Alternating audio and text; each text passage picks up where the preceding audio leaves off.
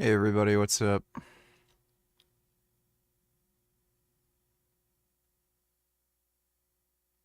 Oh god.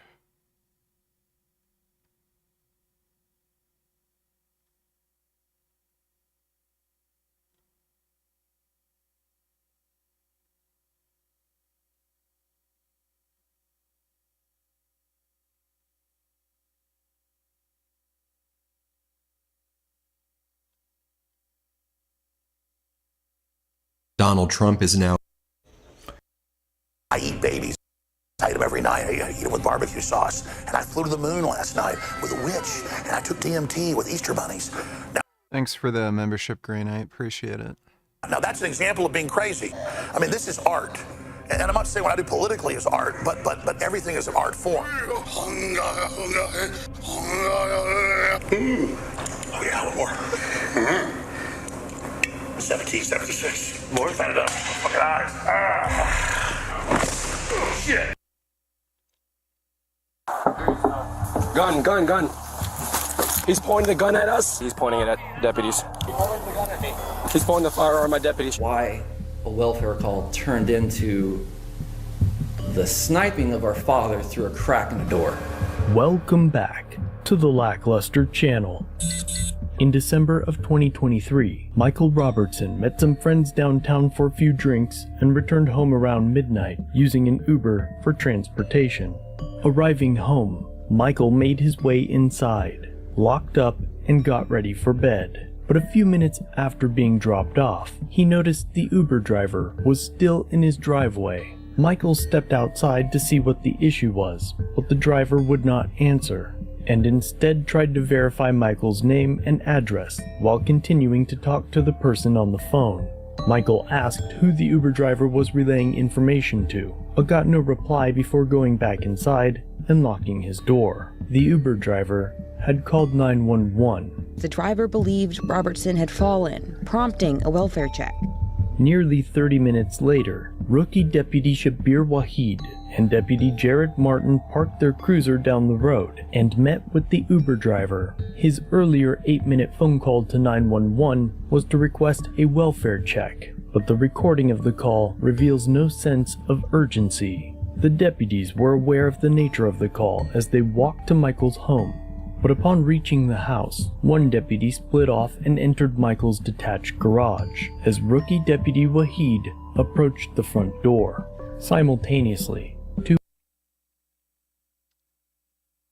There we go, cops being fucking stupid. Welfare check. Let me just investigate his entire fucking property for no reason. two other deputies approached from the other side of the home. Michael lived alone on the outskirts of town, and like many others that live in isolated areas, he kept a rifle by the front door, a small bore .22 caliber, one of the smallest bullets you can buy.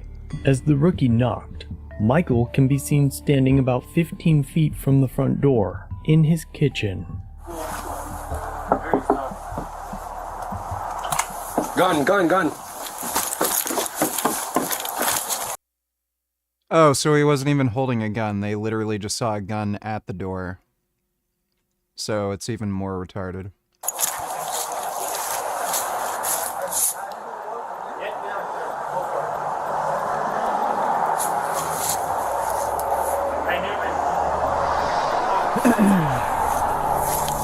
Only small portions of the video are available, but in that clip, it appears the rookie does not unholster his weapon. A lawsuit claims that nearly a minute later, the rookie shines his flashlight at the front door and finally announces that he is law enforcement for the first time. 2 minutes later, the rookie, standing 37 feet from the front door at an angle that prevented him from seeing into the home, announced over the radio that Michael had a firearm in his right hand and that the barrel was poking through the door.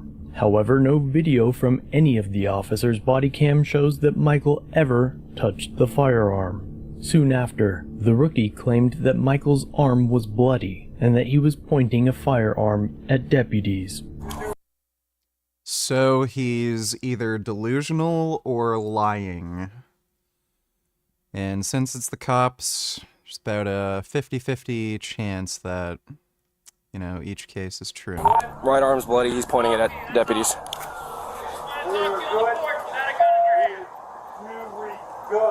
So they clearly didn't see that.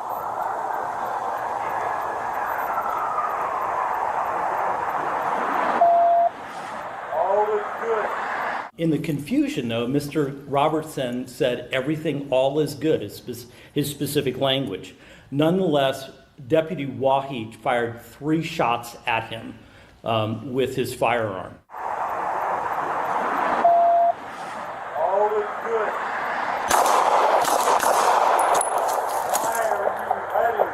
Shots fired, shots fired.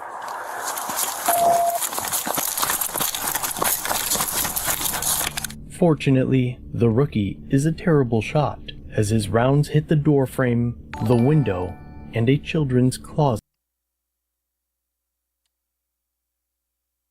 Yeah, that's cops being cops. But it's dangerous for us to have guns, right? Only the police should have firearms. W donate $2, let me see. All right, my friends, this is all the ways that women... I'm not gonna bother watching that, dude. You probably remember the Serb. It's way too long and stupid. I value straight-talking people, and Daniel Peck... I literally already reacted to this on stream, so... Yeah. Thanks for the donation, W. All of those shots missed him and went to the side of him. Shots fired, shots fired. And then he literally asked, "Why are you shooting?" What's the gun? Yeah! He's pointing the firearm at my deputy. Shots fired by police. He's pointing the gun at us. Keep low, keep low. I'm gonna grab my rifle. I don't know. That was me. The other deputies on scene, who had a much clearer line of sight to the front door, never saw a weapon, and were obviously shocked by the gunfire. Did he shoot that? Was that you or him? That was me. Police fire, police fire. He pointed the gun at me. While en route, Deputy Farrell heard shots fired over And he never pointed a gun at them. the radio. Now arriving on scene, he is met by the rookie, excited and panicked, his voice shaking, and making multiple different excuses for why he fired the shots. He's pointing the gun at us. Right arm's bloody. He's pointing it at deputies. He pointed the gun at me. He's pointing the firearm at my deputies. Michael pleads with the officers to stop shooting. The gun fella is pointing out the door right. What did he say? Stop firing on me, please. The gun fella is pointing out the door right. Farrell was positioned close to where the ladder is seen here. He is the officer with the cleanest line of sight to the doorway, and announces that he cannot see a gun. I don't know, I can't see it. Despite being in a worse position, the rookie claims that he can see a firearm. The barrel is pointing towards Dominguez. Deputy Dominguez was prone in this carport, behind a vehicle, over 100 feet away, and despite Farrell's positioning here, he is unable to see a barrel aimed out the door. Deputy Martin hasn't seen a firearm either, and instead asks the rookie where it is, and though still unconfirmed by himself or any other officer, or at this point by body cam video, Deputy Martin repeats over the radio what the rookie claims. The gun fella is pointing out the door right. I don't know, I can't see it. The barrel is pointing towards Dominguez. All right, and when he opens the door, I'm taking the shot.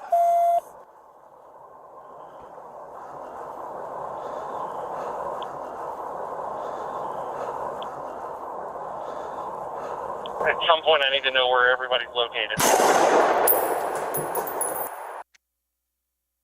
Yes, good work. Kill a innocent person who did nothing to you, who never had a firearm, who's confused why you're even fucking there when you were literally called for just a welfare check. Just brilliant. Yes, to protect and serve.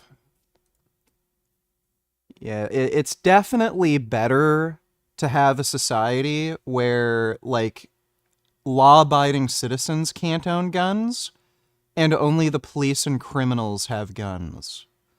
It obviously works out better that way. 4 minutes after Farrell arrived on scene, he fires a single shot that enters Michael's back. Shot fired. The path of the bullet confirms that Michael was facing away from deputies when he was shot. He's down. All of whom had lined up along the street, making it impossible for Michael to have been aiming a firearm at any of the deputies. Mr. Robertson never made a threatening statement. He never took a shooter stance. He never exited his home. Bullet penetrated his back, went upward slightly to the left, and exited through his right throat area. A horrific shot. Nearly an hour later, deputies finally broke an exterior window to Michael's home to fly a drone inside the residence. It was confirmed that Michael was no longer moving and displayed no signs of life after receiving no medical care for the hour after he was shot. I can't help but remember the pool of blood that I had to cover when my family was finally allowed to return to her. They are so cowardly. They shoot a guy. An hour later, they send a drone in when they don't hear anything. And I can guarantee you they've been shouting, "Come out with your hands up! Come out with your hands up!" Like, just... They're such fucking insane pussies. Her home nearly 16 hours after Stafford County Sheriff's Office shot him in the back. Investigators with the sheriff's office quickly told their set of facts to the local media, muddying the water and preventing a thorough investigation. Deputies responded to the scene on Richmond Highway early Saturday for the report of a disturbance. Investigators say the suspect pointed a rifle at law enforcement when he didn't lower his weapon after repeatedly being ordered to do so. That is when the man was shot and killed. According to the sheriff's department, deputies responded to a disturbance at a home on Richmond Highway near Jason Lane. When they got there, they found a man brandishing a rifle. They say deputies say that they repeatedly tried to get the man to drop that gun, but he failed to do it. Deputies then shot at the man. He died on scene. Deputies who were involved have been placed on routine administrative leave. In fact, the sheriff's office still has the same information posted on their website and Facebook page at the time of this publication. However, they have still not released any footage of the so-called disturbance. If you begin to pay close attention to the dates of when a video is released versus when the shooting occurred, it can often tell you more than the footage itself. Law enforcement agencies are quick to release videos in which they believe the general public will side with the department, but when an incident is withheld from public view, it can imply that the video won't accurately depict their public statements. In this case, it wasn't until the family filed a lawsuit that the videos obtained through discovery were made public. Gun, gun, gun.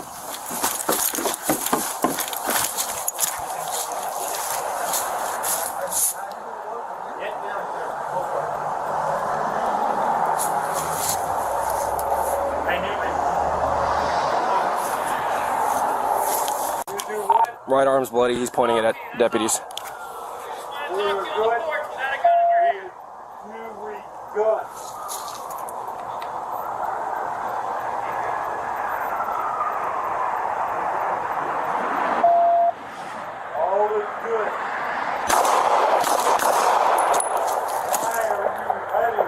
Shots fired. Shots fired.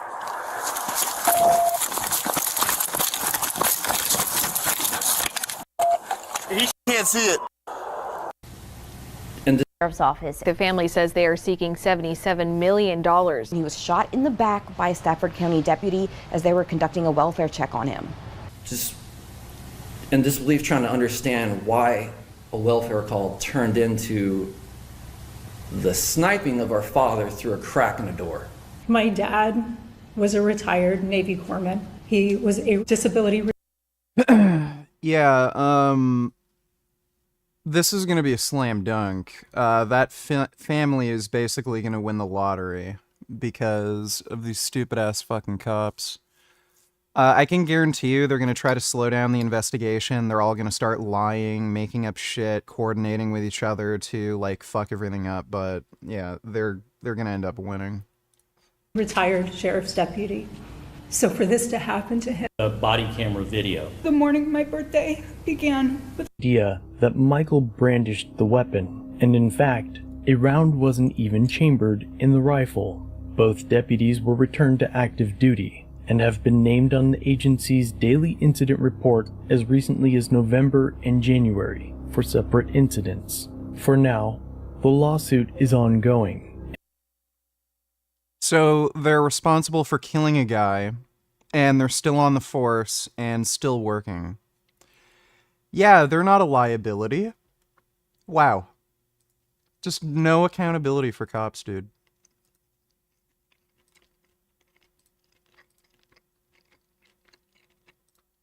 Its first interest rate decision since a trade war with the US became a real possibility. They cut their overnight interest rate a 1/4 percentage point, which is great news for anyone borrowing money. But they also acknowledged that a storm may be coming. We will tariff and tax foreign countries to enrich our citizens. Trump's promised tariffs have the potential to throw Canada's economy into a tailspin. Tariff! In the case of a protracted, significant trade conflict, it would badly hurt economic activity in Canada. There is still a ton of uncertainty here about how all of this will play out, but the Bank of Canada did lay out a worst-case scenario and what it might mean. Let's go through it. So what is the most severe scenario? Well, it's where Donald Trump goes full steam ahead and implements 25% tariffs across the board, as he said he'll do, and where Canada implements sweeping retaliatory tariffs in response, as they've suggested they might do. The first thing the Bank of Canada predicts is that this would cause a significant decline in the volume of exports from Canada to the US, which makes sense because tariffs are just taxes paid for by the businesses doing the buying. So if American companies suddenly have to pay more for the same Canadian stuff because there's a 25% tax on everything Canadian, they might just decide to buy less stuff to avoid the tariffs altogether. What tariffs should do is decrease anybody's willingness to buy the more expensive product and make them come up with ways of finding something cheaper, something more efficient, something closer to home. And if demand starts decreasing for Canadian exports, the value of those exports could drop too. Usually when there's less demand for a product, the price of that product falls as well. And the Bank of Canada is saying that would happen here. Whether you're exporting to the US or not is almost irrelevant. It's just merely the fact that you are producing more than what your domestic economy needs. So you take those things together, lower demand for Canadian goods and lower prices for those goods. That's bad news for Canadian business. And you know what Canada exports an awful lot of? Oil. If you take $10 off the price of oil, that's, a couple $1 billion less of royalty revenue that the province is bringing in. And here you start to see how every downside outcome causes another downside outcome, like dominoes falling one by one. Because the Bank of Canada writes that eventually that kind of hit to business would cause Canadian exporters to lower production and lay off workers. They've got to scale down if they're not making the same kind of money, right? There's no exact figure for how many jobs they think could be lost, but we would probably expect the unemployment rate rises about a percentage point or so. You're easily talking to the hundreds of thousands of jobs. Doug Ford says as many as 500,000 jobs in Ontario alone. Just about everybody involved in this has a slightly different figure. But the short answer is an enormous number of Canadian jobs are exposed to this, are at risk as a result of it. And it's not just job losses, because when you think about how Canada might retaliate, putting countervailing tariffs, taxes on American imports to Canada, I mean, just think of what American products you rely on any given day. Things like fresh fruit and vegetables, which obviously it's winter in Canada. We import a lot of those from the United States. There's also cars, machinery, drugs, chemicals, electronics. Those might all become more expensive too. For the same reason that US tariffs make things more expensive in the US, Canadian companies importing American things will have to pay Canadian tariffs to the Canadian government. And in many cases, some or all of those additional costs may eventually be passed on to Canadian consumers. The reality is that the more of their stuff that we tariff, whether it's part of the supply chain or whether it's part of just being consumers that we consume the products directly, we're going to start paying more money. So, lost jobs, less purchasing power, which brings us to the Bank of Canada's next prediction. According to the Bank of Canada, all of these factors together could cause Canada's GDP to fall pretty significantly. They do acknowledge in their analysis that the government could mitigate this by taking some of that tariff money that they start charging and pumping it back into the economy, either to businesses or consumers themselves. But even still, this would have a very material effect, would have a very severe effect on economic activity. So how severe are we talking? Well, here's where we begin to understand how impossibly complex this question becomes. Because instead of giving just one definitive prediction in this case, the bank maps out multiple ways in which this one scenario could play out, depending on how quickly businesses pass on their extra costs to us, the consumers, and how everybody responds to this general idea of certain things becoming more expensive. But best case, they predict next year, Canada's GDP would be 2.2% lower than what it would have been otherwise. Worst case, 3% lower. To which, maybe you're like, 3%, that's not so bad. Except it's bad enough to throw the country into a recession. The economy is growing about 1.8% right now. In their assumption, if we get a 2.5 percentage point hit to growth, that's pretty consistent with normal recession in Canada. I think the interesting thing here is it's effectively a permanent recession. There's no real way out of that drop in GDP. And I think that's where it starts to get really hard to really measure and get your head around what that actually feels like, what it looks like. So here's one more question. If this worst case scenario does play out and this brand of tariff war forces Canada into a recession with no clear endpoint, how exactly might the bank respond? We're talking about interest rates, right? That's the lever the Bank of Canada has. But on this, the one real thing we turn to them for guidance on, they were actually pretty cryptic, opting not to give any real indication as to what it might do next. There's a lot of uncertainty out there, and it just didn't seem very useful to provide guidance. And even when we do know more, we're going to have to do some more work to figure out exactly how that's going to play out through the economy. But we've asked the question. We've all been through recessions before, so let's try to answer this question anyway. Typically, the response you would see to that would be the Bank of Canada cutting interest rates when the economy weakens. Right, because if you lower rates, you make it cheaper for Canadians to borrow money, which makes it more likely that they'll spend money, and that can help stimulate a struggling economy. But it's not so simple, because we're not just talking about a lagging economy. We're talking about higher prices at the same time. Growth will be weaker, inflation will be higher. Because that's the direct impact of tariffs. When things like fruits and vegetables get more expensive, that's inflation. The Bank of Canada's number one priority is inflation and keeping it in check. And it is predicting in this severe scenario, yes, inflation goes up. What are the interest rates in Canada right now? It's like at 5.5% or something.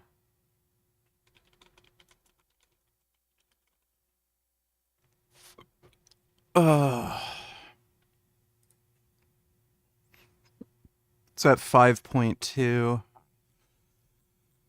Like, I don't think lowering interest rates is really going to do anything. It'd probably make this situation worse, if anything. Because Canada doesn't have any, like, real productivity right now. Like, most of the increases in GDP are coming from, like, just speculator markets for housing and shit like that. So it's, if that's the case, and you lower interest rates, you're not going to do anything. Like, normal people wouldn't really be able to benefit from lower interest rates right now. By how much? Again, depends on too many things to calculate ahead of time. And what happened most recently, when inflation was a really big problem in this country? What did the Bank of Canada do? Massandra bitch, donate $2. Debate this lady right now. We gotta keep these bitches in line. Why can't the genders just respect each other? When men stop unaliving and taking women off the face of the earth on a grand scale, then we can start talking about respecting each other. Right now. She doesn't do live debates, so thanks for the donation though, Miss Andrist. It raised interest rates aggressively to cool the economy and try to get prices under control. And it worked. So there's reason to think maybe they'll be forced to do that again, and we'll end up in a rate hiking cycle, which lands us now with the opposite solution that we had just outlined of cutting rates to give a lagging economy a kickstart. So which one do? You can't step on the brake and the gas at the same time. It becomes a really, volatile, interesting, and confusing mesh of countervailing forces all at play at once. Now, we could get into the specific reasons why one solution might be better than the other, and why there's reason to think that a rate hike is actually the least likely scenario. So in a normal cycle, you would have a really strong economy, and that's driving inflation because there's so much demand out there. The difference in this environment is that inflation is being kind of imposed by these tariffs and pushed through to producers and consumers at a time when growth is actually weakening. But really, you can start to see why the Bank of Canada's governor today kind of just threw up his hands. Monetary policy cannot offset the economic consequences of a protracted trade conflict. We can't lean against weaker growth and higher inflation at the same time. So, what are we going to be doing? Well, we're going to be assessing the relative weight of those two. The bottom line being, this would be a pretty unprecedented spot for Canadians and the Bank of Canada to be in. And though the bank can do all it can to try to understand what Canadians can expect next, they've also made clear it's pretty much impossible to know for sure.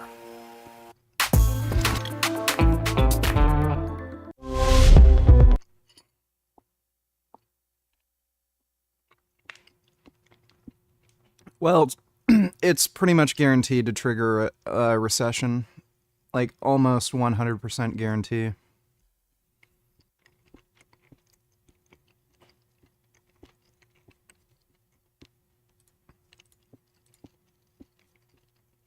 Breaking news report coming from the FAA that details how the Reagan Airport Tower was understaffed during the mid-air collision last night between a passenger aircraft carrying 64 people and a U.S. Army Black Hawk helicopter. Now, this report comes off the back of Donald Trump's press conference this morning, where he tried to blame the collision on DEI. He tried to blame the collision on Pete Buttigieg, on Obama, on Biden. I mean, he's a master at deflecting, but it was so incredibly obvious why he was deflecting, because a lot of the blame falls on him and his DEI policies. When I say his DEI policies, I mean his overt attempt to stop DEI practices, and in the process, scaring away civil servants, in the process, stripping away regulations, and having a lot of our institutions understaffed. So this reads, the report, reviewed by the New York Times, said that one controller was communicating with both helicopters and planes. Those jobs are typically assigned to two people,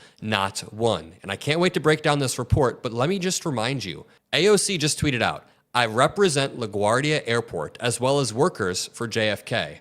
Trump gutted the Aviation Safety Committee last week. Air traffic controllers, already understaffed, got Trump's buyout this week with a 1-week ultimatum to decide. It's not DEI, it's him. And Elon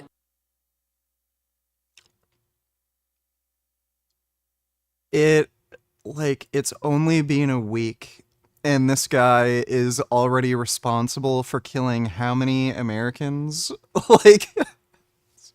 It's just hilarious.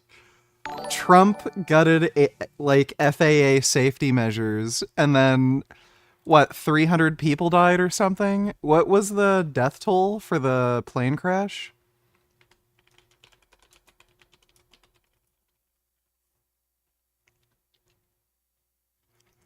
Victims include a young figure skater. 67 people. So Trump already killed 67 people in his first week in office. We're off to a great fucking start, dude.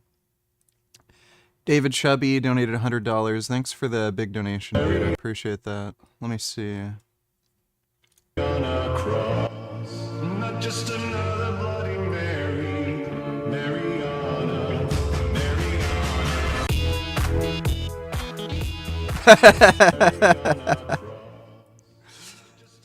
I'd probably do something like that, honestly.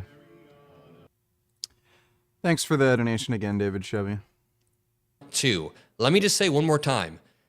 The air traffic controllers, who are already understaffed, got Trump's buyout email this week with a 1-week ultimatum to decide, and she sent out this post before we got the report saying that the airport tower was understaffed. I also want to remind you, Trump fired the head of the TSA, he fired the head of the Coast Guard, and again, he gutted key aviation safety advisory committee 1 week before this happened. No wonder he comes out on stage trying to deflect to Biden, to Obama, to other people. He knows that some of the blame falls on him, all of the blame. So this reads, staffing at the air traffic control tower at Reagan National Airport was, quote, not normal for the time of day and volume of traffic, according to an internal preliminary Federal Aviation Administration safety report about the collision that was reviewed by the New York Times. The controller who was handling helicopters in the airport's vicinity on Wednesday night was also instructing planes that were landing and departing from its runways.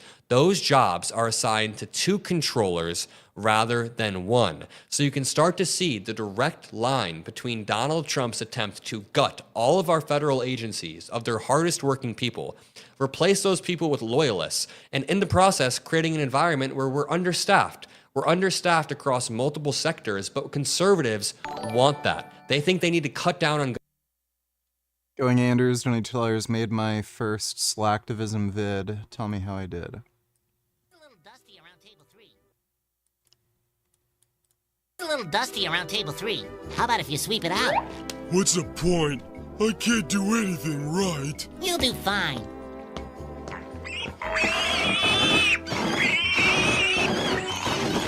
Hey pal, you just blowing from Stupid Town? Keep trying, Patrick. I've got a load of awards for SpongeBob SquarePants. What can I do anything right? The video doesn't make a whole lot of sense. Like, there's not really a clear, like, there's not a narrative that's taking place between SpongeBob and, like, a comparable vegan versus non-vegan thing. So it just doesn't make sense.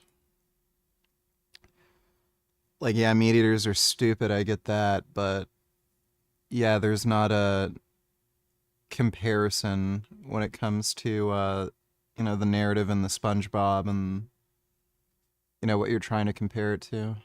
Thanks for the donation, though, Going Anders. or they government bureaucracy by scaring away civil servants, stripping away their protections, and offering a buyout. A buyout that led directly to this very tower at the Reagan National Airport being understaffed. Let me remind you that yesterday we got this post 12 hours before the plane crash happened. 12 hours before this happened, somebody tweeted out, an FAA employee I know confirms the agency already lacks sufficient air traffic controllers. The so-called buyouts and other attacks on federal employees won't help. Remember that fact when the flight delays, crashes, commence, and Trumpers start falsely blaming DEI or Biden. How prophetic is that? Think about this. He said most of the people who died in that plane crash weren't vegan, so give Trump credit where credit is due. Well, that was clearly not his intention, so he still fucked up. Thanks for the donation, Ben. This out 12 hours before the crash even happened, and he knew they would blame DEI. And he also just talked to his air traffic controller buddy who said, hey, we are understaffed. Somebody even quote tweeted this and said, I was literally talking to the union representing federal air traffic controllers earlier today about how there's already a major shortage of air traffic controllers, and the resignation offers they all just got from OPM could seriously endanger public safety. Let me also point out, as Alex Cole says, if Joe Biden fired 100 FAA employees and a plane crash happened just a few hours later, Fox News would bring Lou Dobbs back from the dead with wall-to-wall coverage blaming it on Biden. Sawyer Hackett says, if a Democrat fired 100 FAA employees and put a freeze on hiring air traffic controllers 8 days before an airport plane crash, there would be a right-wing media frenzy for weeks. The only thing he's wrong about is that it would be longer than weeks. They would be mentioning this for years.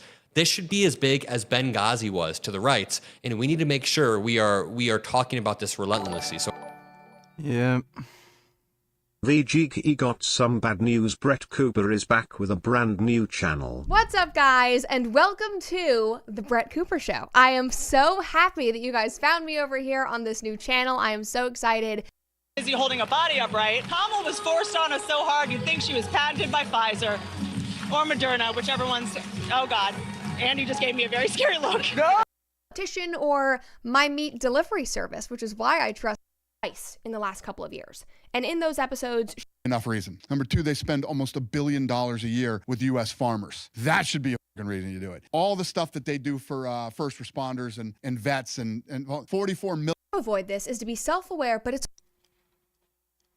This video has gotten nearly 1 million views in 5 hours, and it is boring, inane nonsense.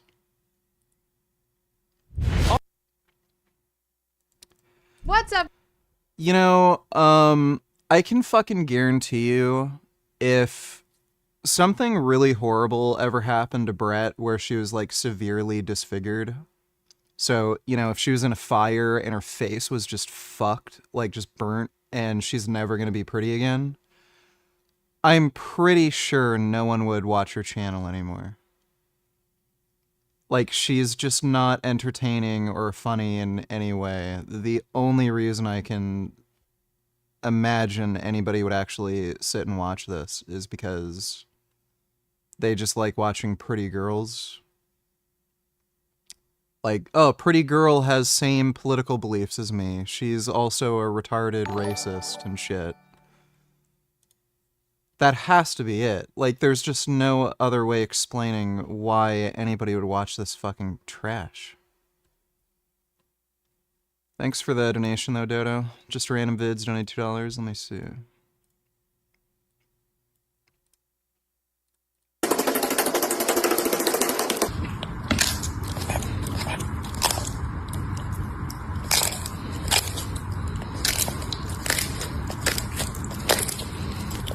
Oh my god.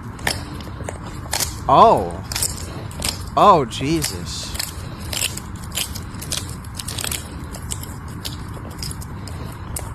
Wow.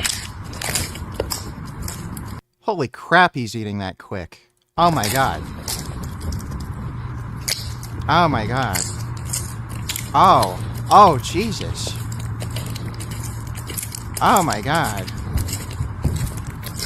That is a nice snack. Oh my god.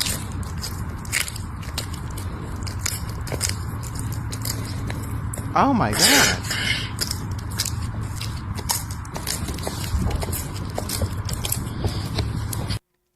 That's a really nice turd. That turd is really cute. Feminist lol, let me see. Too short and a guy. Like, Excuse me, what? Who lied to her that she could have a preference about men, honestly? 6'4"? Yeah, you had 6'4" pancake. How short is too short and a guy? like 6'4" is too short. Isn't like less than 1% of the population like 6'4" or something? It's like incredibly small. Excuse me, what? I don't know. An Iraqi refugee who went to Norway and then Sweden, known as Salwan Momika, who sparked international outrage from the Islamic world after he burned a Quran in front of a mosque several times, has been killed after he was live streaming on TikTok in his apartment, was shot, and died at the hospital. Multiple men entered his building through the roof, stormed into his room, and savagely gunned him down. 5 people have now been arrested, as you can see here, and here's another picture. One of his co-protesters, Salwan Najem, is fearing that he's going to be next. Pro-Palestinians across the world have begun to cheer and celebrate as Momika was supporting Israel. Join me on Discord to talk about it. Oh, Islamophobia. Muslims aren't violent. It's just because it's always the Muslims killing people. That doesn't mean Muslims are violent. I have Muslim friends and they haven't murdered me. They just say they would do it if, you know, like, if they establish Sharia law in our country, but most Muslims aren't violent. Oh, this is Islamophobic. When will they learn? Thanks for the donation, though, just random vids. I just started watching DEI. What sex and race were these air traffic control PPA and the PPF flying the planes? Do we know? I'm a licensed crane operator. If I flipped a crane, they would never say it's just because you're a white man. Fuck Trump. Nobody knows. I'm sure for their safety, they're probably not going to announce the name of the air traffic controller because they might end up getting, like, stalked, targeted, killed by somebody in an act of revenge or something. Probably especially if they're black or Indian or Chinese or something, because Trump MAGA people are fucking out of their minds. But yeah, the people who are blaming this on DEI are fucking insane. It's probably a white guy who is doing it, for one thing, and even if it's not, they were understaffed. He was doing the job of 2 fucking people, or she, who the fuck knows who it is, but... And Trump's policies directly led to understaffing that would lead to this incident. Thanks for the donation, though, Zed. Crackers Destroyed Woke donated $2. Hey, VG. I know you are aware about the outrage about the Black Samurai shit. I even heard you complained about it. Please give this vid a watch and see if it changes your mind. It's only 5 minutes. In case...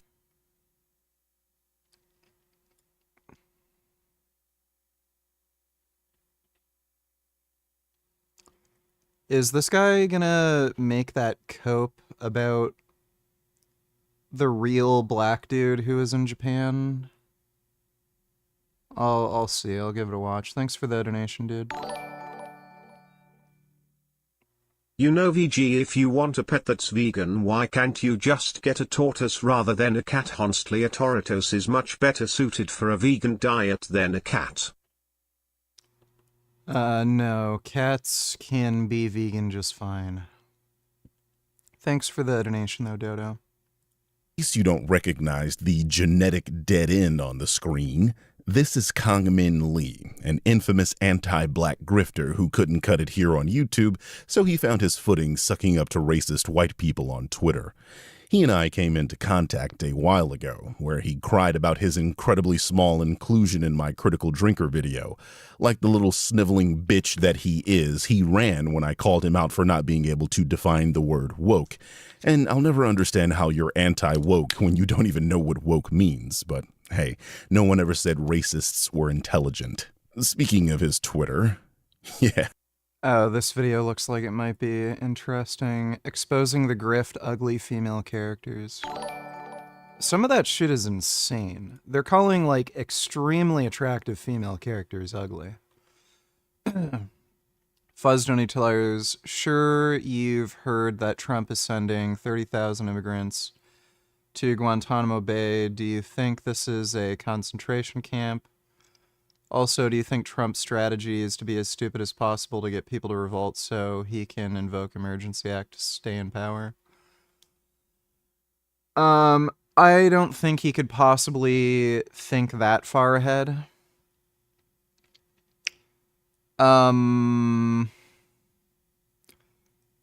The detention centers he had in his first term were described as concentration camps.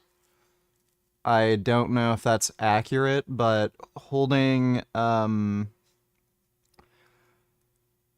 people who may or may not have crossed the border illegally in Guantanamo sounds outrageous to me. And I don't think Guantanamo is a big enough prison to even hold those people.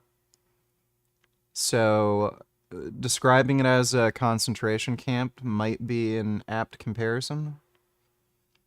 Thanks for the donation, though, Fuzz. I'm sure to him the resemblance is uncanny. Anyway, the reason we are here today is to talk about his take on Assassin's Creed Shadows, or rather his most recent take. You see, this idiot has been whining about this game for over a year now, campaigning for the game's financial failure, and since it appears that Shadows is going to do well financially, he has to do what all grifters do when faced with the reality that go woke, go broke is not a real thing. change his talking points. On today's episode of The Idiots of Twitter, Lee says that he can't believe Ubisoft created a game in 2025 where a black man goes around killing Asians, which, of course, makes one wonder where he was when Neo came out, a game where a white man was killing Asians. Neo just so happened to also include Yasuke in that game as the Obsidian Samurai. The more astute of you will notice that because Yasuke is a samurai in that game, that was created by Asians, by the way, the implication is that Yasuke killed some Asians in that game too. You know, because he's a samurai. There are many examples of a game depicting a character of one ethnic background combating enemies that don't share that background. In Far Cry 2, you can be the Asian man Xiangyong Bai, and funnily enough, he kills Africans. Hell, this is most of the Assassin's Creed games themselves, and of course, he has nothing to say in these cases.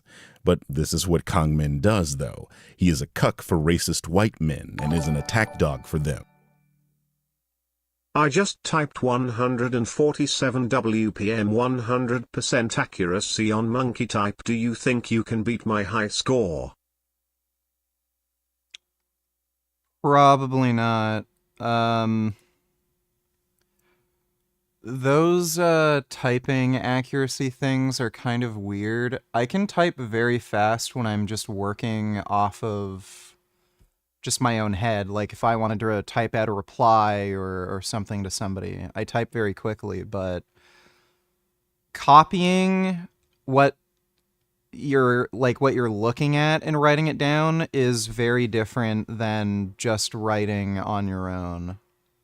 So that causes a lot more slowdown and a lot more errors for me. So I don't think I could get 147 with 100% accuracy. Like maybe on a good day I could get like maybe 80 with 100% accuracy. Thanks for the donation though, Ben Boy. A useful ignorant, if you will. The sad part is he LARPs as a Christian, and as a former Christian, I don't remember ever being taught to hate other groups of people. In fact, I'm almost certain Christ said to treat the foreigner as native born. In other words, people that don't look like you should be treated with kindness. Apparently, Kang Min is a different kind of Christian. And, you know, this is pretty funny, considering he's attempting to claim that Ubisoft is being racist by having Yasuke kill Asian people.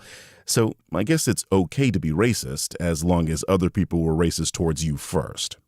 Except that's also not very Christ-like.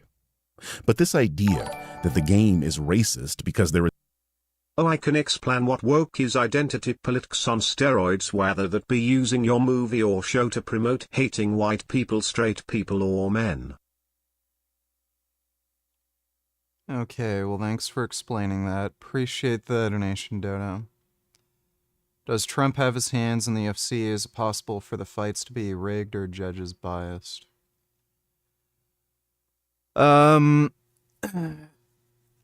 99% of the time when fights are rigged, it's organized crime related.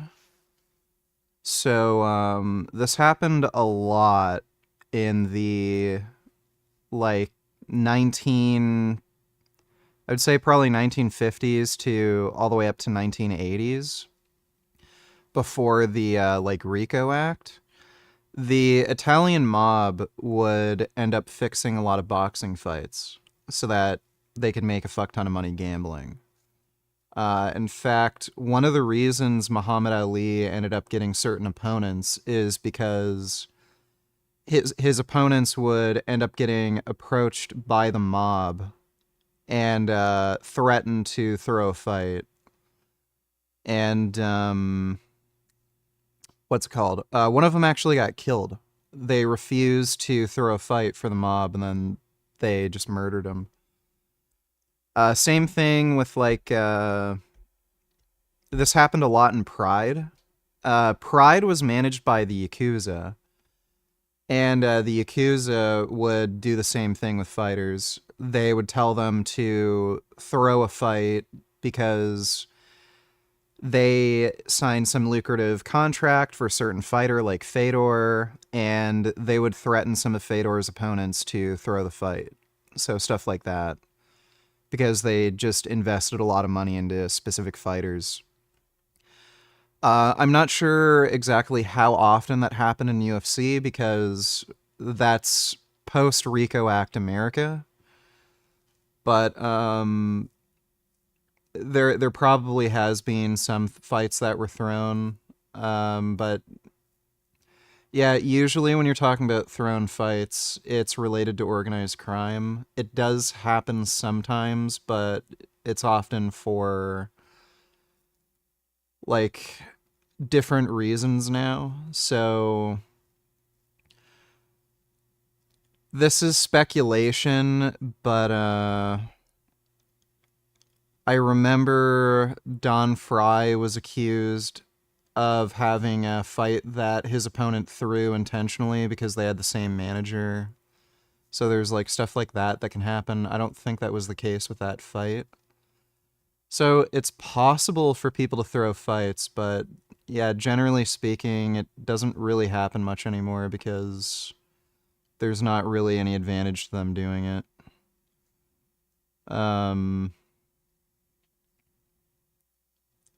What was the other fucking part of that question? It's definitely possible for referees to be biased, but if there's like a knockout or a submission, then you can be as biased as you want. There's objective rules for, who wins or loses. Yeah, I've been practicing for years, literally been typing for fun as a hobby since I was like 12, so it wouldn't be fair to challenge you on that lol. But still, 80 WPM is still good. I think the stats are like 40 WPM is average.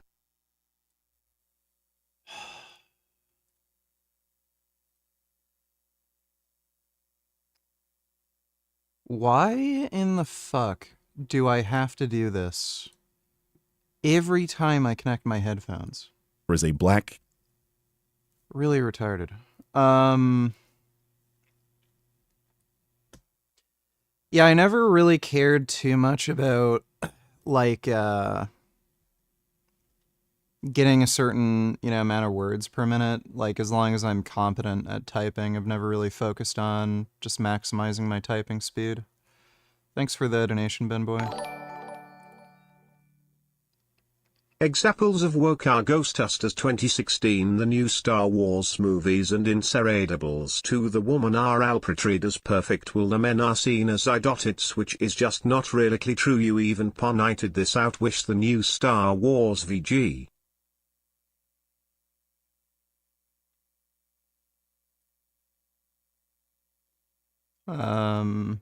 Okay. Thanks for the donation, Dodo. Who are you and what do you want? Hey, so I just have like 2 questions for you. Sure. So my first question is, like, I've seen you like in a lot of your debates and like videos of you in it. You claim to have been like diagnosed with ASPD. Yeah. But like in the interview you did with Turkey Tom, you said like you weren't diagnosed. So like, I'm not sure. Like, when were you diagnosed? Yeah, it was after that interview.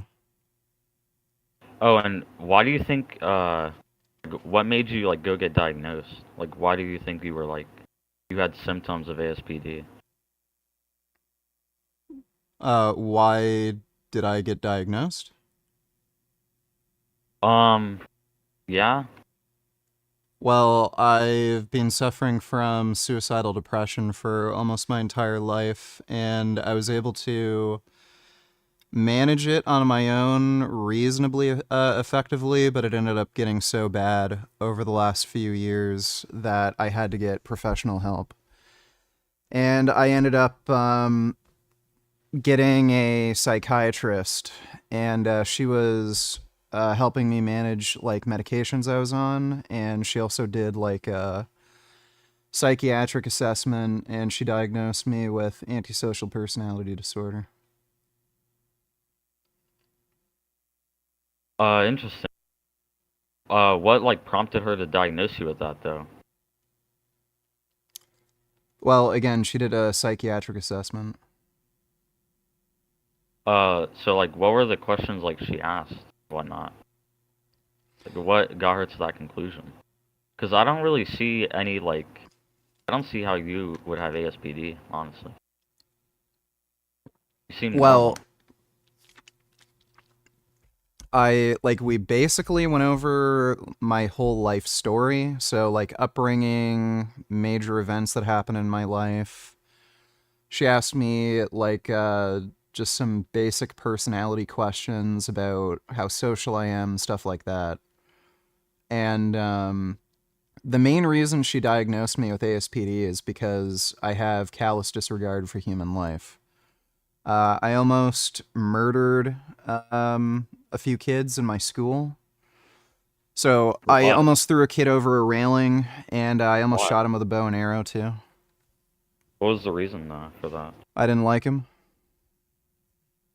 Did he do something to you? Yeah, he was being annoying.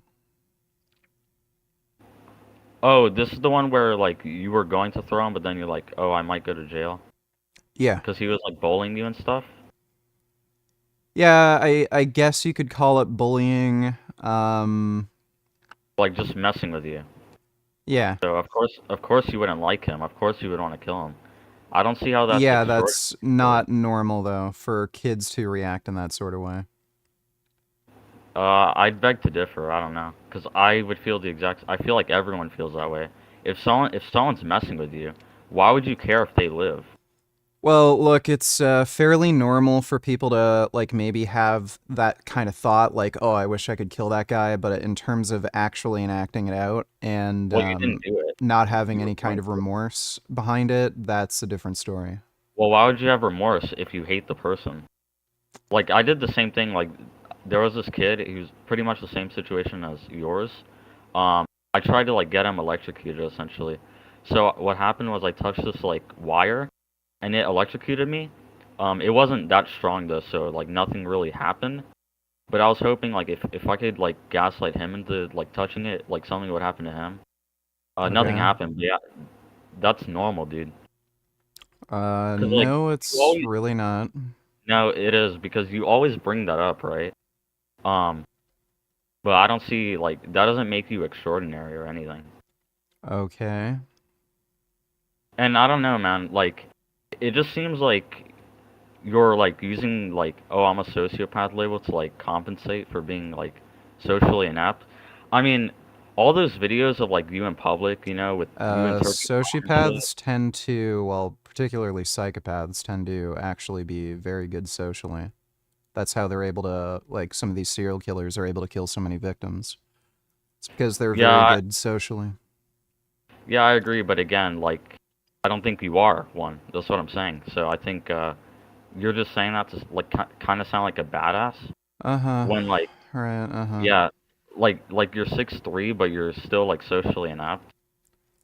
So then you have to like, yeah, I'm a sociopath because I almost killed like, and then you mentioned like how you beat up this kid for like stealing your games and like kicking his dog or something, and you're like, you told Turkey Tom, you're like, yeah, I could beat him up, I could beat someone up, sleep like a baby. No, you couldn't, bro. Like, you wouldn't do anything. You never do anything IRL. Like, you're all bark, no bite. Like, online, you're this lion, but IRL, you're just like, you're nothing, despite being 6'3". Okay. And again, like, that's normal, bro. Okay. Like, if you don't like someone, you're gonna beat them up, you're gonna want to kill them. Of course, you didn't actually do it. Oh, and also, like, why did you cry when, like, Jasmine, like, broke up with you a long time ago? Like, that's very uncommon for sociopaths. I don't think I cried. Or you were, like, very upset about it. Yeah. Yeah, that's not very common. Oh, okay. You lack, like, empathy and shit. Well, that isn't empathetic. Well, yeah, I know. But I'm just using that term loosely. You lack, like, emotion and shit. Like, you don't react like a normal human. No, that has nothing to do with lacking emotion. My other question is, you went on, like, Destiny's stream, and you were, like, complaining about how he was, like, friends with Nick Fuentes and shit and being nice to him. Yeah. But you literally do the same for Turkey Tom when he's not even vegan. So, like, what's the symmetry breaker there?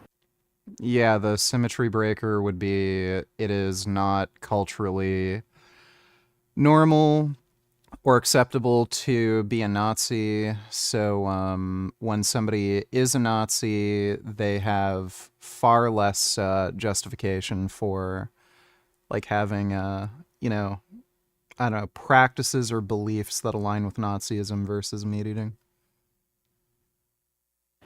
What, dude? I just gave you the symmetry How is that? breaker. How is that the symmetry breaker? What? You asked me for the symmetry breaker. Yeah, I don't see how that's a symmetry breaker. Like, You want me to what? explain why it's a symmetry breaker? Yeah, sure. Okay, so meat eating is so ubiquitous, and so many people are just raised in a way where they don't even really consider the ethical issues of what they're eating. Well, he agrees it's wrong, though. That's the thing. Yeah, But he still agrees it's wrong. So why are you friends with him? But again, if I'm not going to be friends or associate with any meat eaters, that would substantially reduce my ability Well, to you don't impact have to other like people. you don't have to not associate with all meat eaters. You can just disassociate from the ones who agree that it's wrong but still choose to do it. Like, why wouldn't you? I don't know how that would be an advantage for my goals of turning people vegan. Well, it's not about like if it benefits you, right? It's about like the contradiction because you went on Destiny's stream and complained about him being friends with Nick Fuentes, but then you're friends with like someone who's equally as bad, if not worse. Yeah, so the difference there is Nick Fuentes is never going to not be a Nazi, and platforming him only How do you increases know his that? Can you outreach. prove it? Can you prove it? Well, history has spoken for itself. Destiny was What? associating with him, and if anything, his views have only become more extreme. That doesn't mean he can't change. What? I Like, you're don't gonna have know to prove why that. I would assume he would change when every time he's communicated or had any close association with somebody who's a classical liberal. Bro, would you be friends with like, you know who Peter Scully is? I No. assume you do. Okay, he was a bad guy. He like raped babies and crap and like filmed it and stuff. Would Okay. you be friends with someone like that? No. Why? Because they rape babies. Of course, right? And Turkey Tom kills animals. Okay. So why are you friends with him, but you wouldn't be friends with him? I don't see a pathway forward where me being friends with a baby rapist is going to change their behavior or the way they think, whereas I do see a pathway forward where What if they're I sympathetic? could change somebody's behavior or the way they think with somebody like Turkey Tom. Okay, what if they're like empathetic and crap and they wanna like, well, does Turkey Tom even want to change or? Because I haven't really like. I kind of He get the agrees sense with one- that he does. And I think he could actually go vegan in the future. Okay. Well, again, like I don't see like the evidence for why Nick wouldn't. Like you never know. Like sure, Well, there could he be like. clearly wouldn't. So there's no indication that he would. So again, after he was talking to What's the Destiny, indication Turkey Tom would though? well, I've talked to him privately. He's shown an interest in eating vegan options. He's asked me questions about some vegan foods he should eat. Every time we've gone out to vegan restaurants. Yeah, but And that he admits just that gets eating you- meat is wrong, and I've seen him react to the documentary, what was Well, it, Dominion? Like, he clearly does have empathy for animals, and it's pretty obvious if I could lot of convince people do. him. Sorry? A lot of people do, but they still won't go vegan because like they just like the taste of meat too much. Yeah, And by but the way- again, I don't see, like, what is the meaningful benefit for me to not have any interaction with him? Well, it's not about that. It's about like the contradiction. Or not the contradiction, What's but the double the- standard. The double standard. What's the double standard? And also, I just pointed it out. Yeah, what's the And- double standard? And also, okay, the double standard would be you were complaining about Destiny being friends with Nick, and then you're friends with Turkey Tom. despite saying in the interview that you would still be like, you're saying how like Well, your friends. Destiny wasn't friends with Nick. The criticism was he was platforming a Nazi and making him out to seem like a normal, friendly, funny guy.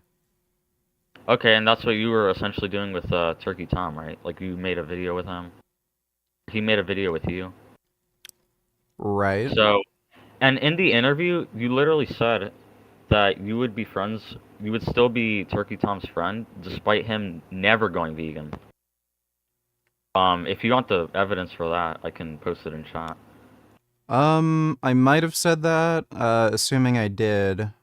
Yeah, there's still benefits with the friendship. And no downsides. So, like, Turkey Tom told me that we're probably going to do a live stream where I debate veganism with his followers in a Discord chat. So again, that's a live stream where thousands of people will be watching, and I can, advocate for veganism. That's not an opportunity I'd have if I refuse to be friends with him. Okay, so would you do the same for a baby rapist? Befriend a baby rapist if he like platforms you to debate people on why raping babies is wrong? Like what? No, because there's not really any advantage to me doing that. What do you mean? It's the same concept, just with different, topics. If there was a hypothetical universe where most people raped babies, and I was an anti-baby rape activist, and there was a baby rapist who wanted to platform me on his pro-baby raping platform to argue against baby rape, then sure, I'd do that, but that's not the world we're living in. Like, most people are against baby rape, so me associating with a baby rapist would have no benefit whatsoever. So are you just using Turkey Tom then, and like you don't have any genuine like feelings for him then? So you're not even actually his friend? Is that what you're admitting? I don't know what you mean by that. If I ignore him not being vegan, I mean, we have things in common. It's fun hanging around him, like we get along. Okay. But you said like there's benefit. You get okay. So your reasoning is like only practical, essentially. I don't know what you mean by that. Like for example, like every relationship is practical to an extent. Yeah, sure. But like, how come you didn't get the Prisma's reboot van when he died? Do what? Prisma's reboot, or I'm sorry, reboot card. You care so much about animals. What's a reboot card? Oh, you can look it up. You can basically revive Prisma. Oh, okay. I didn't know about that. Yeah, you just put it in the van, but you didn't. So like, he's never coming back now. Okay. How does that make you feel? Kind of disappointed. Yeah, I mean, you should rope Max for that because you're kind of responsible for, rights violations. Mm-hmm. And I love how like your chat always feels the need to like, insult like anyone who comes up here for like no reason at all, but they're all like so scared to come up themselves or like go out in public and like do something. It's just so funny. Like they're all behind their screens. It's hilarious, it really is. And same for you. Like you wouldn't do anything to anyone IRL. You claim you would, you wouldn't. Right? You're just a wolf online. That's all you are. Okay. Despite being 6'3", like you're 6'3" for nothing. Let that sink in. Okay. Okay. All right, man. Take care. All right, take care.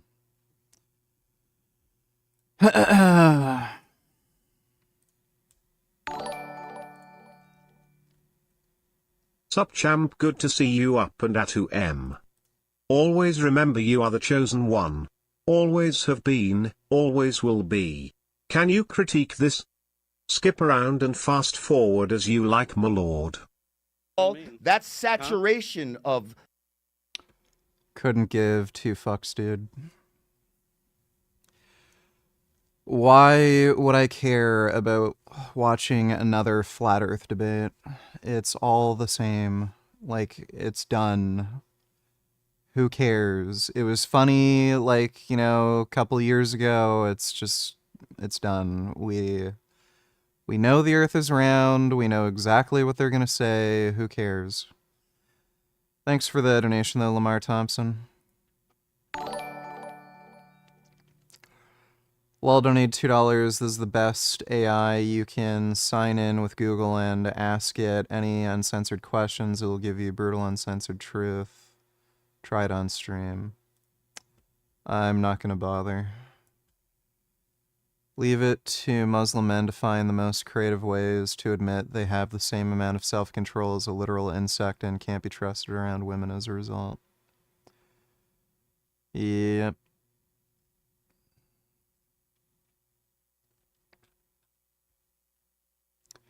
Thanks for the donation, lol. Going Anders donated $2. Let me see.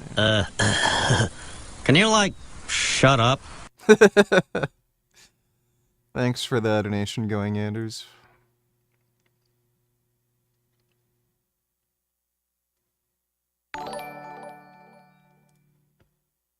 Also, it's funny how he says it's wrong to hate people groups when a lot of these SJWs hate men, whites, straights, and even Jews. In the case of these Hamas supporters, hating white people is racist, just like hating black people. That is the very definition racism. Yes, that is true. Thanks for the donation, Dodo. Character that engages in combat with another ethnic group doesn't make much sense. I mean, these people are clearly attacking him and his clan, and he's defending himself and the daimyo, no? Self-defense would seem like something you'd agree with, right, you piece of shit? I mean, otherwise, this tweet makes no sense, and you should call the Koreans in this photo racist. But we're starting to notice a pattern here, and in case you in the audience are not, this photo is Koreans shooting at black rioters in the 1992 Los Angeles riots, and the part he's leaving out is this started because a Korean store owner killed a 15-year-old black girl who she falsely accused of attempting to steal, and as if to add insult to injury, was let off with an incredibly light sentence after being found guilty. But we all know how Kang Min loves to leave out the actual facts. Like how he blames black people for the Stop Asian Hate campaign, when it was Trump and his followers that blamed COVID on Asians, and from all available crime statistics, it was mainly white criminals attacking Asian people, something he's spectacularly quiet about. You see, his problem is black people. He hates them, which, again, is strange because here he is kikiing with black people in Missouri. It could be that he's a paper tiger keyboard warrior and can't say these kinds of things in the presence of actual black people, being a dwarf and all, but I really wonder what his issue is with black people. Maybe some black dude, probably me, took a girl he was interested in and he never let that hate out of his heart. Who knows? The point is that his racism is where this nonsense is coming from, not any real criticism of this game. He doesn't give a shit about the Japanese characters being killed in this game. He's a Christian Korean. These people hate the Japanese, as shown by his own fucking tweets. Hell, he hates Chinese people. What he's doing is LARPing as an Asian ambassador to racist white people who don't even like him, but use him because he's an attack dog against other groups, especially black people. Because if what I'm saying were not true... Grownish Gambino donated Tina, Maxed, and Rot, and Bob Pilled. Tina, say mommy. Mommy. No. I'll keep cutting. You say when. 911, what's your emergency? Tina, help! Hello? Tina, fire! We need to go over some ground rules for tonight, Miss Mouthy. No boys, no parties, no summoning spirits or switching bodies, and no filling the house with soap bubbles. You hear me, Tina? Yes, I wear glasses, not hearing aids, Mom. You know what, Tina? Strong girls are hot. Put it on a t-shirt, Jimmy Jr. I don't want to hear it. A new name calls for a new look. Tina's my favorite character in Bob's Burgers. She's obsessed with butts. It's hilarious. She wrote a erotic fan fiction of Footloose called Buttloose. It's great. And a new voice. Tina talks like this. Yeah, Tina's funny. He had your fucking number, though he deserves a vegan cookie. I don't know what that means, but thanks for the donation, Grownish Gambino. Grey Knight donated $2. Denmark gave Trump a counter deal, lol. In Trump's idea of buying Greenland, Denmark has countered with an offer to buy the United States. But there's one catch. They'll take everything except our government. Danish spokesperson said that under Trump, everything in the U.S. apparently is up for sale, including its government. And if the sale went through Trump, he'd have to be relocated. Possible new homes, Russia or North Korea. Seems fitting, doesn't it? The deal goes through. Denmark has some bold plans. They want to give the U.S. a real education system and universal health care. Imagine that. They believe this could transform the U.S. from just a big landmass into an actual great nation. No word on whether the offer will be accepted, but hey. That's pretty based of Denmark. Thanks for the donation, Grey Knight. Son Goku donated $2. If you can be the main character of any anime universe, who would you be and why? Huh.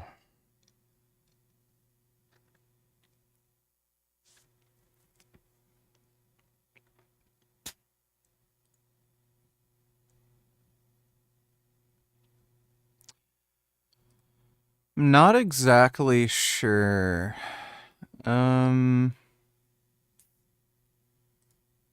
Maybe jobless reincarnation?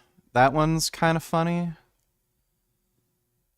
Like, yeah, maybe jobless reincarnation. Something like that. I'd want a universe where there's like a lot of hot girls, a lot of weird, crazy shit that I can have fun doing, and I'm like pretty powerful within the universe where there aren't too many huge threats against me. So jobless reincarnation would probably be a good one. Yeah, I don't know. Otherwise, jobless reincarnation is the one that comes to mind. Ghost in the Shell is kind of... I wouldn't really want to live in the Ghost in the Shell universe. It's kind of a dystopia, and even if you're like a super powerful cyborg, you don't own your body. The only way you can be a cyborg is if a corporation owns your body. That's how they pay for all the upgrades and maintenance and shit.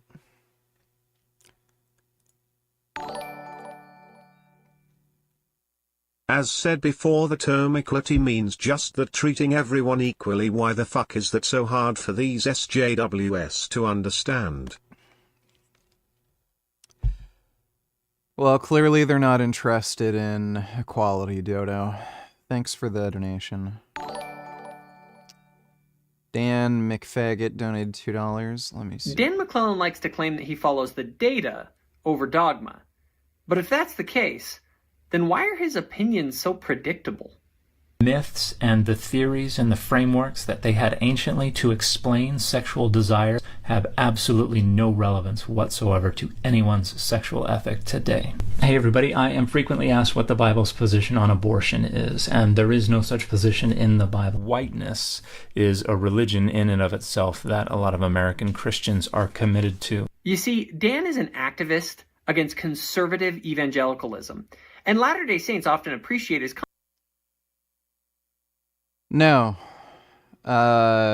His takes on the Bible are clearly objective. He's actually read it without any kind of cultural bias in place. You can read the passages he's talking about, and what he's saying is accurate to what the Bible actually says. Evangelicals just have a modern American view or interpretation, like the Holy Trinity being a really good example, and they just lie about what the Bible actually says. Content, because sometimes we have critiques of overzealous conservative evangelicalism. But let's stop pretending that Dan is some objective scholar. He's an activist.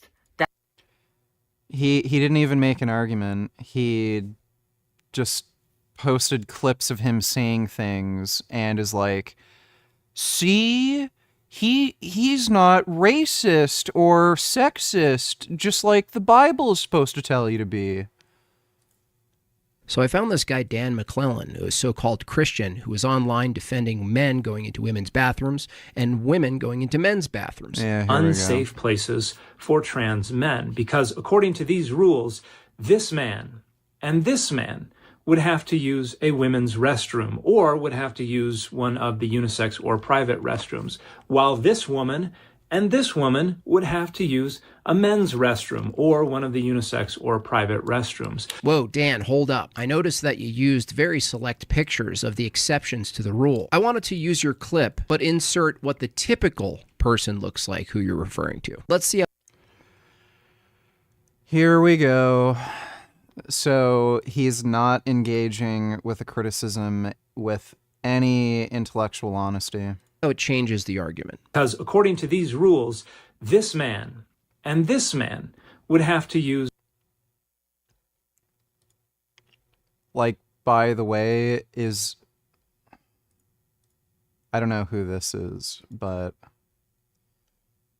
is this a problem for them to use a male restroom? What's the issue exactly? Would have to use a women's restroom or would have to use one of the unisex or private restrooms, while this woman... That is not what a typical trans person looks like. And this woman would... That looks almost exactly like that Trump fanatic. What's her name? Who is that chick that Trump was banging? Why am I drawing a blank? Who's the chick that Trump was banging? Somebody help me here. She's Jewish, and she's getting attacked by Nazis. Laura Loomer. That trans chick looks almost exactly like Laura Loomer.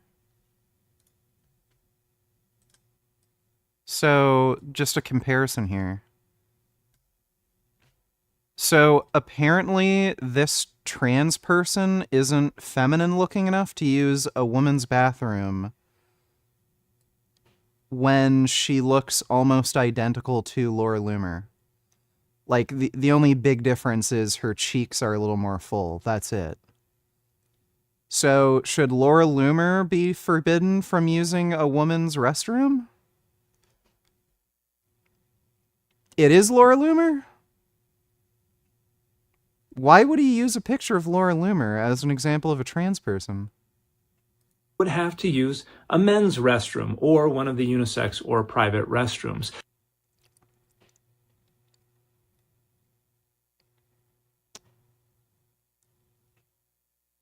It is actually her? Okay, I'll take your word for it. Why would he use a photo of Laura Loomer as a point that this is how most trans people look? So he's admitting most trans women look like women? I don't know if he cared more about making a dig against Laura Loomer or his actual argument against women wearing using trans bathrooms or trans women using women's bathrooms. That's fucking retarded. This guy is a real thinker and skeptic. Let me see. I love learning and thinking about the natural processes of this universe. I'm constantly in awe and in reverence of them. I feel connected to everything in the universe. When I think about stellar nucleosynthesis, I feel like I'm so... and boring video. Thanks for the donation, Dan McFaggot. Fuzz donated $2. Would you commit suicide if Frank Tufano became the prime minister and forced you to eat his stupid diet and work in his factory and wear tinfoil to block Wi-Fi? Well, there's always option 3, and that is burning it all to the ground. So if that were to happen, I just go postal. Thanks for the donation, Fuzz. VG, do you remember that Need Godnet guy you debated on Christianity? I used to think he was just a bit dumb, but recently he reacted to that video of Alex O'Connor on Jubilee and he defended the Canaanite slaughter. The dude's a fucking crazy whack job. Okay, I don't know who you're talking about, but most Christian apologists are gonna defend the Canaanite slaughter. Thanks for the donation, Riley. Can we play a match? vgnitrotype.com/race/Ben_boy. No, I'm not gonna bother. Thanks for the donation, Ben. He'd have the same complaints about Hitman, where a white dude kills Japanese people while wearing a kimono. Why are you on TRT if vegan diet increases T levels? Just curious, I am not hating. Are you on low-fat diet? Maybe use more olive oil. I'm not on TRT, and I'm considering taking steroids for performance enhancement. I want to get it through a legal source, so I just try to find either a doctor or a TRT clinic that would prescribe me a dose that I want. So I'm not on TRT, and if I were to go on steroids, it would be for performance enhancement, not for just replacement. Thanks for the donation, though, Keegan. Or Resident Evil 5, a game where a white man not only kills native Africans in a city, but decimates a local African tribe as well. And that was a game made by Asians. He probably thought that was based. Hell, he has literally 0 tweets mentioning Neo, the aforementioned game where a white guy kills Asians. Nor do I see him complaining about Ghost of Tsushima. Christianity donated $2. Let me see. All cops are bastards! You are harassing me! Are you not listening? I'm a woman being followed by a man who's not eternal. You are fired. I thought you were a dude. Oh, my bad. It says it right on my seat. I didn't know that. Sorry, sir. Ma'am, I mean. Ma'am. Get the fuck out of here! Get the fuck out of here! I bet you got an address too, huh? If you want to come over, let me know. Let's talk. Let's break bread. Excuse me, miss. Madam? You blind? You calling me miss? So that would be good, Cupcake? I'm not going to bother watching that. Debate him. For his sins. So where does he go? Where does he end up? I've already gone on this guy's channel to debate him, and he basically refused to debate. He couldn't make an argument, and then he just said, well, we don't have enough time to chat. I have other callers, so I'm not going to waste my time. Thanks for the donation, Christianity. A game where a Japanese man kills scores of Mongolians, but I guess that doesn't count because all Asians look alike. Am I right?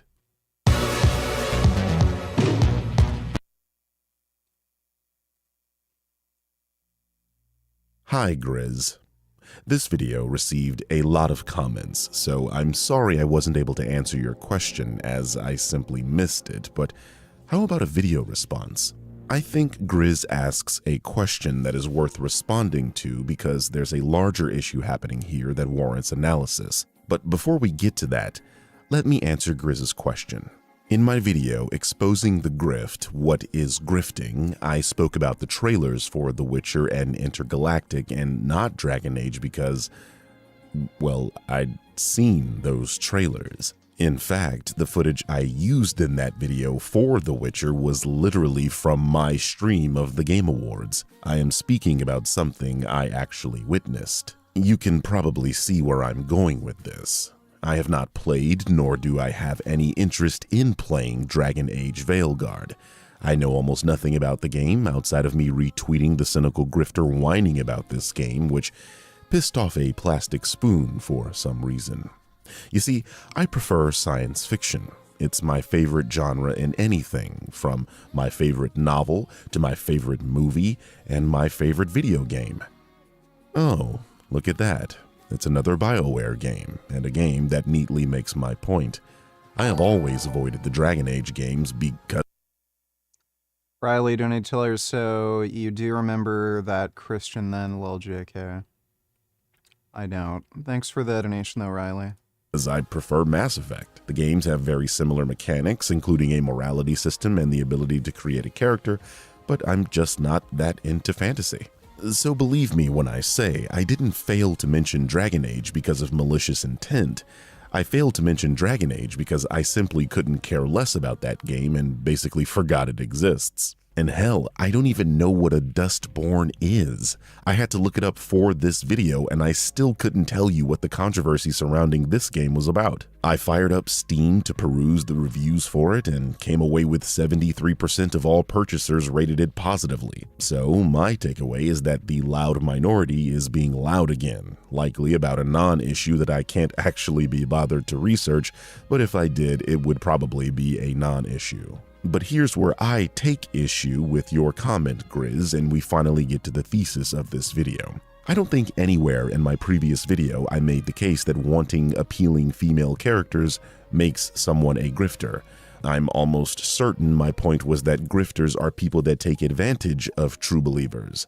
That is to say, in this context, a grifter would pretend to be upset about so-called unappealing female characters so that people like you, who are actually upset about it, will click their video and give them money. How long does it take muscle loss to happen?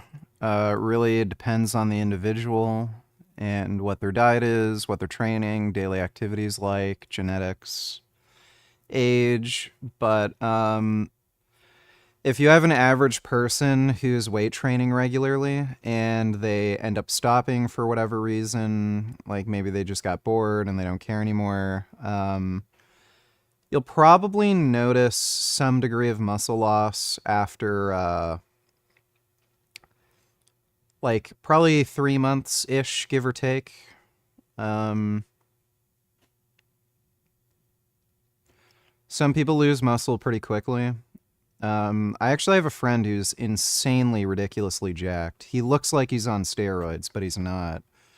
He actually loses muscle very quickly, but he gains muscle very easily, so... What impression voice is the hardest on your vocal cords? My guess would be the Jordan Peterson voice, LOL. Am I wrong or right? No. I have some other redneck character where he has a weird, fucked up voice.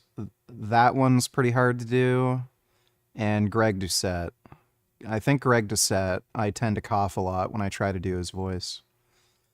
Thanks for the donation, Keegan. Yeah, my friend who's insanely jacked, he loses muscle incredibly quickly.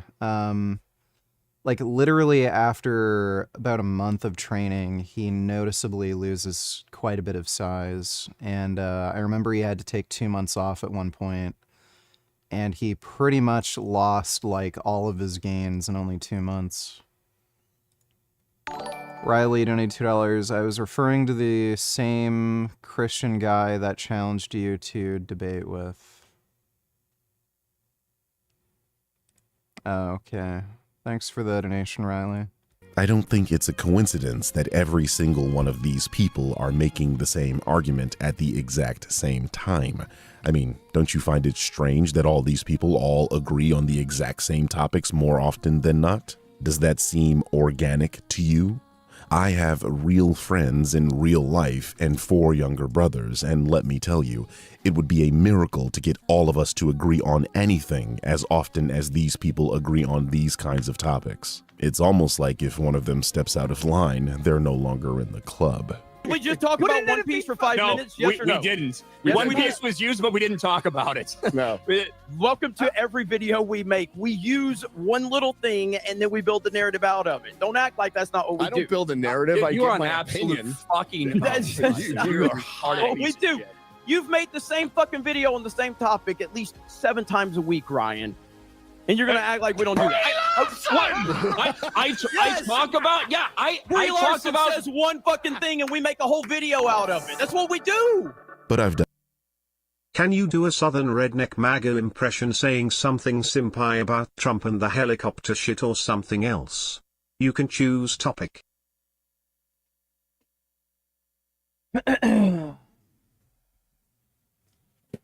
I can do that. Let me see.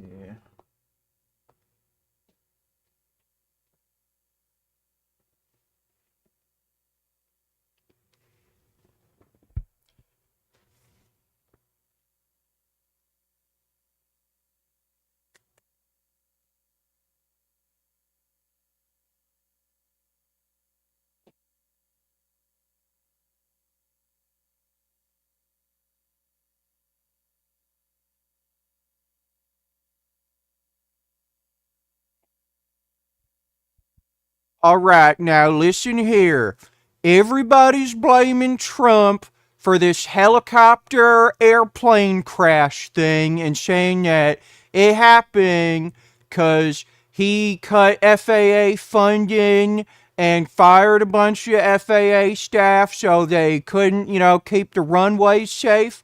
Well, here's the thing.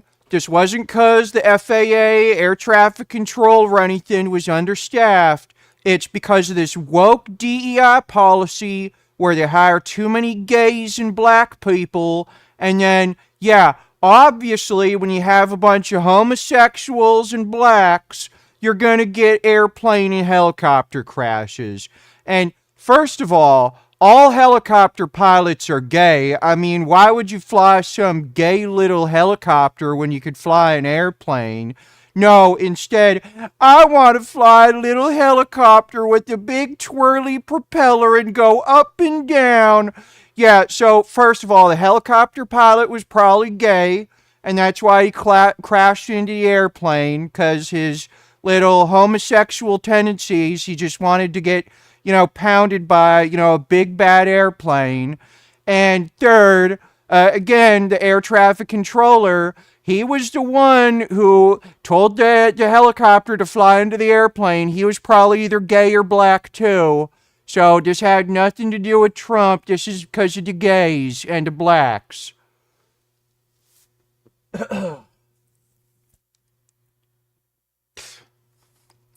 All right, there you go. Thanks for the donation, Keegan.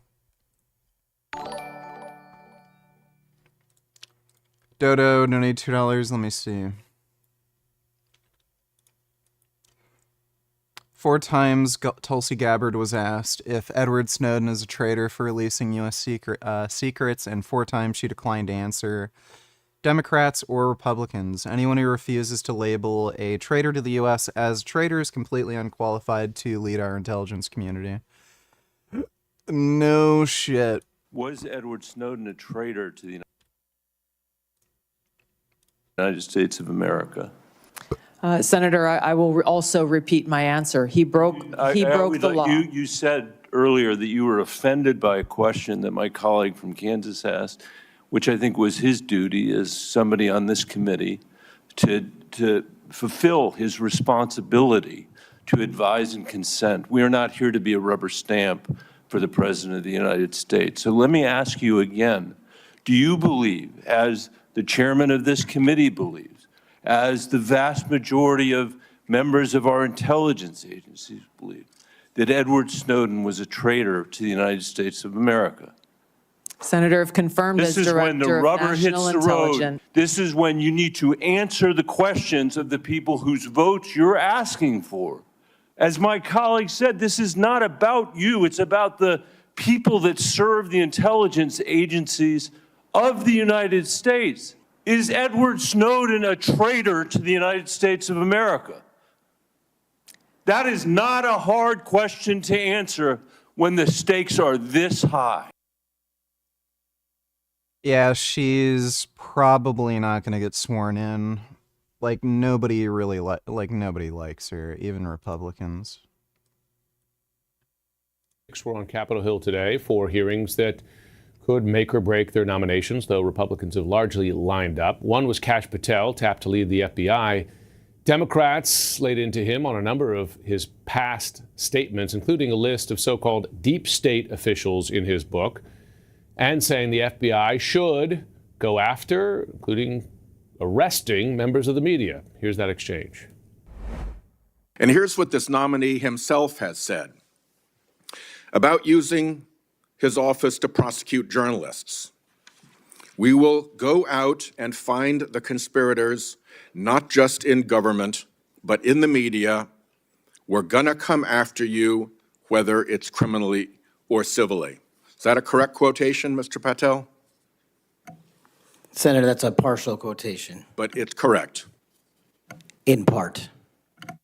Regarding his publication of his enemies list, Mr. Patel proclaimed, "The manhunt starts tomorrow," and reposted a video depicting him taking a chainsaw to his political enemies. Is that you, Kash Patel, reposting that at the top of that page? Senator, I had nothing to do with the creation of that meme. Is that you reposting it, was my question. And that's me at the top. Him at the top. These are not very smart people. Less certain, that is Tulsi Gabbard, former Democratic Congresswoman picked by Trump to be the next director of national vote on this committee, could derail her. There were multiple Republicans who at least were willing to ask questions, particularly on her long-running and vocal support for Edward Snowden. So was Edward Snowden a traitor? Senator, my heart is with my commitment to our Constitution and our nation's security. Was he a traitor at the time when he took America's secrets, released them in public, and then ran to China and became a Russian citizen? Senator, I'm focused on the future and how we can prevent something like this from happening again. If confirmed, would you support or recommend a pardon or any kind of clemency for Edward Snowden? I think it would befit you and be helpful to the way you are perceived by members of the intelligence community if you would at least acknowledge that the greatest whistleblower in American history, so-called, harmed national security by breaking the laws of the land around our intel authorities. So thank you for being here. Josh Rogan is the lead global security analyst at Yeah, there's a pretty good chance she's not going to end up getting sworn in just because so many Democrats and Republicans hate her. Thanks for the donation, though, Dodo. Draw Elon Musk getting fingered by Nick Fuentes with Destiny in a cuck chair in the corner. I guess I can do that. Thanks for the donation, Muhammad. Let me see.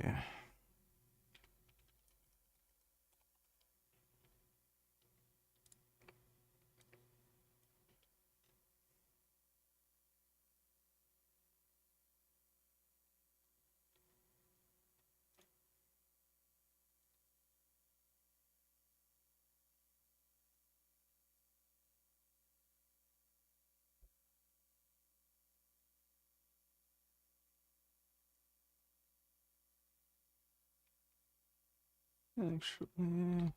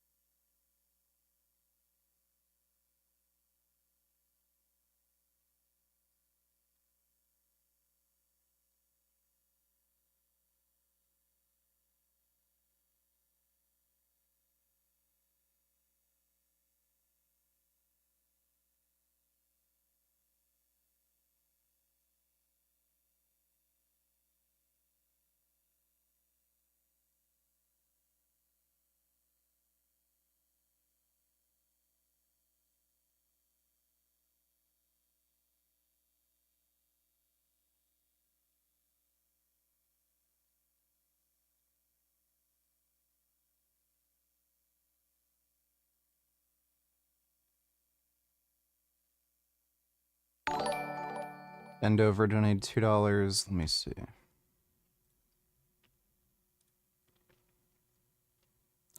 How's Putin my enemy? He's never called me a racist. Putin, the West was built on racism and colonialism.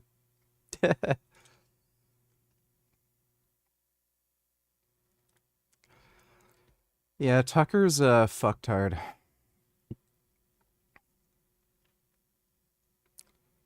I'm the perfect Muslim to restore Christianity to the UK. I bring decades of experiencing in pimping, fraud, tax evasion, trafficking.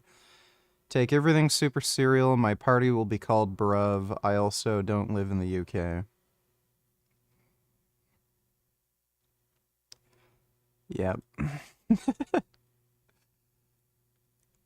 Future of Russia under Putin's leadership. Yeah, he's killing every actual, white Russian man, so.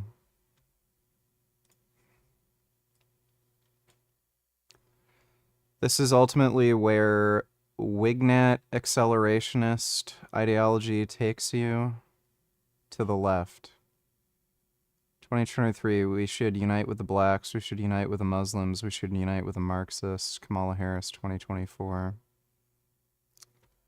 Probably not. Thanks for the donation, Ben.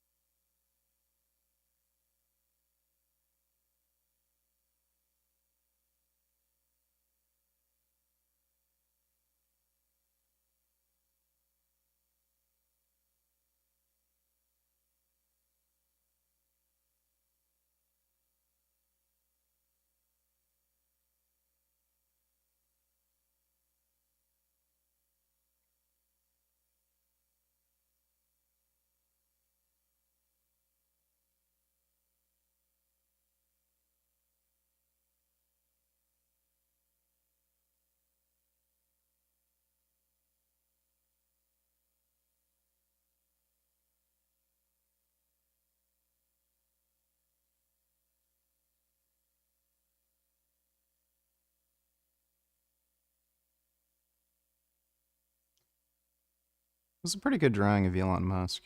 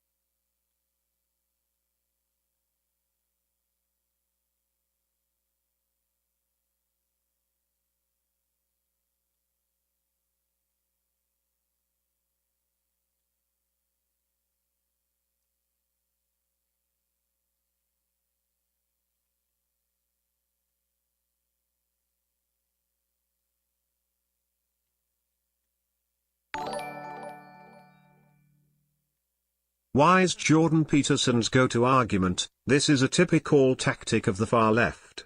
I can't hear that shit anymore." His anti-vax arguments based on a few side effect cases for COVID convinced me he is a brain-dead boomer.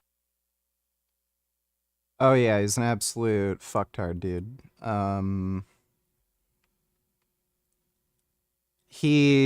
That's basically his stance on just about everything. He has no idea what he's fucking talking about, and he just talks out of his ass and knows nothing about literally any subject. So yeah, that's just Jordan Peterson to a T. Just a fucking moron who has no clue whatsoever about fucking anything and just blabs, right-wing conspiracy theorist talking points. It's all he's about. Thanks for the donation, though, dude. Oh, wait. Nose is kind of fucked.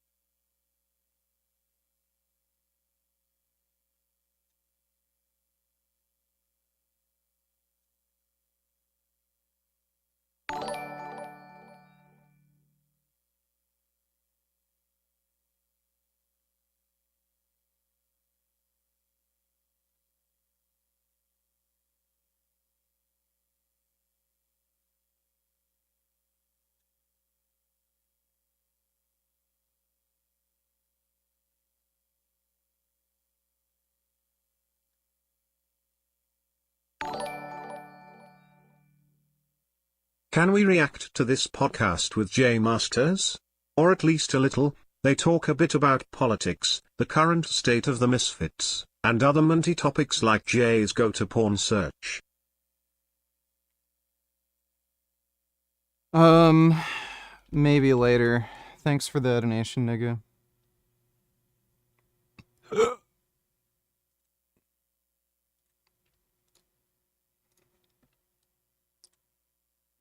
Let me see. Bend over, donated $2.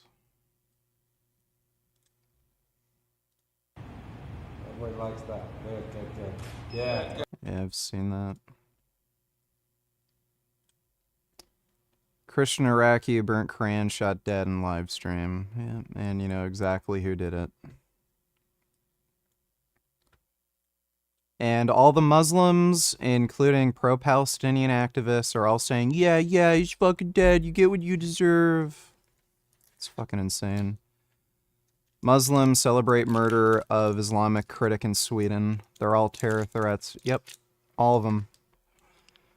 Like, look, these same people are telling you, oh, Muslims are non-violent, there's moderate Muslims. They're all the same ones cheering for the death of a critic of Islam. Jag stod åtalad för hets mot folkgrupp efter flera olika koranbränningar under...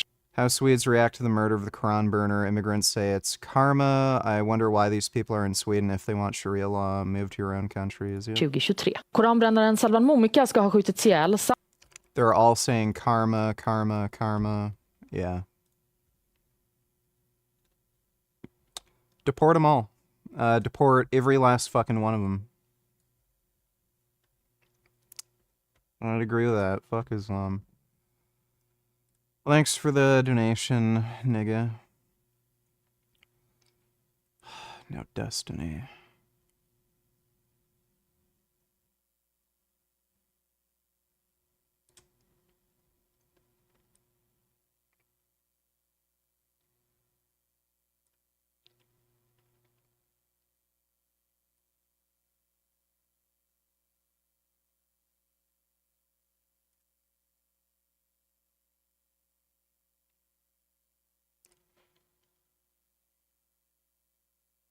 Destiny has a really big nose.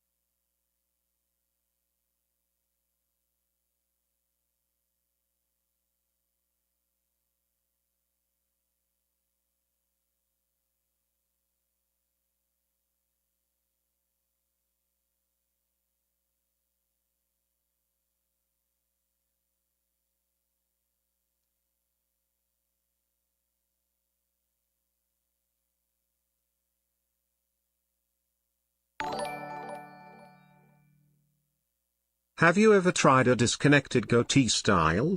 From the looks of it, your cheeks don't have enough density, so maybe try this out.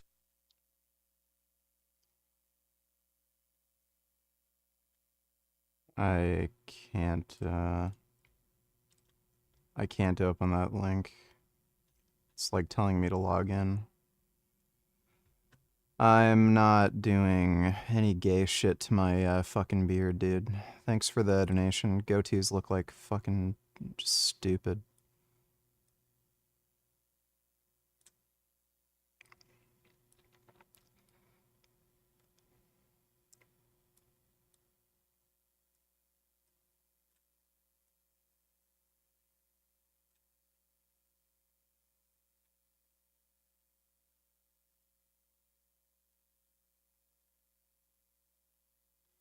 Alright, there's Nick Fuentes putting his finger up Elon Musk's butt, and Steven's watching in the corner on his cuck chair.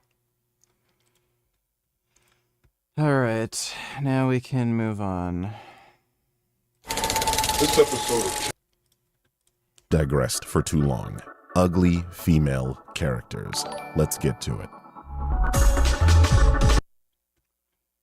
Sigmarovsky donated $2. Let me see. Oh. Wow.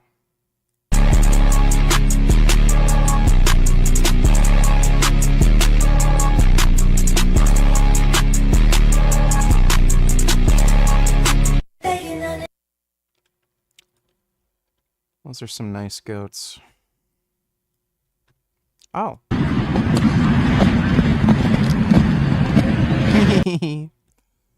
Those deer are really cute. Wow. Such nice deer. So pretty. Oh.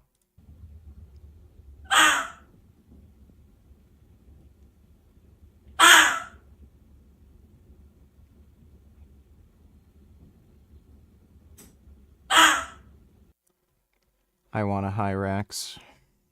Go ahead. I dare you. What? Yeah, I thought so. I don't know why you're sending me that. Thanks for the donation, dude.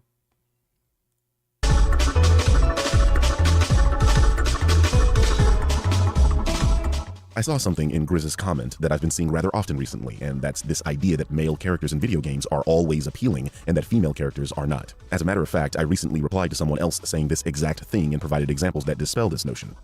This is about denying men eye candy. It's misandry.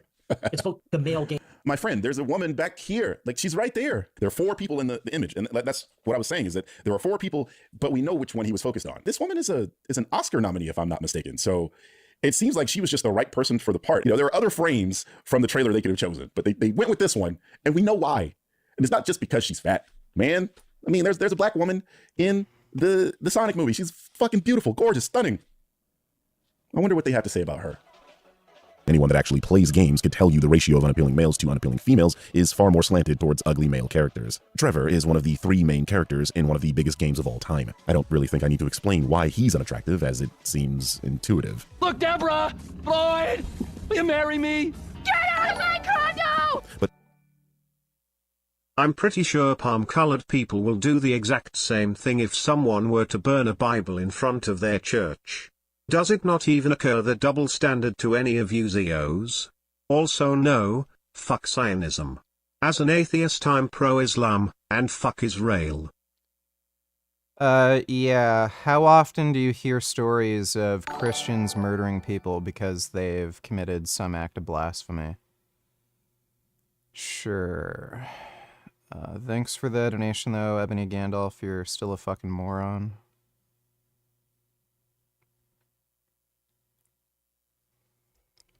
Nika, donate $2. Bro, get your shit together. I sent 2 donos while you were drawing that gay shit. Back and answer my question.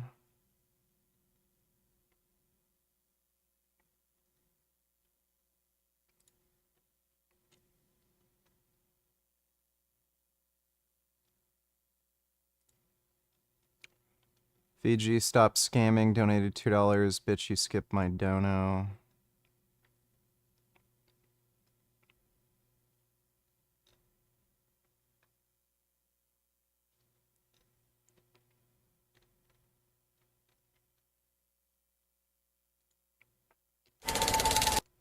Like I told you, we'd watch the J Masters thing later. It's 52 minutes. Holy fuck, dude.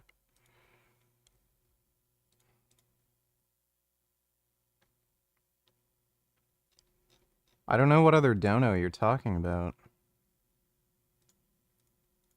Dodo donated that one. I've already watched it.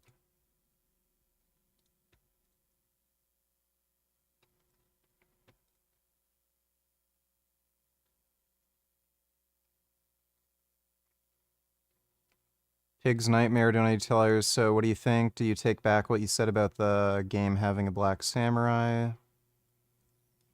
The only thing I said about it is I don't know why they bothered, like considering the current cultural climate of there being, you know, an issue having a main character that has an ethnicity separate to every other character in the game, killing, you know, that other ethnic minority. That's the only thing I said about it. I don't really care if they have a black samurai in the game. Can you admit people are complaining about nothing? Well, for Assassin's Creed Shadows, pretty much. I don't know what you think I said about it. Also, Dodo is gay and a random gal and Adam should hook up so RG can get her green card. Okay, thanks for the donation, Pig's Nightmare. But what about the mascot of Nintendo? A pudgy, short Italian immigrant with a heavy accent and a nose the size of a mango? Super hot, apparently. I look at Kratos from God of War and I don't see a sexually appealing man, but a grizzled old man, a veteran of war, and someone who's I take your girl. Fuck you. You can't run 10k like me. Beta cuck. I don't need muscle. My dick is 4 inches big. It doesn't even make it past my thumb. My hand is a pocket pussy. Okay, that's nice. Thanks for the donation, Vegan Runner. Tired. My point is, in most games, there's a wide variety of male characters with a wide range of appearances. The idea that there are no main male characters that are fat and hairy depends on your definition of fat and hairy. And that's really the crux of the issue. Personal preferences. If I may speak about myself for a moment, I don't care what a character in a video game looks like. I've said this before, but in a game like, say, Intergalactic, I'm going to be looking at the main character from behind almost the entire game, and by extension, I'll actually be looking at the monsters I'm fighting, which is a little trick I picked up as a Street Fighter player. If you're looking at your character and not your opponent, you're very likely bad at the game. Even in a game where the main character's design was almost assuredly titillation, like, oh, I don't know, Stellar Blade, this was my reaction to Eve. 10 out of 10, we win. For me, it's all a big joke. Near nudity and overtly sexual characters in video games is something to laugh at for me. I don't get my rocks off from fictional characters made out of pixels on a screen. By the 15th hour, my main concern was getting my ass kicked by Raven for the past 2 hours due to... Okay, like, that take where, who cares what the character looks like, it's gameplay, like, okay, get fucked. And, I don't get my rocks off by pixels on a screen. Well, yeah, you do. Everything is pixels on a screen. Even if it's a digital photograph, it's still pixels on a screen. What's the difference? The only difference is you know the one photo is real, and these days with AI, you could have a completely AI-generated image that was never fucking real, and you might find it attractive. Like, it's just fucking stupid. The insane difficulty spike, but that's a story for another time. You see, I care about the game, the mechanics, the story. What Eve looked like was not even a tertiary concern to me as a player. It could be that I'm a mature adult that has healthy relationships with women, but I don't even... Yeah, bullshit. Everybody cares what the character in game looks like, okay? If they made every character look like fucking, like, I don't know, fucking Barney the dinosaur or something, like, people would complain about it. Including this guy. Like, the way characters look matters. Like, it matters to the story, it matters to the setting, and the overall feel the game has. Like, generally speaking, we want to play cool characters to some extent, because, you know, these games are sort of an escape of fantasy, so you might want a character that kind of looks like you to some degree, or maybe an idealized version of you, you know? Even view video game characters as women. This was precisely my issue with Anita Sarkeesian's positions all those years ago. Video game characters are not actually women. They're ones and zeros. So this idea that what we do to these characters in games matters for the real world has always been a laughable idea to me. So that's... Well, that's a straw man. They're not claiming it matters to the real world. They're claiming it matters for their enjoyment of the game. That's where I'm coming from when I'm talking about this topic. I literally don't care what original characters look like. To me, they are a vehicle used to explore the world of That is completely false. He cares what the characters look like. the game. It's finding out what men like and purposely not giving it to us and saying, see, this is what you get. When I look at Ciri in The Witcher 4, first of all, I don't see anything other than a conventionally attractive character. I mean, I get the snap reaction to Jordan in Intergalactic. Visually, it's easy to see what makes these people whine. A shaved head. Which I maintain is a stupid-ass criticism because women with shaved heads is as common to science fiction as lasers and robots are. Furiosa, Evie, Ellen Ripley, the Dora Milaje, the Bene Gesserit in Dune, Chara in The Matrix Reloaded, Nebula, Lieutenant Ilia in Star Trek, the Ancient One, this tall glass of grade A Welch's grape from The Fifth Element. Look, if I named all the bald women in sci-fi, we'd be here all day. The point is, people crying about this are exposing themselves as not being fans of sci-fi, as this design is incredibly common for the genre, which of course means they... Is Yasuke's history even accurate? I heard he was some sort of samurai but he never went to battle or something like that. And he was in Japan for only a couple years and then was sold back to the slave trade. I don't think he was ever a samurai. I have no idea, though. But no, obviously his depiction in the game is not historically accurate. It's a fucking Assassin's Creed game. Thanks for the donation, Willmage. Vegan, pepperoni nips, donate $2. Who did it better? Probably Superman. Thanks for the donation, dude. They likely weren't even going to buy the game in the first place, but again, I digress. Ciri is not bald. She has a head full of hair. So what are we talking about again? Oh, that's right, that she's apparently masculine because she's a Witcher now. But again, this just exposes these people as not actually playing the games they're complaining about because Ciri became a Witcher in one of the endings of The Witcher 3. It's yours. A witch's silver sword. Like it? It's beautiful. May I? Not here. You'll have ample opportunity soon enough, Witcher. What's this inscription? An old Witcher's motto. Had a sword like this once myself, but this one's better. Much better.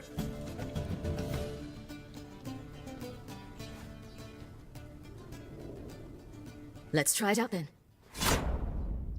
So there you go. This is a textbook example of how the grift works. People who clearly haven't even played these games talking about these games as if they're experts on them. You know, exactly what I didn't do for Dragon Age. And sure, you can make the point that since there are multiple endings for The Witcher 3, that these people may not have gotten the ending where she winds up becoming a Witcher. But I would counter with this.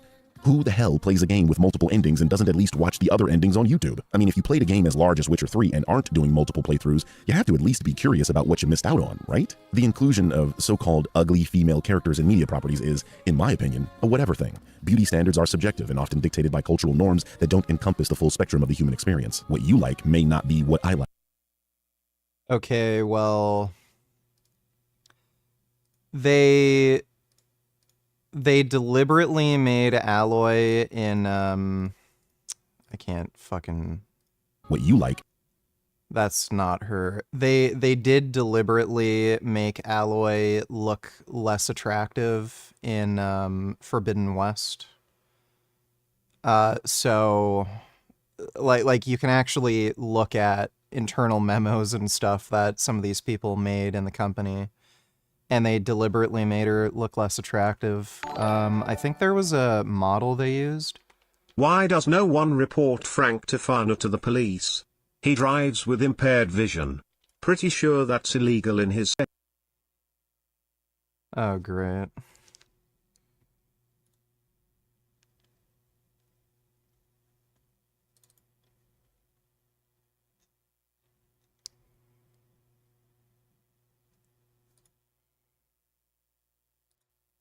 It was an anime on Netflix.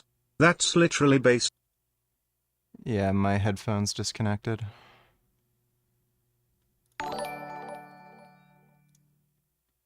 Why does no one report Frank Tefano to the police? He drives with impaired vision. Pretty sure that's illegal in his state. I am not from USA so I can't report. Maybe you can report, VG. I'm from Canada.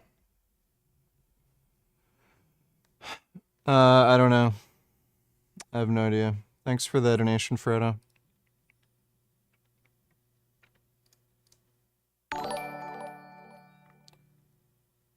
I'm aware he wasn't depicted from Assassin's Creed. The first time I've heard of Yasuke was an anime on Netflix. That's literally based on how he was recruited in the Order clan. Okay. I have no idea. My understanding was he was just a black slave and the Emperor of Japan or something thought he looked cool and he didn't really do anything. Thanks for the donation though, Will Mage. Yeah, so this was the model they used for Alloy, and this is what Alloy looked like in game. They deliberately made her less attractive so that, I don't know, like woke DI shit, who knows. Ben Dover. Hey, hello, yeah. I'm a big fan, man. Yeah, I've been donating, like, Yeah, you you know. were just here. What do you want? Yeah, so, I actually want you to, like, debate this one guy called, like, Ease the Crave. Like, I sent you, like, the StreamYard link on Instagram, if you see it. I don't know who the hell that is. Oh, Ease the Crave? Oh, so he's, like, a, you know, meat eater, and he frequently, like, debates people on, like, veganism. Like, I want you to, like, debate him on veganism, you know? Like, you can, search up his, like, YouTube channel. Why did It's you ETC. even bother using a different, like, account or name? You were just here. I know what your voice sounds like. I What do you didn't even mean? ban you. I wasn't just here. What do you mean? Yeah, okay.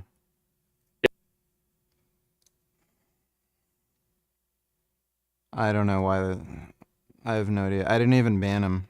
So I don't know why you used a different account. So yeah, they do deliberately make characters less attractive for whatever fucking reason. I know some developers have deliberately, like, have admitted they deliberately make female characters less attractive so that they're taken more seriously or something in the story. And people don't just say, oh yeah, fucking hot, jerk off. And again, even compared to the first game, they made her look weird. She wasn't even... This was actually a topic in the first game. People said they could have made some adjustments to her face to make her more attractive, and there's mods you can download for the first game. Like, again, at that point, yeah, I mean, it's all subjective. But, like, there's a clear, obvious attempt to downgrade her face.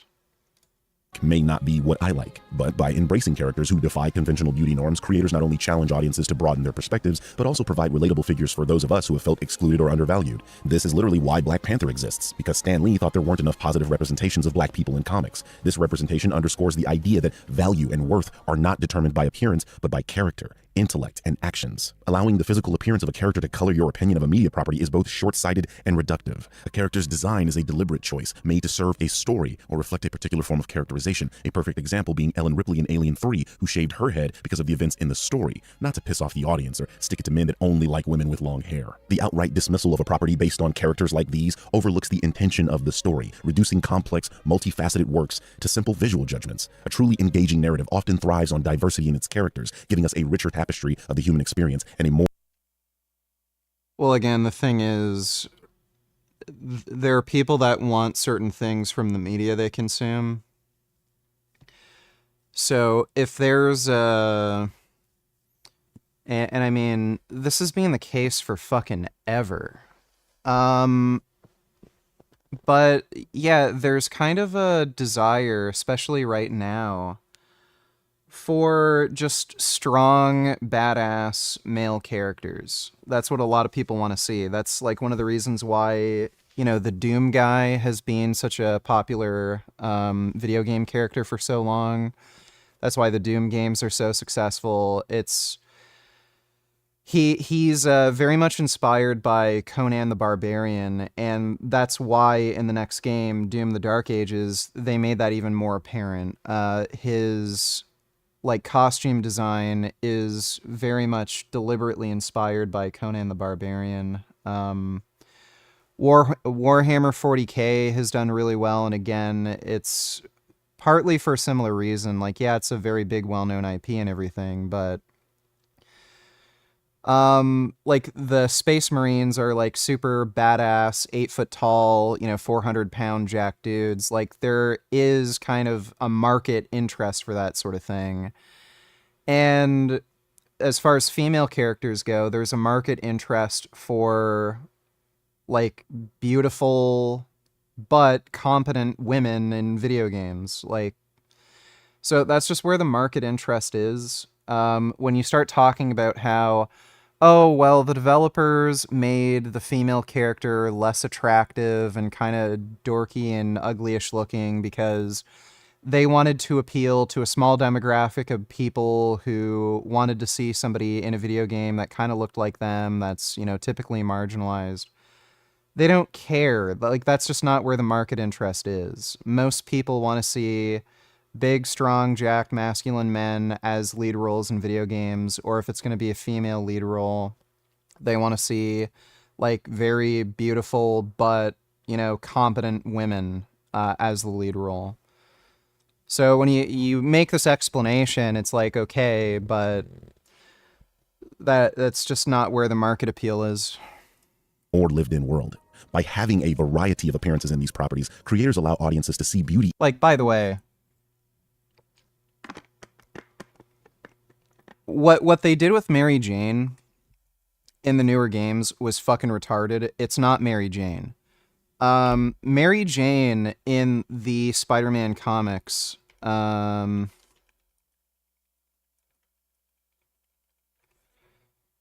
Mary Jane in the Spider-Man comics, she was supposed to be like the party girl.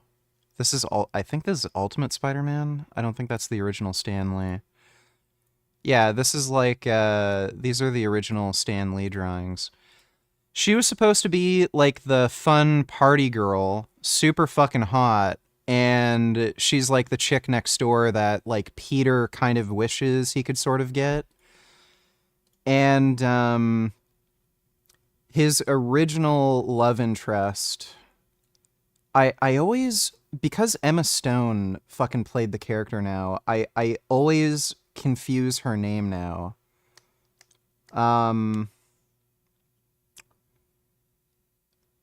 What, the blonde chick who was his girlfriend, Gwen Stacy.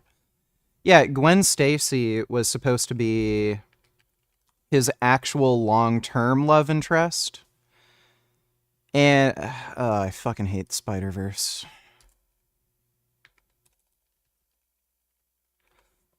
And she was supposed to be like the good, like well-educated, girl that you could like marry, spend your life with. But like the idea behind Mary Jane was she was this really fucking hot, sexy party girl who was supposed to be sort of like a temptation for Peter. So when you have like Mary Jane in the fucking new video games, not attractive at all, just very fucking bland looking, and you can give her a job, like, I'm not saying that, but she has like no edge to her, she's not flirty, like she doesn't kind of throw her, sex appeal around, tease like men, including Peter. Like, she's just not Mary Jane. Like, it's just not. It's kind of like what they did with Peter Parker in the new Spider-Man films. He's a retarded dork. Like, Peter was always this extremely smart, competent guy who just had kind of typical male problems where he was having trouble juggling, like, work, school, dating relationships. But he was always like this really smart, like guy, and he was kind of like the dorky nerd though. And because he had that sort of physical disadvantage before he became Spider-Man, like he couldn't show the world like how awesome and charismatic and funny and intelligent he was, and people kind of just looked him over. But then when he got the spider powers, he became more confident and outgoing. And especially when he puts on the Spider-Man suit, he especially becomes like really confident, really outgoing, really witty and smart. But then they just turn Spider-Man into a fucking retard. Like it's not Spider-Man anymore. So you can't just make these sorts of changes to these characters. Like it's just not who they are. Mary Jane is supposed to be like this really fucking hot, sexy, redheaded chick who's like this bad party girl. And they turn her into this like fucking boring, bland, not attractive, just, I'm going to go get a job. I'm going to be a writer. I'm going to drive to work. I'm going to drive back home. Oh, hello, Peter. I love you very much. Mwah. Like, it's just, she's a boring ass fucking character who isn't Mary Jane. Appearances in these properties, creators allow audiences to see beauty in diversity. In my view, compelling storytelling takes... Yeah, no, that's bullshit. That is just fucking bullshit. I think society is kind of, like, especially if you're terminally online, like, yeah, there is a very homogenous kind of view of beauty, especially because of algorithms and shit on, like, you know, fucking Instagram. But they're just not attractive, okay? Like, I know beauty is subjective, but, like, if you're talking about marketing something to people, like, the Mary Jane design they went with in Spider-Man, she's just not attractive. She's, like... If you pull, you know, 1 million men and you get them to rank how good looking she is, most of them would probably say somewhere in the neighborhood of like a 5 or 6. Like you might have like a small percentage of men, like maybe 5-10% who say like 7, and then an even smaller percentage, like maybe 2-3% who say 8. And then you have like 0.001% who say like 10 or some shit, but it just doesn't make sense. Oh, they're defying conventional beauty. Like, fuck you, okay? It's just horseshit.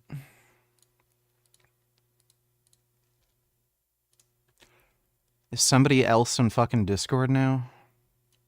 Hey, yeah, we're not the same we're person. not I don't know the same people. I don't know who this guy is. Oops. Oh, wait. I left. I thought you were gonna. What do you want? Can you add the Z guy? We're trying to prove He that we're not the left. same people. Oh, he left? Wait, what the? You didn't ban him? Oh, this is the same. Okay, great. What do you want? No. I want you to debate He's the Crave. Like, I sent you the link. He's actually live right now. Debate him. This guy's just annoying.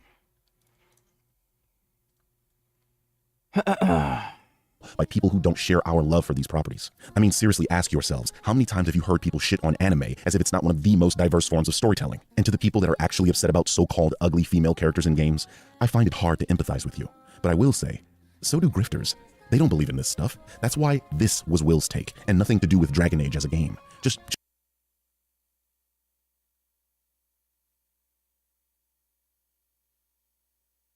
jumping on the hate train because that's where the outrage was, and by extension, that's where the clicks are. And I get it, having someone speak your thoughts on a large platform may be cathartic, but these people are using you. They are not one of you, they just like your money. So they won't challenge you, and instead seek to nurture the negative emotions you feel towards these concepts, so you keep feeding them clicks, attention, money, views. But I challenge you. I challenge you. I challenge you. Like, he's right about some of this, but there is an issue within the games industry when it comes to some of this, like, social justice, woke DEI crap. Like, a lot of the Dragon Age community got really annoyed because there were characters in previous games that were female and were very attractive, and they clearly made a deliberate attempt to make them very unattractive. And you can see what was happening within BioWare. People in the company were talking about this. There were feminists and shit who came in who deliberately tried to get rid of attractive female characters from this game, or these games. So, I mean, like, the issue, like, people who are talking about some of the stuff intellectually, honestly, are making a good point. There are people who aren't really part of gaming culture who are coming in and, like, not only changing some of these character designs, but also some of the, like, the story elements and shit in these games. And, like, why would you want that? They're not really part of the gaming scene. They're interjecting themselves, and then they're shoehorning in some of this, like, really bizarre political crap to make characters less attractive, changing their personalities and sexual preferences, and, like, making these stories more stupid and boring. Yeah, and one of the Dragon Age games was fucking bizarre. I remember, I think it was like Dragon Age Inquisition or something. I remember seeing some of the gameplay and stuff and thinking it was kind of interesting, and I was going to play it, and then I saw a bunch of reviews and I saw some story cutscenes. They made, like, every single character in the game gay. It was really bizarre for a game that has, like, a medieval fantasy setting. And I ended up not getting it just because it seemed really fucking weird just how many gay or trans characters were in the game. Like, if you just have, like, a few and, like, yeah, it's fine, but, like, every fucking character.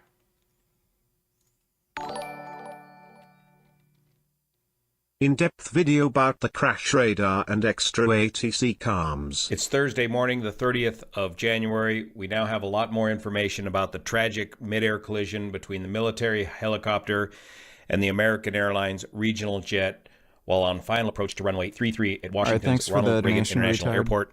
My name's Juan Brown. You're watching the Blanco Lirio channel. Let's check it out.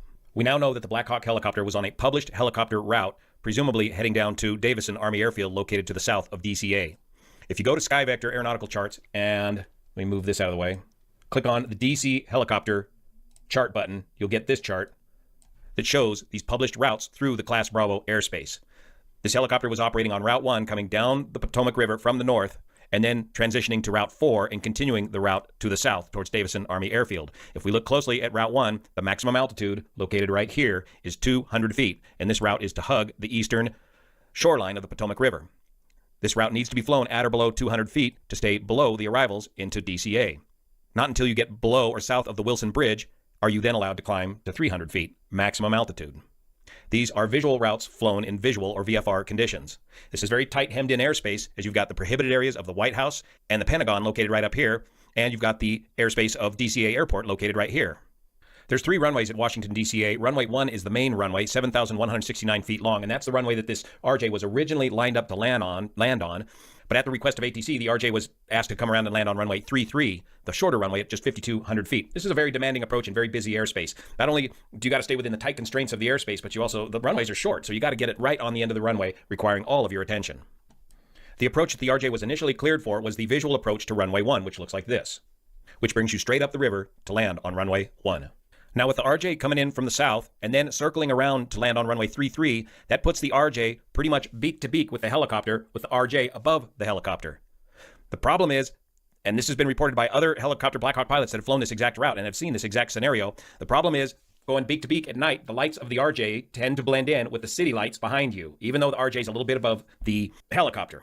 Another problem when you're going head to head with each other is if there's no lateral movement in the windscreen, that light is very hard to detect. Now, eventually, the RJ has to make the left-hand turn to land on runway 33, and that puts the helicopter onto the right side of the RJ. Now, very late into this transition, the tower controller here at the airport asks the helicopter, do you have the RJ jet in sight? To which the helicopter responds, yes, we have the RJ in sight, request visual separation. That hands off the responsibility of the separation of these two aircraft to that of the helicopter pilot. The ATC asks the helicopter pilot to then pass behind the RJ, to which the helicopter responds affirmative, but instead, he runs right into the RJ. Complicating things may be the use of night vision goggles. Pete Hegseth mentioned in his press briefing that night vision goggles were being used on this training flight. It's believed that they were using the late model night vision goggles, these AN AVS-9 white phosphor goggles. The problem with these NVGs is that they restrict your peripheral vision, and it's harder to visualize the depth perception in these NVGs. And usually if a helicopter crews on NVGs, both pilots would be on NVGs at the same time in case they actually are in the real goo and one pilot's NVGs has a problem, the other one can continue to fly the aircraft safely. So let's take a listen to the actual ATC audio and see how this played out. Please support Victor at Vass Aviation on Patreon as he takes a lot of time, effort, and energy to get this ATC communications down and overlaid on a proper radar animation. Tower 6342 on Mount Visual runway 1. Blue 6342, watching tower 1 star 32017, sub 25, can you take runway 33? Yeah, we can do 33 for Blue 6342. Blue 6342, that's Wilson Bridge, thanks for runway 33, runway 33, clear for land. Thanks for runway 33, runway 33 for land, 6342. Okay, there's the initial call up from Blue Streak 5342. He's on the visual for runway 1, and then the tower asks him to transition to runway 33. So here's the regional jet just this far away from the runway, and here's Pat 25, the helicopter, working his way down Route 1 on the Potomac River. Now, one of the other holes in the Swiss cheese are the frequencies. The frequencies are split.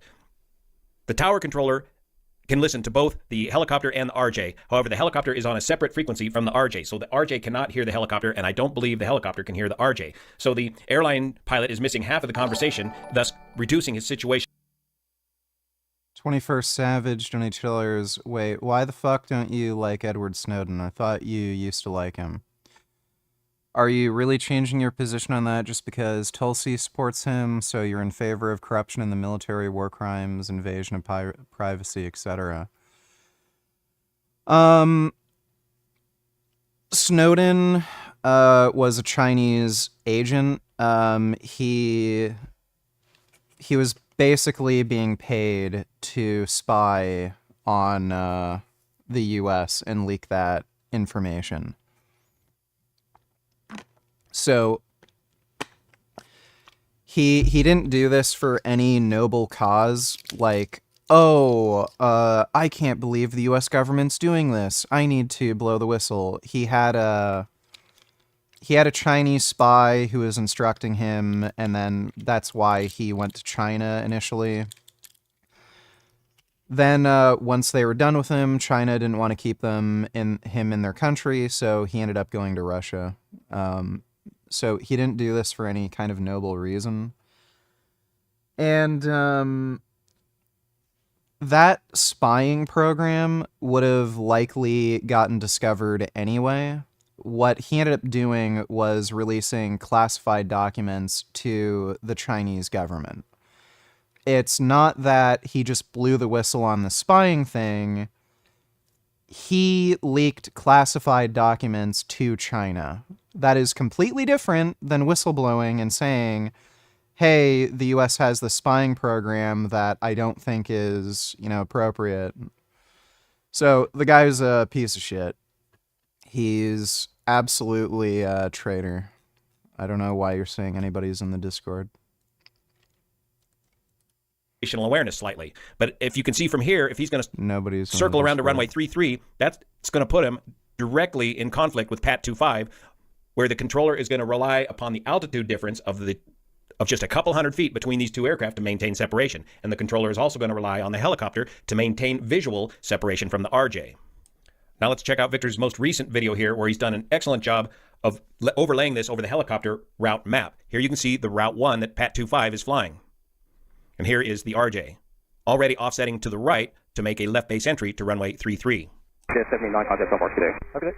American 7134 to final. Well, American 3130. Pat 25, traffic just off the Wood Bridge is here today at 1,200 feet, start runway 33. Scott has traffic circle position separation. This airplane's proof. American 1630 tower runway 1 off Wood, traffic direct runway 33, this 7.6 off final. Runway 1. This is in real time. 307, keep rolling out from November, Southwest today. American 1630 1 star 32014, Duck 25, traffic 2 mile left base runway 33, no delay, runway 13 for B to take off. Number 1, clear for takeoff, American 1630.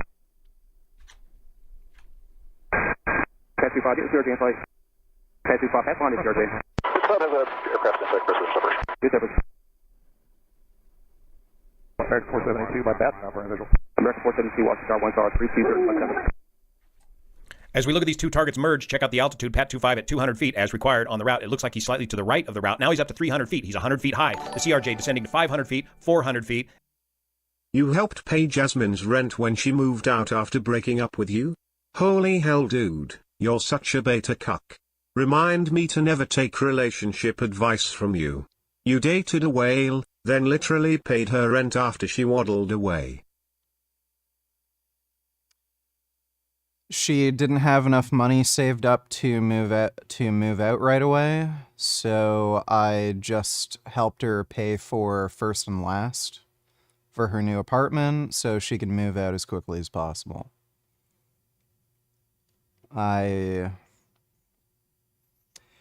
If you'd rather have somebody stay with you rent-free for months while they're saving up for a new apartment, then okay, that's up to you, but I didn't want her living here rent-free while we're separated.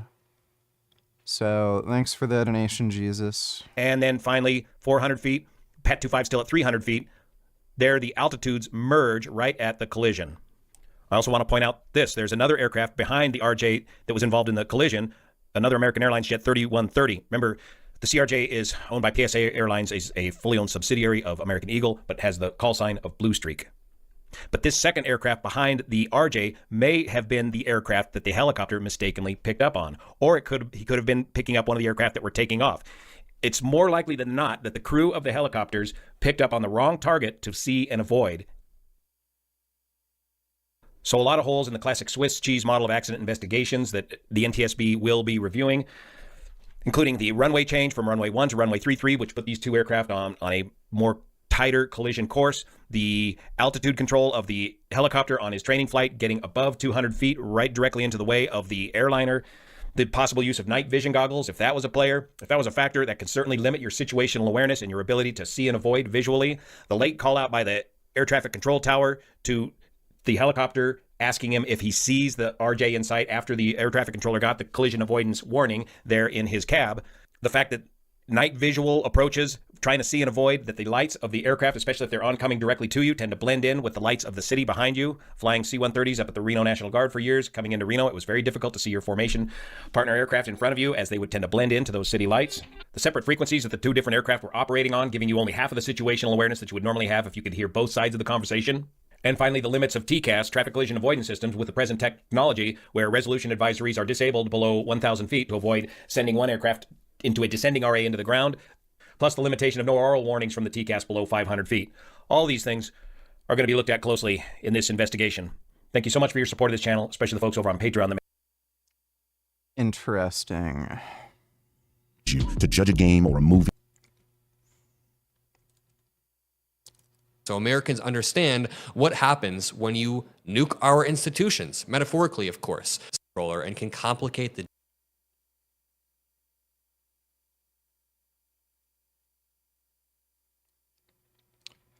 Watch the J Masters thing later. Elon Musk, the Tesla CEO, just exposed himself as being the biggest fraud in stock market and Wall Street history. That's the subject of today's video, and these are the headlines today as earnings reports just came out. Tesla caps roller coaster year with mixed fourth quarter earnings. You also have this: Tesla fourth quarter results miss estimates as automotive revenue drops 8%. And Tesla sees disappointing fourth quarter earnings amid declining car deliveries, and Tesla's profits slide over 70% in the fourth quarter. What's going on, guys? Basically, Tesla's numbers aren't very good. They missed all the Wall Street estimates. So you got your profit margins down, you got your revenues down, you got your earnings down, all these things. Basically, Tesla's not that great. But we already know this stuff. And honestly, it's not about the numbers. It's about Elon selling you the dream. What essentially is a pyramid scheme. And frankly, it is so egregious. That's what I'm saying. It's the biggest fraud in stock market and Wall Street history. And Elon Musk is frankly an idiot. It's obvious the more and more that you hear what this guy has to say. And he's also propped up basically by a bunch of corrupt Wall Street and social media influencers, etc. For example, you'll see this: 90% of Tesla's story is about AI and autonomous driving. That's Webb Bush's Dan Ives. This guy, you'll see him on TV from time to time. This is an actual Wall Street person. He goes out and wears a literal clown suit. You can see it, like this green jacket, flower shirts, that's the kind of stuff he wears. And then he just goes on and just tells you how Tesla's going to go to the moon and be the most awesome company of all time. The thing is, like, anyone who knows just a little bit about stocks, and for you guys who don't know this stuff, basically you can rate stuff on, hey, what's the price of stock compared to how much money a company actually makes, right? Like their bottom line, basically. And Tesla is always grossly overvalued. On top of that, Elon Musk is pissing off his, original fans, like the original fans tend to be Democrats in California, that kind of stuff. People who, care about the environment, or people who want to be cool. Republicans who live in red states, they're not going to buy Teslas. Europeans are pissed off at Tesla as well. And so that's sort of what we're watching. Even Morgan Stanley was saying, here's the headline: Cybertruck price should fall as Tesla deals with demand challenges. Elon Musk was promising everyone, oh yeah, we're going to grow 20 to 30% this year, and like revenues declining in your cars. Morgan Stanley was saying, well, Elon might have said 20% growth in Cybertrucks or whatever cars. Maybe it's going to be 10. 21Savage, $92. Also, you know, Tulsi Gabbard is vegan, right? Don't you like that? I don't really care. It has nothing to do with her ability to have that job.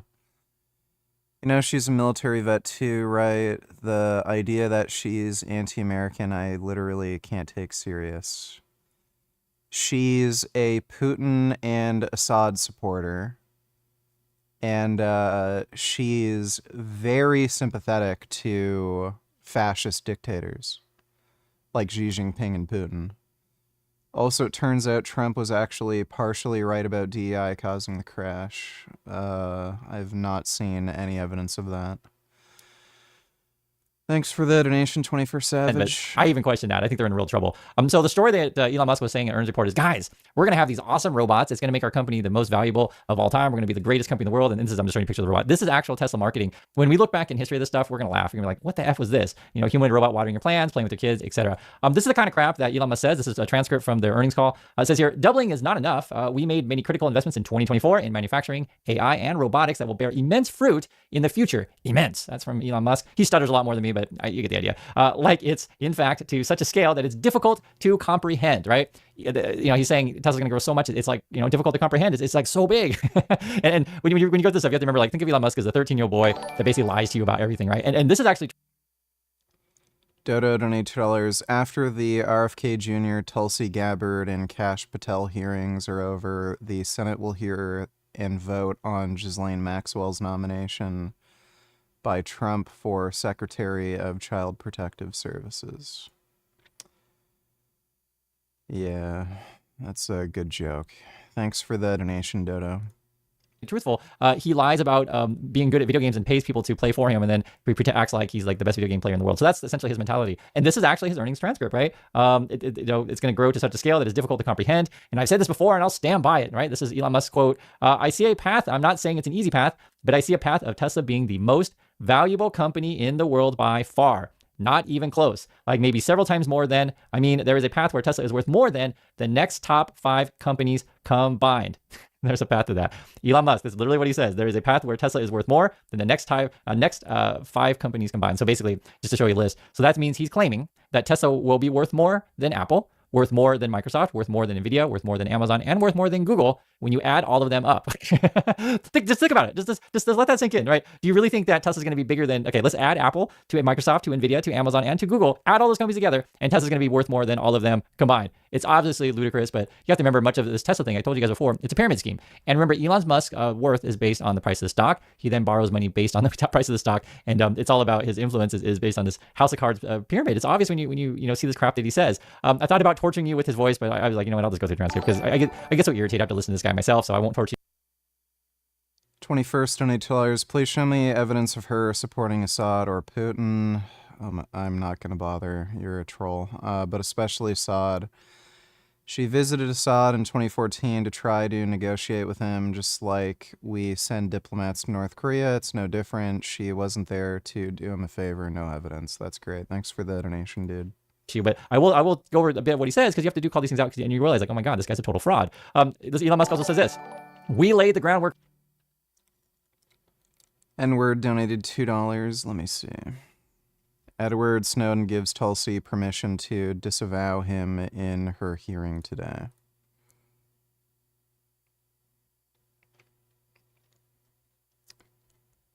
Yeah. What a fucking, like, these people are just scum. Third or fourth attempt at the sex offender database, only because I keep on getting contacted by these families saying, we feel like this has become a lifelong sentence and we don't think it's fair. His latest attempt, Senate Bill 155, would move certain criminal offenses requiring a lifetime registration to the list of offenses requiring a 10-year registration, and allow people sentenced for one of those offenses to request early removal from the registry under the proposed new law. So sexual abuse of a child under this section should be 10 years and not lifetime. Well, that's the proposal. I think that as it goes through the process, we're going to make changes. These are the offenses that would shift.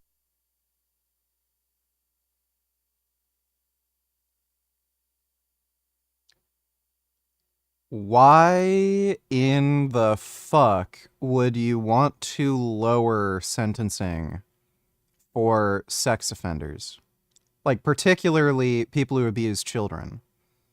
Like, that is crazy. Change from a like, does this guy want to absolutely nuke his, like, everything, his career, reputation?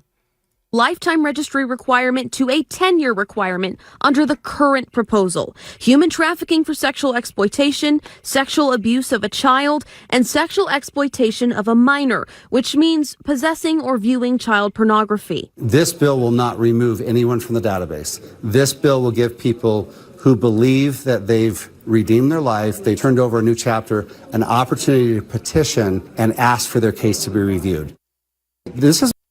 That is just asking for more children to be abused. You cannot reform these people. Like my third or fourth attempt at the sex offender database, only because I keep on getting contacted by these families saying, we feel like this has become a lifelong sentence and we don't think it's fair. Yes, if you sexually abuse children, you should get a lifelong sentence. His latest attempt, Senate Bill 155, would move certain criminal offenses requiring a lifetime registration to... This has to be a Republican, right? Todd Wheeler. Yeah, Republican member of the Utah. Yeah, it's always the Republicans. Just a reminder that an illegal alien burned a woman alive on the subway just a few weeks ago, and all your friends crying publicly about deportation said nothing. Trump isn't increasing deportation. Thanks for the donation, though, N-word.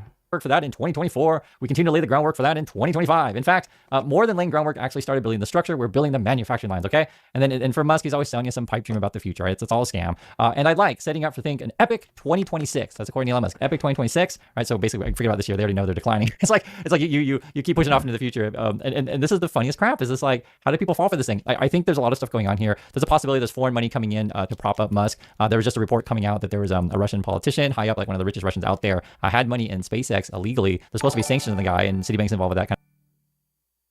My senator digs into Tulsi for being an Assad simp. Get fucked. Cucks like 21ST_brain_damaged used to have immense shame about being cucks. Thank you, Mr. Chairman. Colonel Gabbard, I want to first say thank you for your service to this country. Likewise. In Congress and in the Army. And thank you for meeting with me a couple of weeks ago, and thank you for being here today. You're nominated to lead and coordinate across the intelligence community's numerous sources of collection and analytic capabilities. In a few sentences, can you describe how you make assessments and how you're going to sift through all this intelligence and make careful and thoughtful conclusions? Yes, Senator, there are great professionals who work within the intelligence community. I will build a strong team around me as they present the intelligence reporting to provide to the President through the President's daily brief and to respond to issues and concerns that this body has. I will welcome dissenting voices to be able to make sure that this information intelligence is thoroughly vetted prior to presenting it and make sure that the truth is reported, whether that truth is convenient or not. Well, thank you, Ms. Colonel Gabbard. And I appreciate that. The President and others are going to rely on that. I want to discuss such an assessment made by the IC. For years, the U.S. analyzed evidence of numerous chemical weapons attacks in Syria. Eventually, we were able to assess that Bashar al-Assad was responsible for a number of these attacks that slaughtered his own civilians.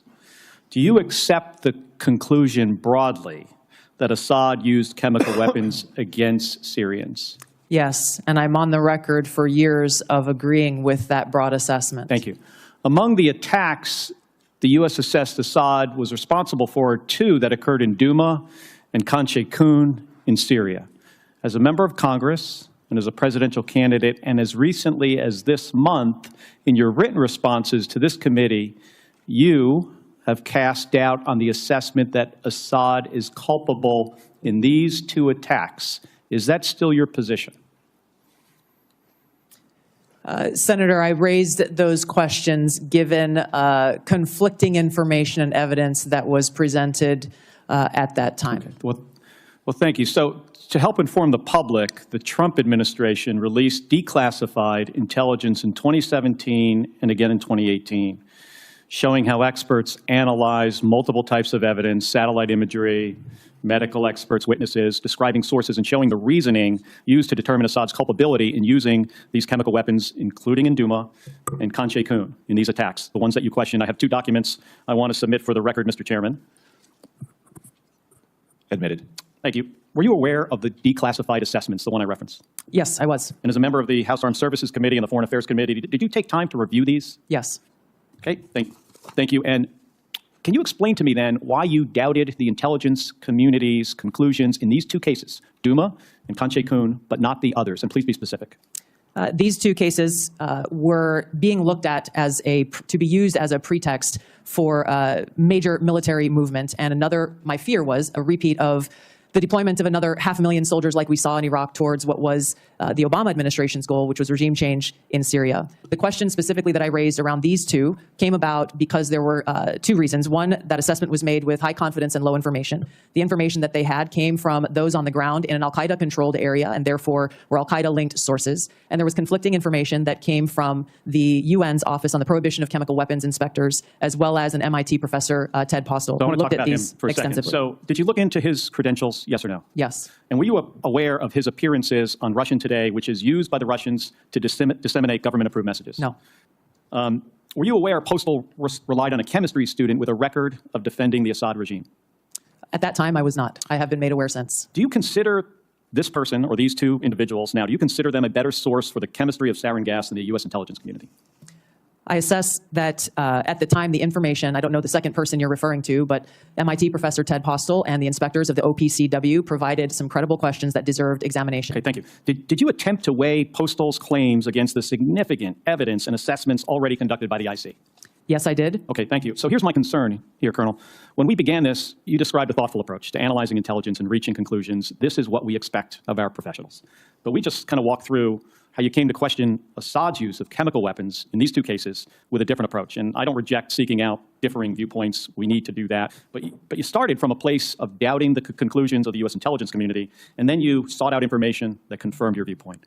That led you to embrace the opinions of 2 individuals that I think we disagree on this. You think they had expertise, I do not, and others do not. But these individuals were sympathetic to Russia and the Assad regime. It also led you to minimize or discount the overwhelmingly information that contradicted your viewpoint, including the expert assessments of our own intelligence community.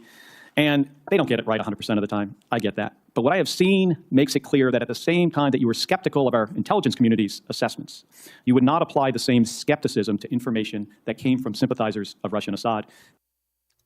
Yep. She's a huge Putin and Assad simp. Can't donate via Streamlabs because I'm underage. I'm using my parents' credit card. Oh, can I use my parents' card? Oh, sorry, nor can I use my parents' card. You should be able to donate if you're using a PayPal account. I think. I don't know, though.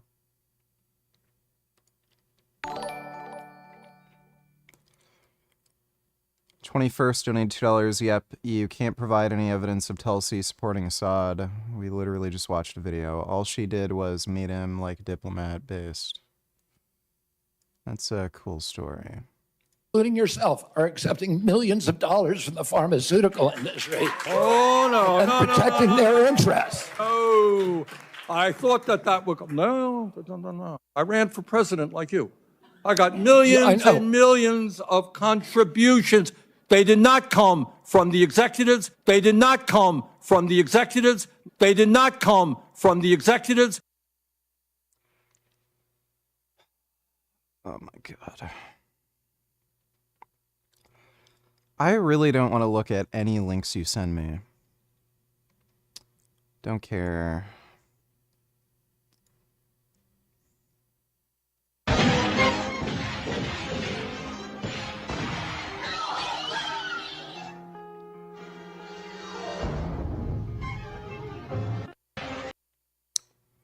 That is good animation.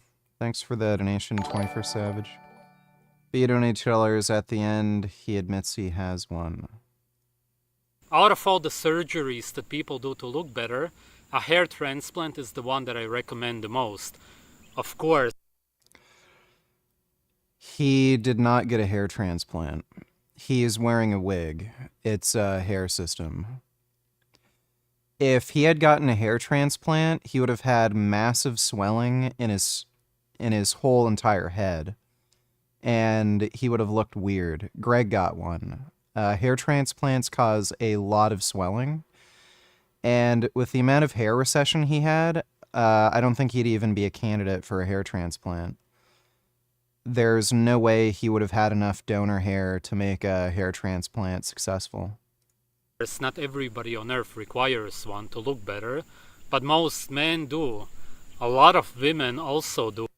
Of course, foreign objects will touch and go inside of your body during the procedure, but the toxic heavy metals will slowly leach into your system over the years, and they will make you sick. I'm not necessarily saying anything against other surgeries, but you have to be clever about them. Whereas with a hair transplant, except if you go to some cheap place in India, there's nothing that you have to worry about. It's simply your own hairs that will be rearranged. Hair transplants are natural. Okay. I will give you the two main reasons why Yeah, I think he's lying about getting a hair transplant. Doesn't seem plausible. He never had any massive swelling in his face or head. Never had any, like, visible scarring. Like nothing. And it usually takes, like, at least a year to actually have the donor hair grow properly. There was never any, like, healing or recovery period that he went through. He's wearing a hair system. Thanks for the donation, though, B. Dodo, donate $2. If you were nominated for Secretary of Health or Human Services, would you bring Gummy along so he can sit on your lap and sniff your face and stuff? Or would you rather do it from home in your unfurnished basement with Gummy? Rather do it from home. Thanks for the donation, Dodo. Dodo, donate $2. If RFK Jr. is qualified to be HHS Secretary, then doesn't that therefore mean you are qualified as well? I guess. You are more qualified, so a job that you thought was out of reach is actually a job you're fully qualified for now. Would you do it? No. Thanks for the donation, Dodo. How is this criminal still on YouTube or the internet in John Reel? He tends to get away with things. Thanks for the donation, Dodo. Kind of thing. So who knows what's going on? Is there foreign money coming in to buy Tesla stock to prop this stuff up? Who knows? I'm just saying, because the numbers and the nonsense from Elon is so obvious. The numbers are so obviously bad, and the nonsense from Elon is so obviously stupid. It's so ridiculous when you go through this. So Elon Moore, he says, and I'd like setting up to what I think is epic 2026 and a ridiculous 27 and 28. Ridiculously good, right? So I mean, okay, I guess we just forget about this year, right? And I guess you're gonna be awesome the next couple of years. That's the pyramid, right? You always push it down the line and you make these big promises. This is my prediction, come from Elon. As very few people understand and value of self-driving and our ability to monetize the fleet. Some of these things I've said for quite a long time, and I know people have said, quote, well, Elon, the boy who cried wolf, like a wolf several times, but I'm telling you, there's a damn wolf this time, and you can drive it. So it's so stupid, right? So he's trying to make the case that Tesla's a wolf and it's going to be awesome, etc. There's a couple other things that was really interesting and worth noting, though.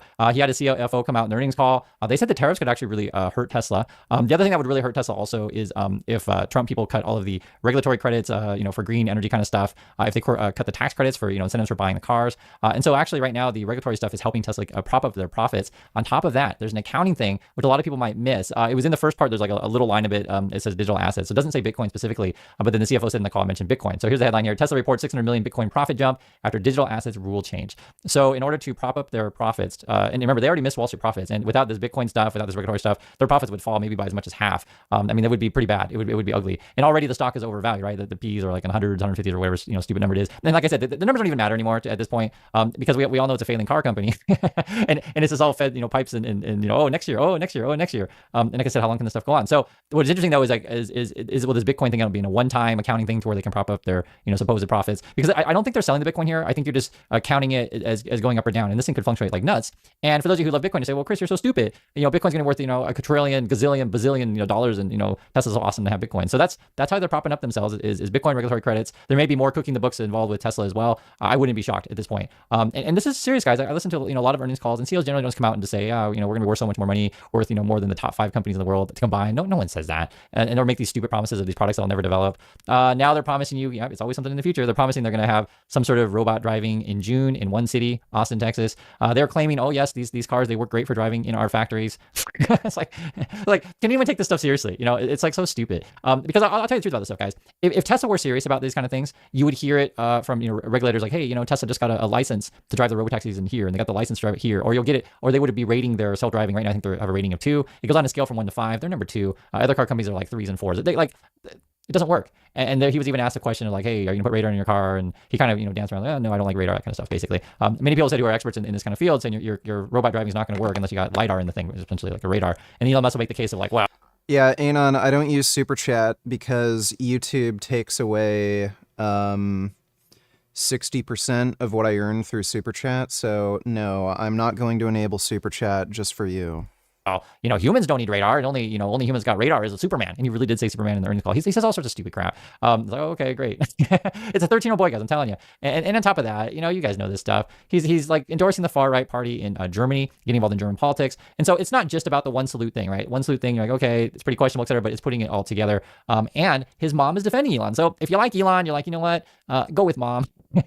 This is such a ridiculous story, right? This is May Musk, Elon Musk's mom. May Musk says, Elon Musk's mom, the mom, she says, I have been receiving so much hatred because of the CNN panel with Cramble yelling about Nazi salutes. No, I'm not using anything other than Streamlabs just for you. Fucking deal with it. Elon Musk must sue them.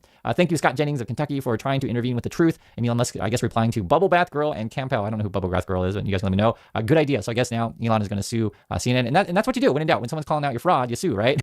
May Musk also says, you're right. Sue Guardian and the NewsHour too. Oh, okay. Yeah, so Elon Musk is now going to sue all the outlets for pointing out that he's getting. Oh yeah, 40.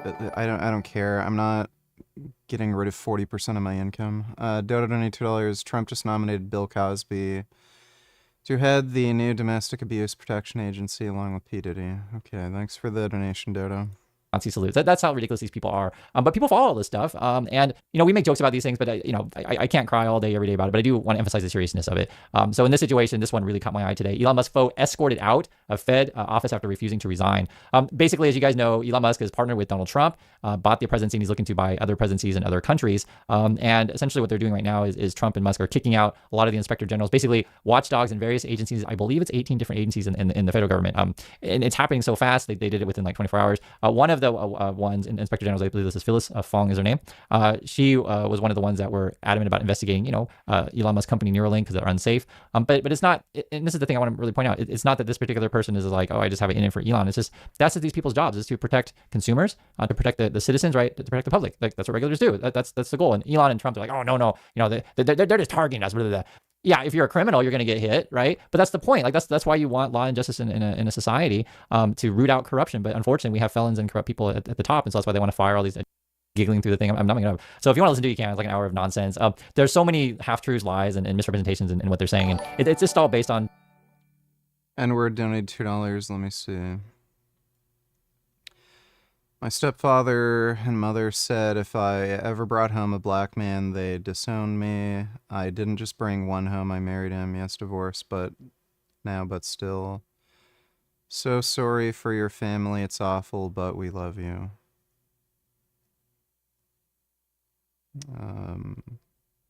Okay. It's hard explaining to a non-sport fan that the guy on the left destroys the guy on the right in the street fight. Yeah, no. Brock Lesnar would kill Floyd Mayweather.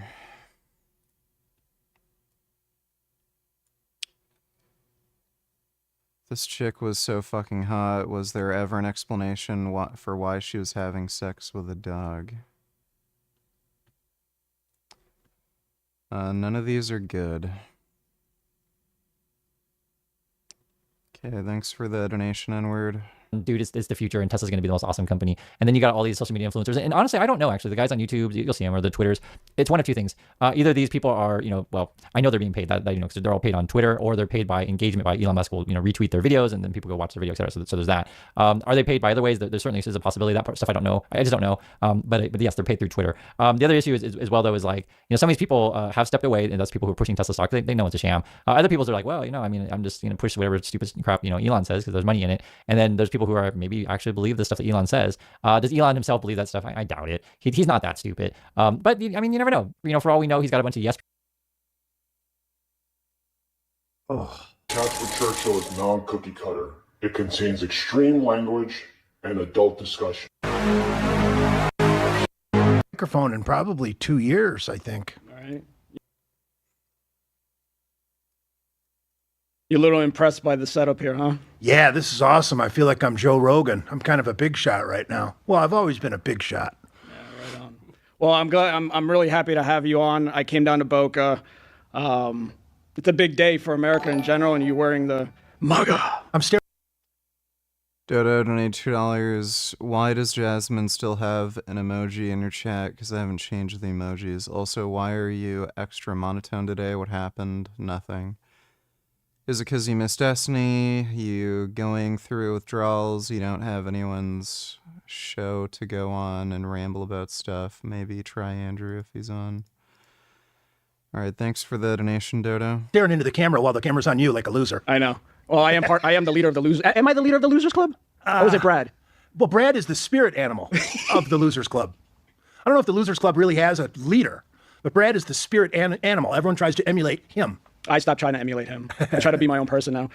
It's a big day, man. So what do you think? Like, hand comes off the Bible for Trump. What's the first thing you're looking forward towards? World peace. No, I think we're going to get some quick things done today. I think what is he going to do? We're going to start with tightening up our border. Mm-hmm. We're gonna start by. Oh, by the way, I just want to say we're no longer linked to Jog Road. There's only two people in this universe that can still issue out a so-called Order 66. Being a futile battle. I was listening to something on the way here. They're talking about going back. Comes from. This is fucking good. I think. I don't know why the fuck you'd think I'd sit through that. Just retarded. That is remarkably boring. We're going to say, oh, it's the crash's fault because we, have a bad FAA or whatever. The crazy thing about this, though, is that if you understand kind of stuff they're saying and why their minds are effectively the minds of 13-year-old boys, it's hard to have these conversations because these people act like children. I'll give you an example. So this is a headline a week or so ago. SpaceX Starship explosion forced FAA to divert flights to avoid debris. So basically, Musk launched a rocket, the thing blows up. We don't want passenger planes, flying through all the debris. And Musk hates the FAA. Right? He's like, why can't I explode rockets over your house? Why you bother me? Just let me do what I want. And we're donating $2. Let me see.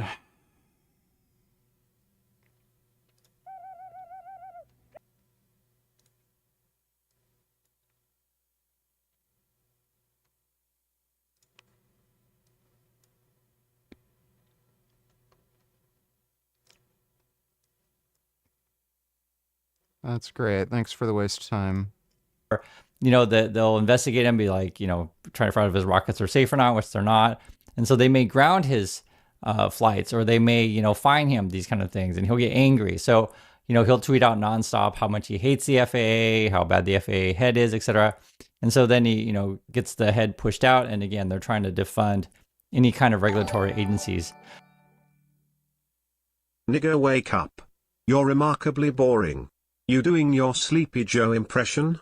Wake up or go to sleep so I can donate pictures of your ex-wife's Australian boy. Already Trump, he's going to blame Democrats, he's going to blame minorities, he's going to blame women, these kind of things. That's what these people do, right? In their point of view, white guys should control everything. It is a real problem that we face because, again, you're dealing with intellects of 13-year-old boys. And so how do you have conversations with these people? And then their followers, are essentially intellect of 13-year-old boys who can't get girlfriends, right? That's this whole What the hell do you want?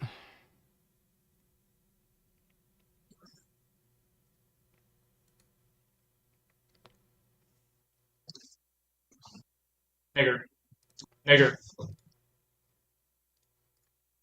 Crowd. On top of that, this is the kind of explanations that they'll give when they have a problem. So this would be SpaceX, Elon Musk rocket company. They had that explosion. It says here, Starship experienced a rapid, unscheduled disassembly. That was their language. Rapid, unscheduled disassembly. During its ascent burn, teams will continue to review data from today's flight test to better understand root cause. Could the root cause be Elon Musk? Maybe. But do I, make video after video and say, oh, it's all because of white guy's fault? No, I don't. It's not a categorically, type of, person is why these things, it's difficult to have these conversations because they throw it in your face all the time. I mean, I'll give you an example. They have, this is your Fox News stuff, right? Elon Musk will tweet this out the Hegseth guy, if you don't know who that is, he had a bunch of sexual harassment issues, drinking issues. I think it was like his first wife or something like that, would hide in the closet fearing for her safety because he was afraid of her or she was afraid of him. Who these people are, aim and they want to know where the stuff's going. You know who these people are. Yo! Hi everybody, this is AB.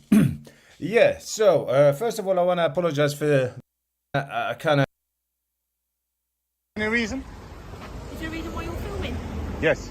Okay, what's that then? Why are you following me? Why are you following you? Why are you filming? Sorry? Why are you filming? Police officers. Yeah. Shoulder number? I didn't see it. 1527, and you are? I'm also at the police station. Shoulder number? Why are you filming? Shoulder number? Why are you filming? Shoulder number. That's your question. Are you a PC? No, I'm a DC. Oh, if you're not, you're a DC, so you need to give me the shoulder number. My car number is 926. Thank you. Is there any reason why you're following me? Is there any reason why you're filming? Yes. Okay. But why are you following me? Because you're filming. Because I'm filming, you follow me? You're filming the police station, yes. Anybody that films, you just follow them? It was filming the police station, yes. Why? Because we don't know why you're filming the police station. You filmed from the rear and now you film from the front. Sure. So is there a reason why you're filming the police station? Yes. Okay, can you tell us the reason why you are filming? Do I have to give you that reason? You do, yes. Do I? You do, yes. Is that law? I have to give you that, or? I'm asking you, politely, why you're filming the back of the police station and filming the front of the police station. So if you're asking me politely, I don't have to tell you, really, do I? I'm asking you why you're filming. So because of that, you just followed me all this time? You know, you caused me alarm and distress with all this following. You're causing me alarm and distress because I work What are you? the back being Broomfield Crescent.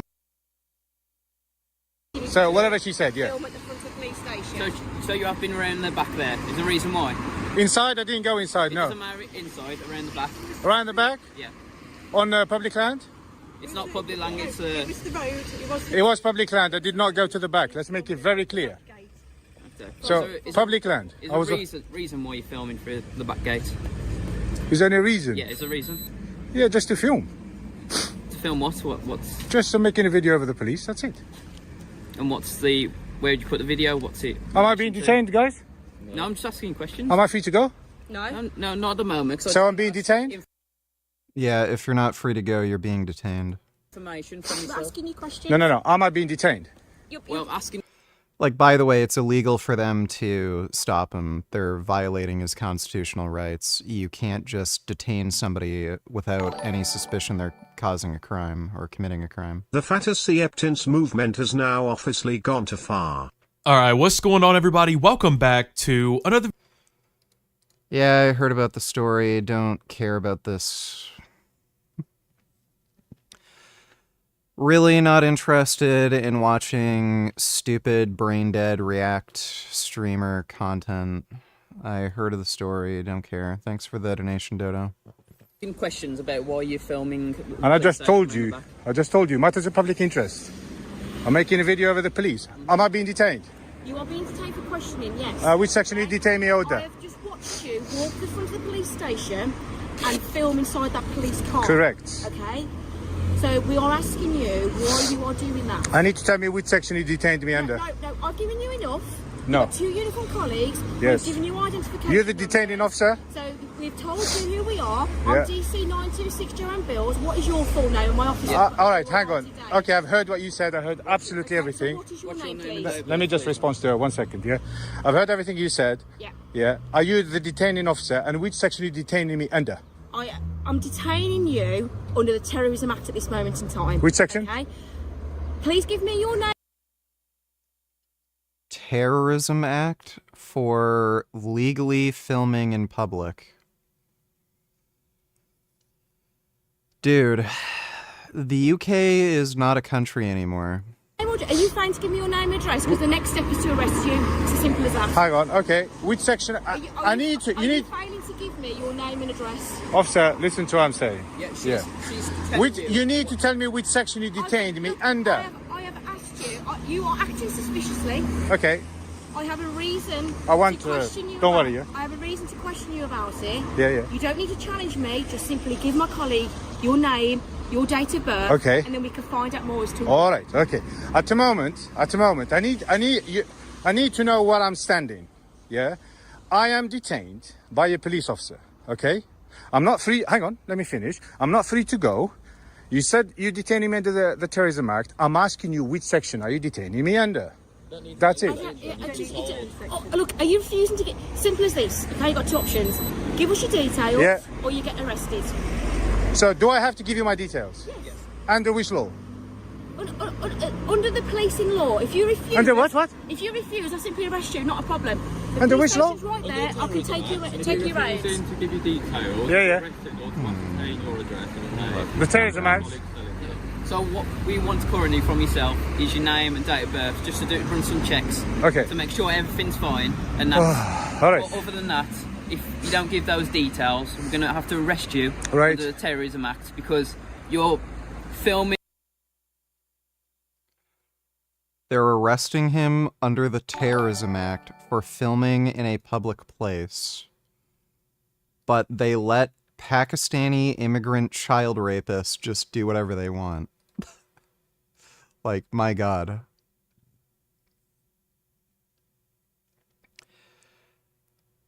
Bruh. You know, you think fat chicks like that rapper would have learned their lesson once they learned about all those activists they died from their own obesity, but no, they are still being stubborn. By arresting if you don't give details. All right, okay. I am filming, around the police station, I did not, I was all on public land the whole time. Hang on, let me finish, the whole time. Okay, I am filming, I'm not denying this. I told you I'm filming matters of public interest. I'm making a not a movie, like a video about the police. It's very difficult to make a video. You're making a video about the police while you're filming personal vehicles. I didn't film personal vehicle video. I filmed that. Police station, filming personal vehicles, what my colleagues told me. It's not illegal to film personal vehicles. No, but you're causing alarm and distress to some people. No, I didn't. They caused me alarm and distress by following me. Let me finish, okay?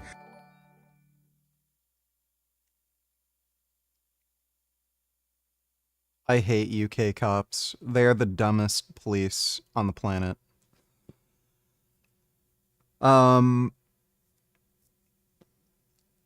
Like, in the US, about 10 years ago, most cops have figured this out, that even though people filming in public is kind of annoying, like, for whatever reason, just somebody with a video camera annoys people, they figured out not to harass, you know, these people who are just... And they know who these people are. These are auditors, right? They deliberately try to get the police to arrest them illegally so that they can make civil suits against them. Like, at least 10 years ago, generally speaking, the police in the US figured this out. The UK police have still not caught up, do not know what auditors are. Like, they literally do not understand what these people are doing. And they still violate people's constitutional rights. And then when you try to civilly sue these police for violating your constitutional rights, it goes nowhere. And it's because of the stupid fucking laws in the UK where right to free speech is not constitutionally protected. That's a huge fucking barrier. And on top of that, they allow insane police corruption. I've seen some of these auditors try to civilly sue these cops who've arrested them unlawfully. They will do insane shit. Like when you request information under the Freedom of Information Act, if they ask for a document, they'll deliberately stamp over it a declassified stamp on the document. And when they don't need to do that because it's given under the Freedom of Information Act, so what they're doing is obviously shady, they'll stamp over critically relevant details so you can't read it. So they'll take out a stamp, make it seem as though they're stamping for some sort of official reason, but they're not. If there's a date on the document that you need the date for, they'll stamp over the document over the date so you can't read the date, so you can't use it in court. It's crazy, and they always get away with it. Majin Buu, donate $2. Go to 133.10. They talk about you for a few minutes.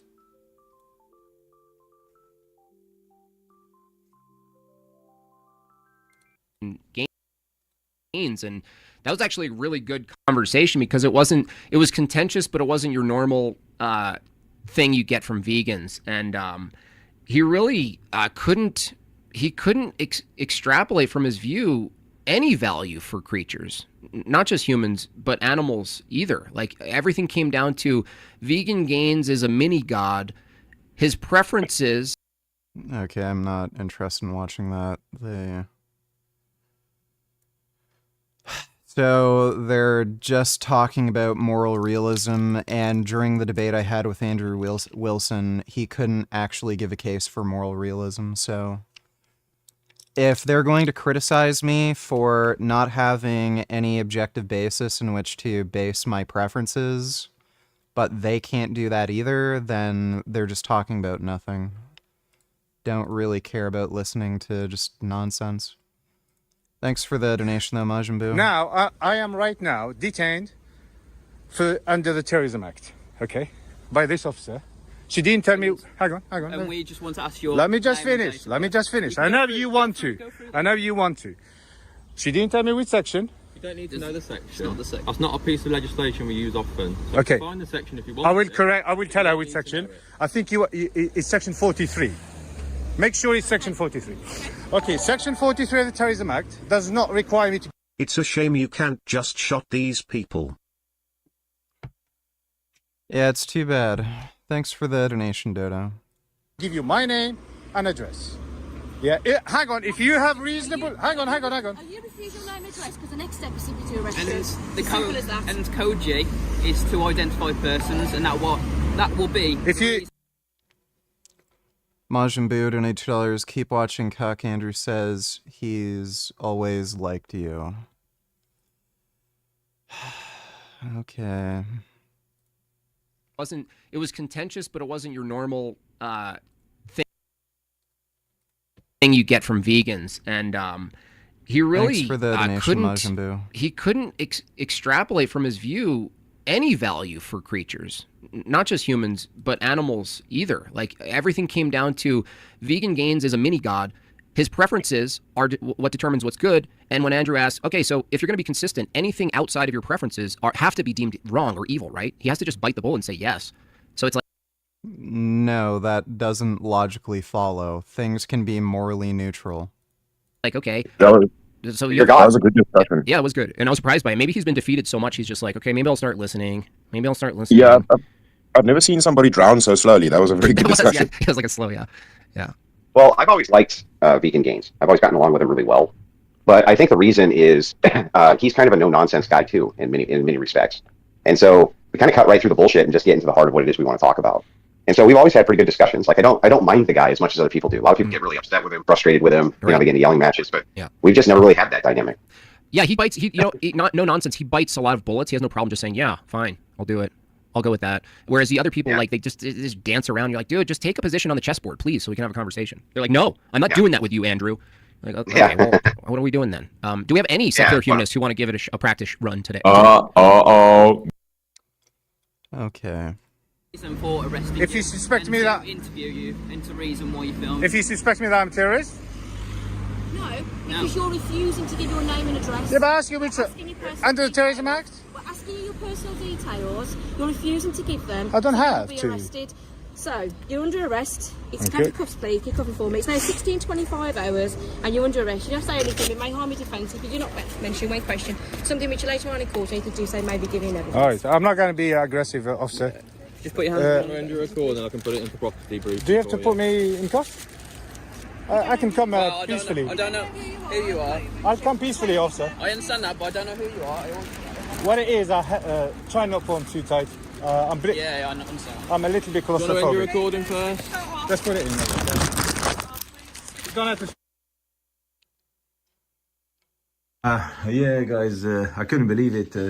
I did not. Arrested for terrorism because he was filming in public.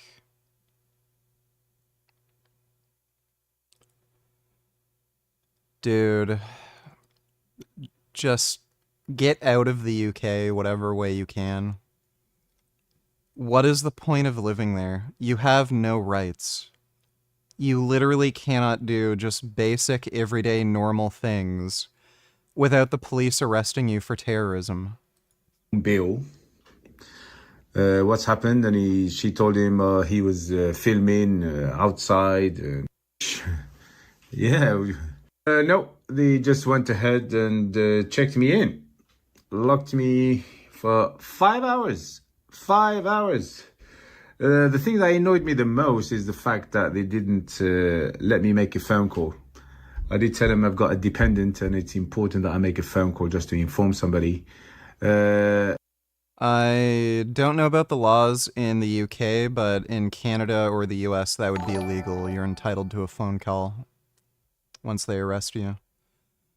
Dodo donate $2. At this point, the UK can just go drown underwater, which hopefully it will once the polar ice caps melt.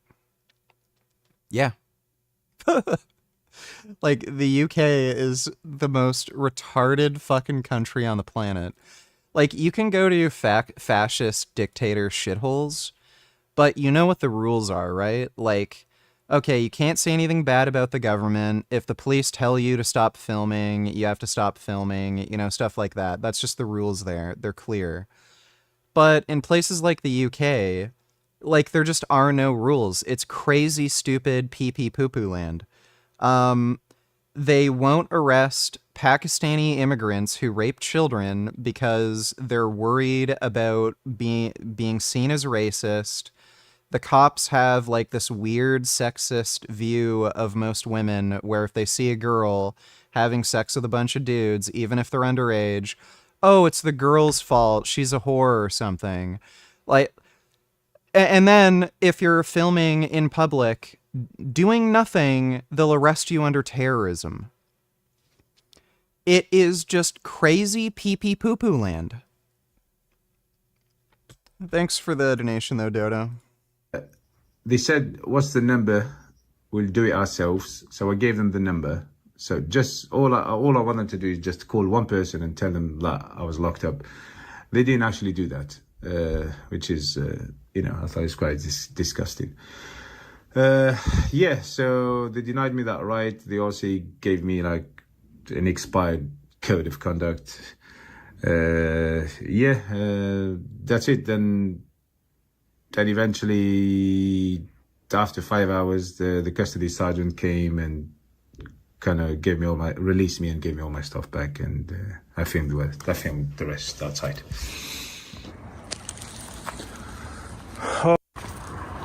She's 4:30 and I think it's 9:30 now. We're looking at yeah. So they didn't even charge him. They didn't even charge him with a crime. Yeah. Like, you should easily be able to make, you know, like 10, 15, 20 grand on a civil lawsuit over shit like this. But again, it's the UK. It's stupid nonsense, pee-pee poo-poo land. The police are never held accountable. It's just crazy. I don't know how anybody could fucking live there. There's this one weird trick to lowering the federal budget. The president can just refuse to spend everything. Yeah, sure, the legislature has the power of the purse, and the president is obligated by the Constitution to faithfully execute the laws, but who cares? Certainly not President Trump. So he issued a 2-page memo that basically halts all federal grants and loans. This is a constitutional crisis. It's hard to overestimate how terrible this is. My voice sounds like this because I don't know what else to do. Okay, but actually, just kidding. On the day that we were planning to release this video, Trump changed his mind and rescinded the original memo with a one-liner memo. Probably because of the near-unanimous backlash and a judicial stay. This is probably a tactic to try to moot all of the lawsuits, which we'll talk about. Except, just kidding again, because as we'll talk about, they admit they are rescinding the piece of paper, the OMB memo, but they are still doing the freeze. So that's fun. That definitely clarifies things. I am so done with these people, and there are 1,600 more days to Jesus. go. American presidents generally are not kings. And I've been saying this a lot recently, but presidents don't get to pick and choose which laws they feel like following. And they generally must disperse money that Congress has lawfully allocated. And during Donald Trump's first term, he blatantly violated the law by withholding aid Congress had allocated to Ukraine. You might recall that President Trump, like a mafia boss, told Ukraine that they could have the money that Congress allocated if they did him a personal favor first, investigate Joe Biden's son. And the House of Representatives impeached Trump for this overreach. But Trump is back, and this time he has the architects of Project 2025 by his side. They envision a system where the president personally controls spending of the government. Trump and the director of the Office of Management and Budget, the OMB, Russ Vought, believe that the president has the right to withhold or impound funds allocated by Congress. On January 27th, Matthew J. Faith, the acting director of the OMB, issued a 2-page memorandum freezing almost all federal grants and loans at home and abroad. The memorandum purports to stop the disbursements of hundreds of billions of dollars to programs. Before it was judicially halted and then rescinded by the Trump administration, the memo sent the government into complete chaos. And as just a sampling, it purported to stop the following projects and programs. All foreign aid except aid to Israel and Egypt. This includes the implementation of the president's emergency plan for AIDS relief, a government initiative launched in 2003 by President George W. Bush to combat the global HIV/AIDS epidemic. PrEPFAR is one of the most significant and impactful international health programs ever implemented, and it saved lives all over the world. And the Trump organization had instructed organizations in other countries to stop dispersing HIV medications purchased with U.S. aid, even if the drugs had already been obtained and are sitting in local clinics. And missing even a few doses of an antiretroviral medicine can have life-threatening consequences.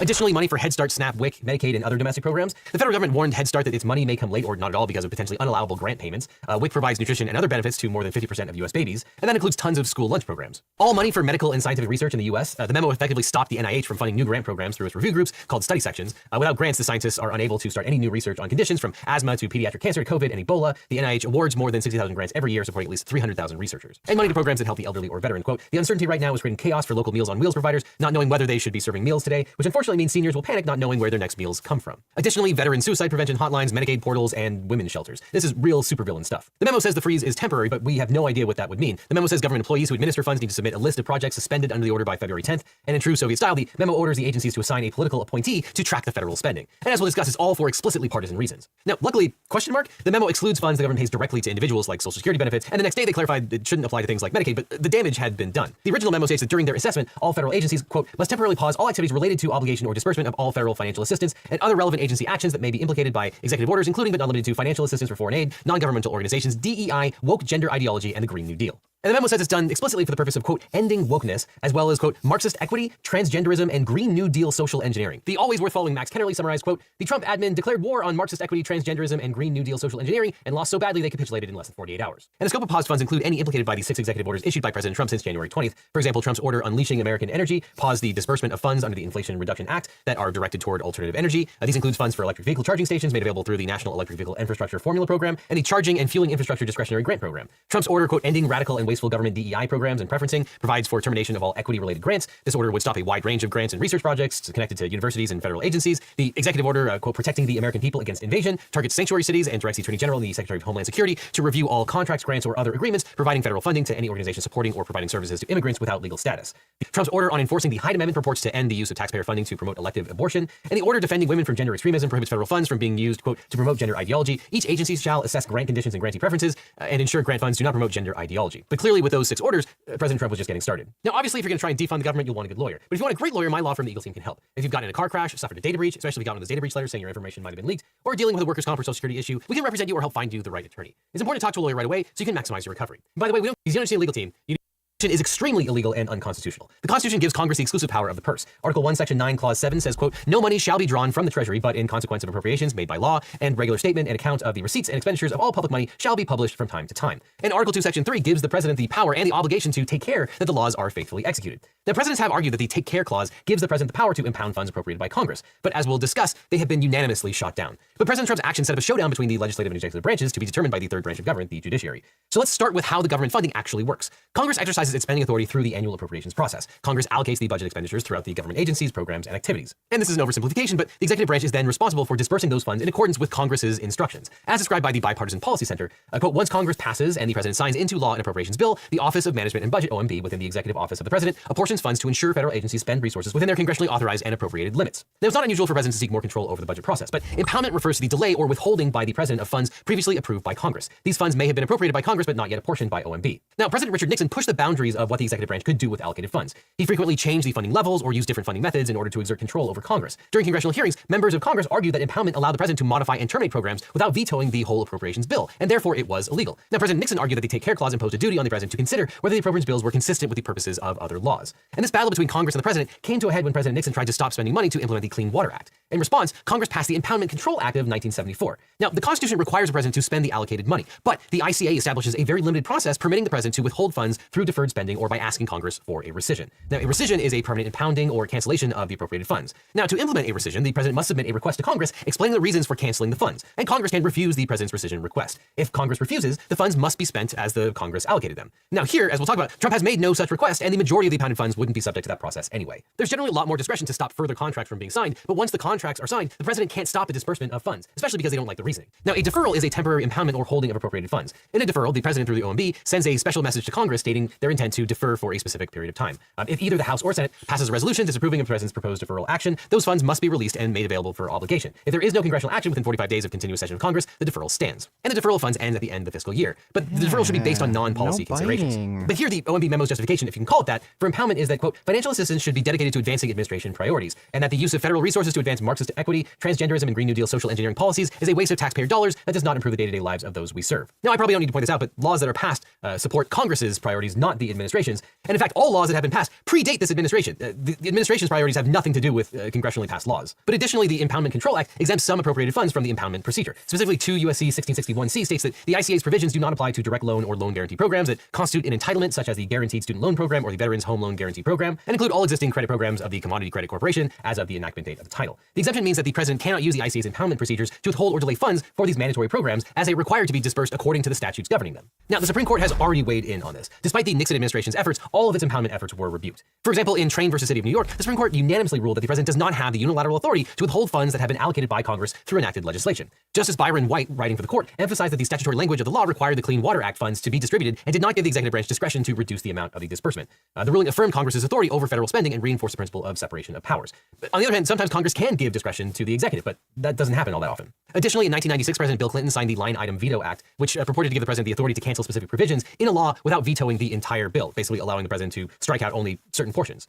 But the Supreme Court said that law was invalid. Quote, our first president understood the text of the presentment clause as requiring that he either approve all parts of a bill or reject it in toto. And in a 6-3 majority opinion written by Justice Stevens, the court ruled the Line Item Veto Act was unconstitutional. And the Office of Legal Counsel has twice affirmed that the Constitution does not give the President a broad impoundment right. In 1969, then Assistant Attorney General William Rehnquist wrote an OLC memo that said, quote, with respect to the suggestion that the President has a constitutional power to decline to spend appropriated funds, we must conclude that the existence of such a broad power is supported by neither reason nor precedent. And in 1998, the OLC issued another memo that reaffirmed this conclusion, quote, there is no textual source in the Constitution for any inherent authority to impound. It has been argued that the President has such authority because the specific decision whether or not to spend appropriated funds constitutes the execution of the laws, and Article 2, Section 1 of the Constitution vests the executive power in the President alone. The execution of any law, however, is by definition an executive function, and it seems an anomalous proposition that because the President is charged with the execution of the laws, he may also disregard the direction of Congress and decline to execute them. Similarly, reliance upon the President's obligation to take care that the laws be faithfully executed, Article 2, Section 3, to give the President the authority to impound funds in order to protect the national fisc, creates an anomalous result that the President would be declining to execute the laws under the claim of faithfully executing them. Moreover, if accepted, arguments in favor of an inherent impoundment power carried to their logical conclusion would render congressional directions to spend merely advisory.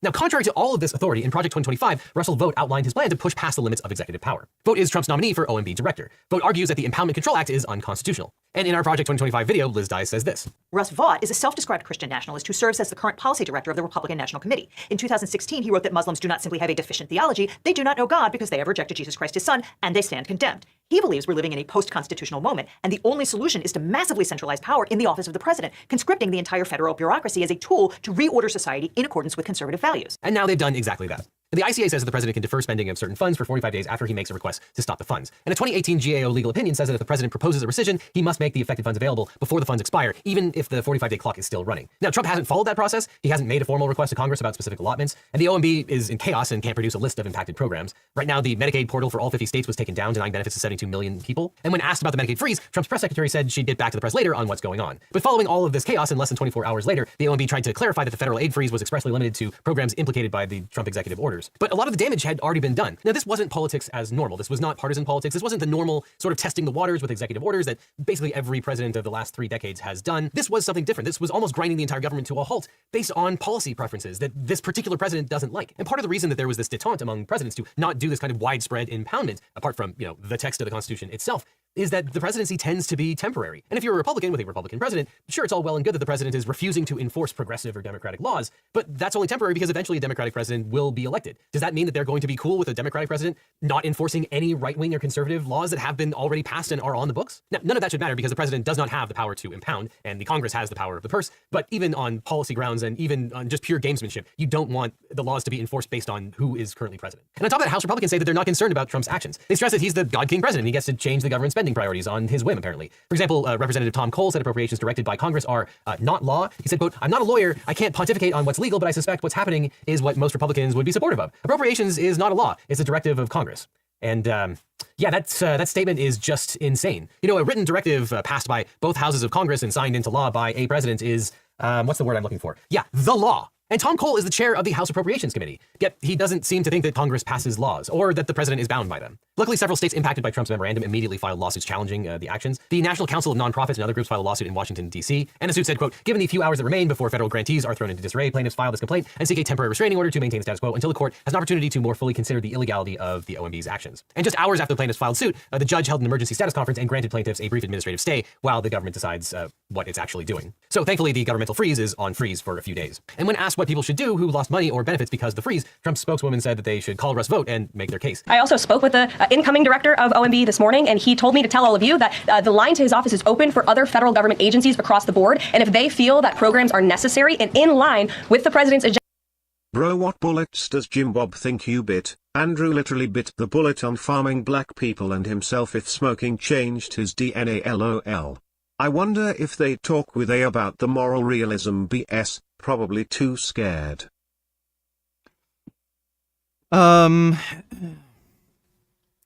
At least during that debate, Andrew seemed to take the side of moral anti-realism because he literally could not provide any objective basis for which God makes moral decrees. So seems to me like at least what he said in the debate was yeah, God's moral preferences are subjective to, himself. Those are his preferences. But he's God, so I'll listen. Like, that really seems like the only... that seemed like his position. So unless he can come up with some, basis for which he supports moral realism, he seems like a moral anti-realist. So I don't know why they're going on this... making it a big point that, Vegan Gain says, his morals are based off his preferences. Why should we follow his preferences? I don't know why they're making a big deal out of that when that's literally their standpoint. But, they're Christian apologists, so, they're gonna have stupid opinions. Thanks for the donation, Hunter Toby. And yeah, they'd probably be too scared to debate. Ask yourself on moral realism. Agenda, then the Office of Management and Budget will review those policies. I think this is a very responsible measure. Again, the past 4 years, we've seen the Biden administration spend money like drunken sailors. It's a big reason we've had an inflation crisis in this country, and it's incumbent upon this administration to make sure, again, that every penny is being accounted for honestly. But all that's crazy because if the Nixon cases are any indication, all of this money will be appropriated and spent eventually. It's just going to come later rather than sooner. But right as we were planning to release this video, the Trump administration changed their mind and just said, oopsie, just kidding. In the barest of memos, the OMB said, quote, OMB Memorandum M2513 is rescinded. If you have any questions about implementing the president's executive orders, please contact your agency general counsel.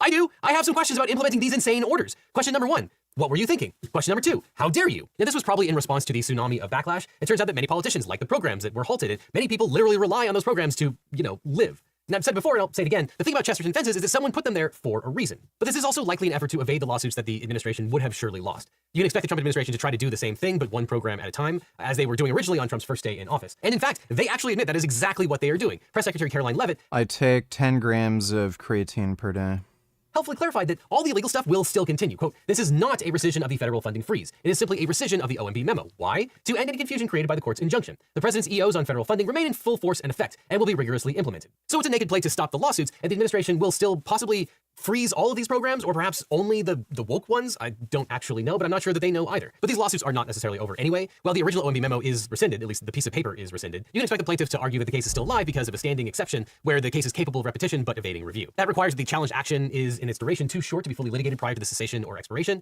and that there is a reasonable expectation that the same complaining party will be subjected to the same action again. But I don't even think that we need to get there because the press secretary gave the plaintiffs a gift saying that the freeze is still in effect. This is just the latest in a series of extremely concerning moves of the Trump administration in its first week. And all these moves seek to consolidate executive power, install only partisan hacks and loyalists, and failing that, to just get the government to not function, including moves to fire all of the inspectors general who are the watchdogs of the government, fire career staff and rescind job offers to people who are looking to join the government, fire anyone at DOJ who was involved in the Trump prosecutions, require loyalty oaths for new hires, firing 2 NLRB members without cause, issuing a hiring freeze on almost anything except for law enforcement, and now just stopping to allocate funds. But make no mistake about it, this is a constitutional crisis. And yet this story will fail to reach millions of Americans because of media bias or attempts to avoid bias. A staggering 565 4 more years of that horse shit. Now throwing Elon Musk under the bus. Trump is also throwing Russ Vought, the head of the Office and Management Budget, under the bus for the memorandum which froze federal funding to departments and agencies, which was incredibly unpopular, whether you were in a red state or a blue state, whether you're a Republican or a Democrat. Governors throughout the country, people throughout the country were outraged that federal funding was so abruptly cut off with a vague memo. Now,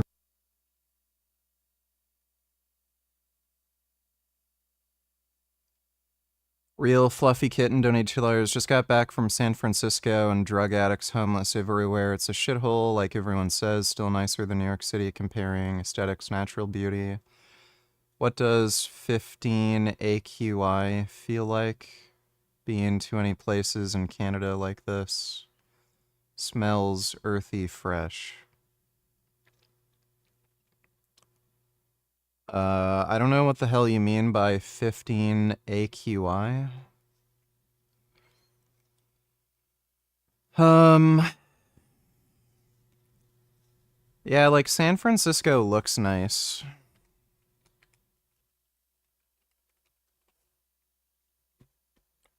It's very pretty. There's some like really nice looking areas.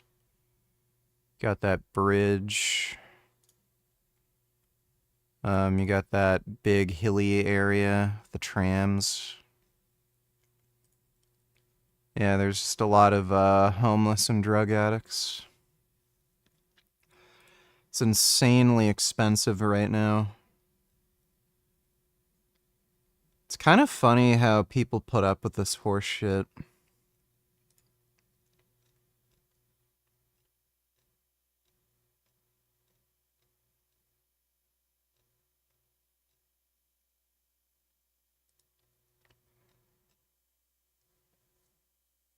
Well, thanks for the donation, Real Fluffy Kitten.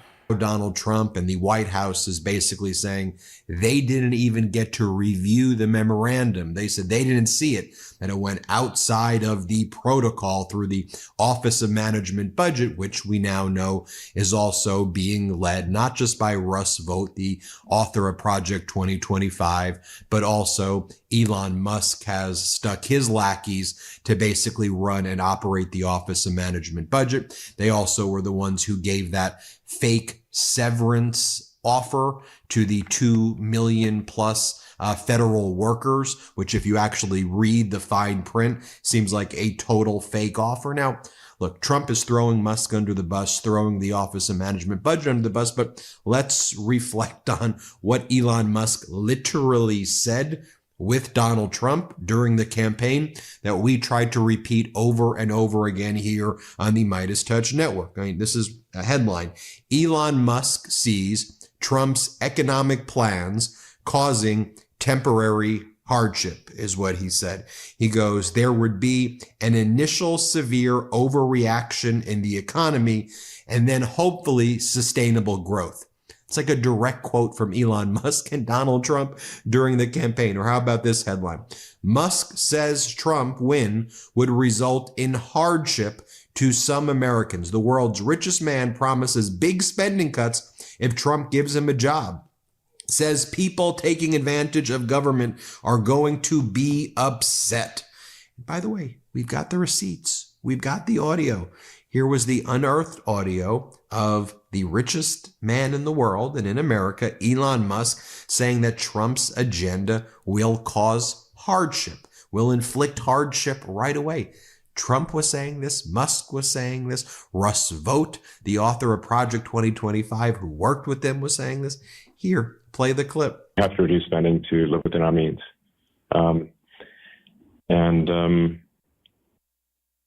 Yeah, that necessarily involves some temporary hardship, but it will ensure long-term prosperity.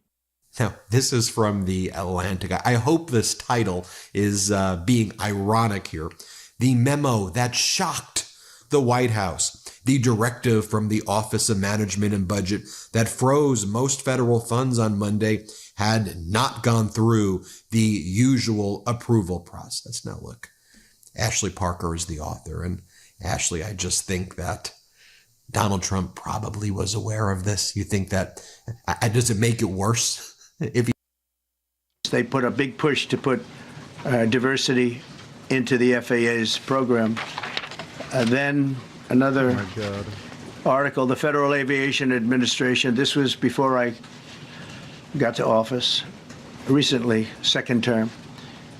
The FAA is actively recruiting workers who suffer severe intellectual disabilities, psychiatric problems, and other mental and physical conditions under a diversity and inclusion hiring initiative spelled out on the agency's website. Can you imagine? These are people.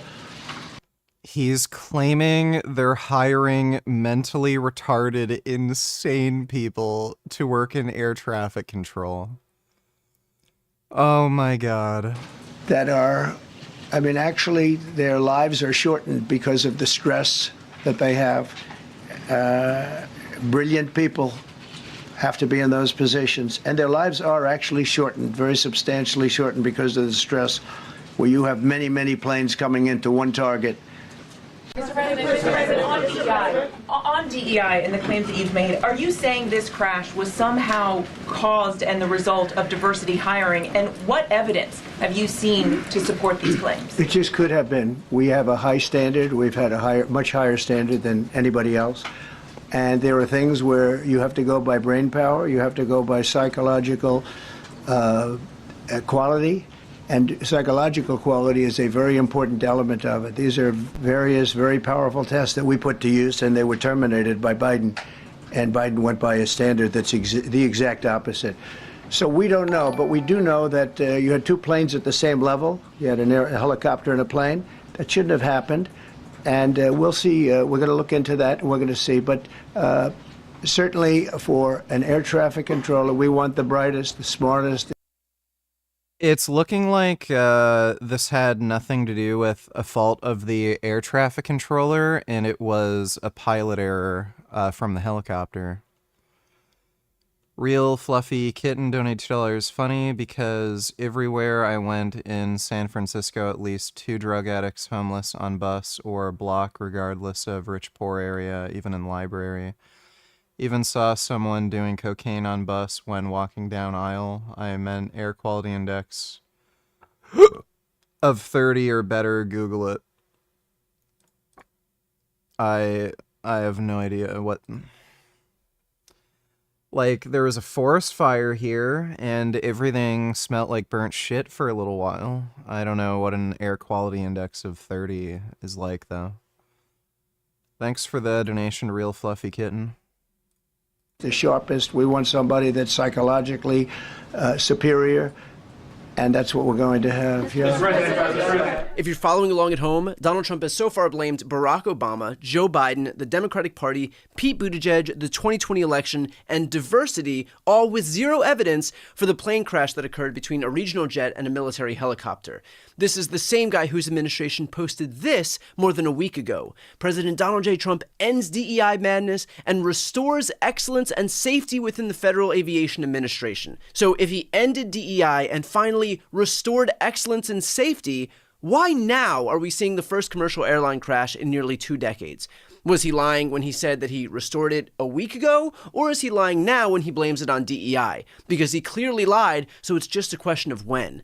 In fact, Donald Trump was questioned on that point, and here's what he had to say. Issued an executive order you say will restore aviation safety. Right. This crash happened after that. Was the executive order successful, and what more needs to change to keep people safe? Well, you know, we issued it 3 days ago, and we're in the process of making those changes. This is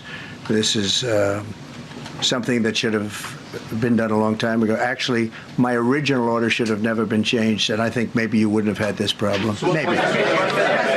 First off, it was not 3 days ago. Here again is the graphic. If you are able to read numbers, you can see clearly that it says January 22nd. That is 8 days ago, meaning Donald Trump took credit for restoring aviation. Why are cops such pussies? Look at this overkill. How does no one not just pit maneuver this?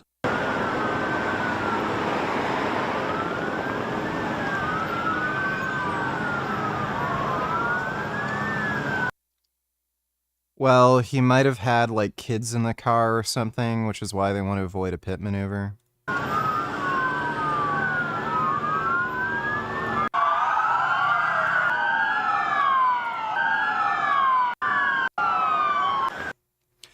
Like, pit maneuvers are pretty high risk, and especially for, like, a truck that has a high center of gravity, there is a risk of, like, rollover and shit. And there is a risk that they could end up running into a barrier and getting into a serious crash. So if the person has like a hostage or there's kids in the back or who knows, they might opt to not do a pit maneuver. Thanks for the donation though, Tool. Aviation safety more than a week ago, and yet is now backtracking and claiming it was just a few days ago, and so clearly he didn't have enough time. It's also worth noting that upon taking office, Trump fired the head of the Transportation Security Administration and all members of the Aviation Security Advisory Committee. Seem familiar? Trump fires people in key roles, and then when a crisis inevitably hits and he's purged the government of institutional knowledge on those topics, he finds someone or something unrelated to blame. Does COVID ring a bell? When he fired the NSC's Pandemic Preparedness Unit, same story, different day.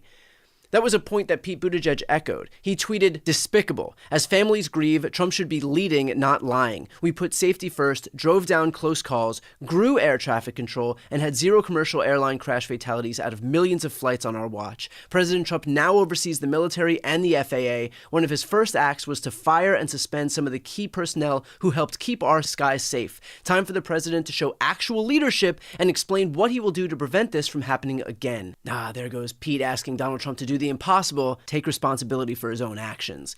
Now, in reality, there is 0 evidence that DEI had literally anything to do with this crash. And yet, when pressed on that, here's what Trump said. Mr. President, you have today blamed the diversity elements, but then told us that you weren't sure that the controllers made any mistake. You then said perhaps the helicopter pilots were the ones who made the mistake. It's all under investigation. I understand that. That's why I'm trying to figure out how you can come to the conclusion right now that diversity had something to do with this crash. Because I have common sense, okay?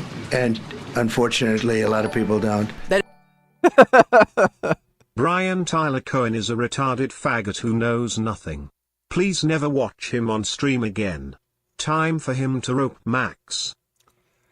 Can't make that promise, but thanks for the donation, Majin Buu. Dude, Trump is an actual fucking whack job. I won't put it back any further. I'm just so sick of seeing this guy, man. I'm just so sick of seeing this at the AFD. Incredible. Was that intentional? The Independent, was that intentional? That has to be. That's really good. You can choose the thumb. Okay. when he Sieg Heiled twice. And again, if you ever want a reminder, like, don't let the gaslighting hit you, go look at the clip again. He's Aliens donated $2. I really want to join NYPD police, but I'm on the spectrum, mild form, in good shape. I looked up a random cop and they barely do any work and get paid over 200K. He's standing on his phone with partner chilling. They're overpaid here. Thoughts? I don't think the starting salary for an NYPD cop is 200,000. NYPD cop salary. Yeah, so starting salary is 58,000. Salary after 5.5 years, 121,000. And that doesn't include overtime or night differential. Cops get paid a lot of fucking money in overtime hours. There are some police making like nearly $500,000 because of the amount of overtime hours they end up taking. So depending like what city you work in and how many overtime hours you work, you can make a lot of fucking money as a cop. It's crazy. But yeah, you're not going to be making 200K base salary. There's just no chance. There is a realistic possibility that you could make like, well over 100,000 if you take a lot of overtime hours. They probably won't give them to you if you're new on the force, but after like a couple of years, you probably can start taking significant amount of overtime hours. Thanks for the donation, though, aliens. Sieg Heiling. I genuinely think that Elon, who has very poor impulse control and is not very good at socializing, wanted to do a more ambiguous gesture, but failed and did a very unambiguous gesture, but ultimately wanted to do... Like, he knew what he was doing. It wasn't an accident. He just f***ed up because he wanted to be more ambiguous with it. You know, he wanted there to be a bit more plausible deniability than there actually was. Because since then, he hasn't even denied it. Because Elon's a Nazi. He likes Nazis. You know, he hasn't gone out and said, like, that was not my intention. I apologize, blah, blah. You know, it's okay to be proud to be German. This is a very important principle. It's okay. It's good to be proud of German culture. Anti-Semitic you have to be for the ADL to care even though you support Israel. Remarkable stuff. Okay, so we're catching up on the timeline here in this video. Yeah, he's clearly a Nazi. $500 billion artificial... Something I forgot to add to my last dono is that Brian Tyler Cohen is not only a retarded faggot that know nothing, but he's a fucking Jukike. Okay, that's great. Thanks for the donation, Majin Buu. Welcome back, Defenders. Today's video, we're going to start by talking about sanctions placed by Ukraine on Russia. And when I say sanctions, I mean drone attacks. Lukoil refinery set ablaze by Ukraine's 100-plus drone barrage, the Nizhny Novgorod.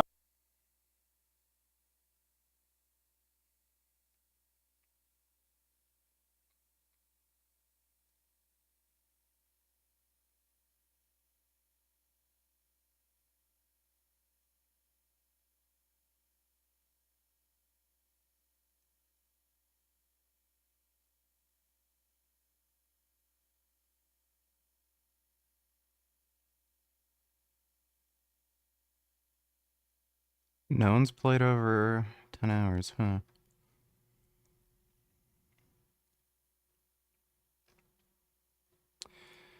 A lot of people are complaining about performance, but everybody complaining about performance has kind of shitty cards. Like 4070 is good, but a lot of them have like 60 series cards or worse.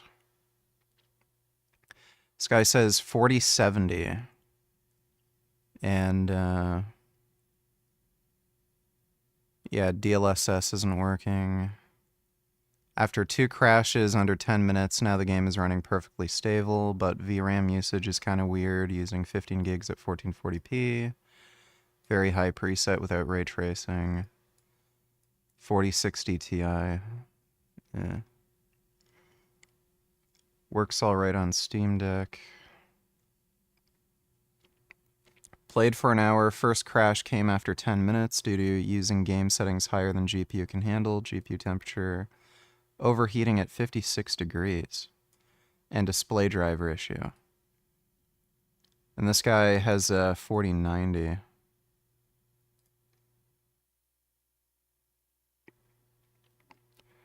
Playing at max graphics, max ray tracing, max everything at 4K, I'm getting 70 to 100. It is great at 1440, getting 120 to 200 FPS until I gain full control of Miles. After the initial tutorial, the game crashes at the exact same spot, and every time after jumping into the air with Miles, crashes like clockwork.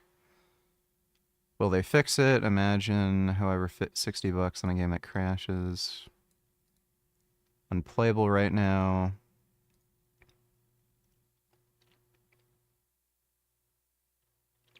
Some people are saying crashing, some people no.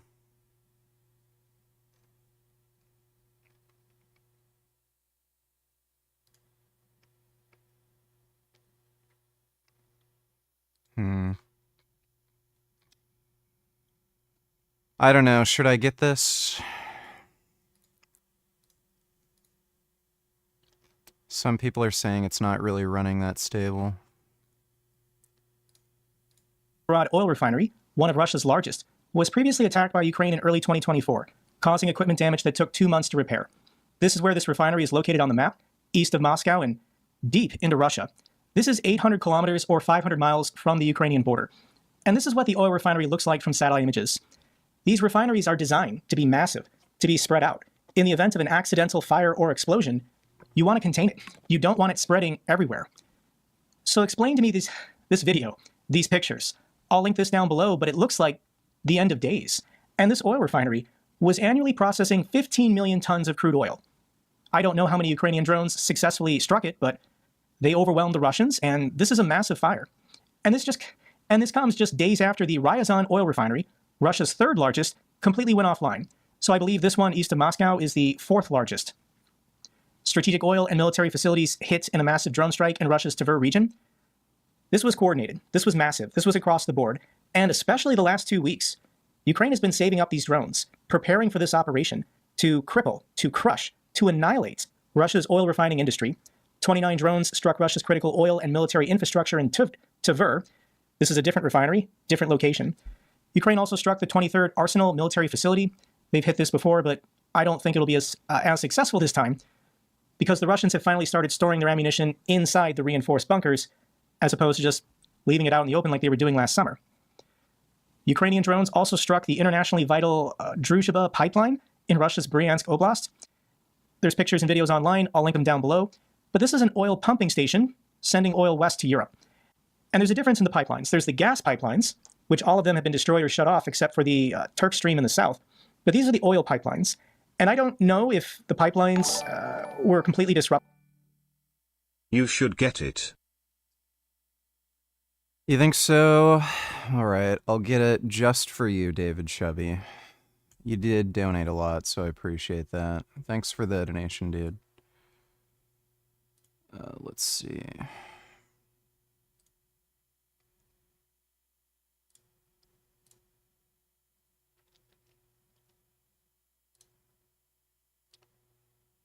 $107 gigs.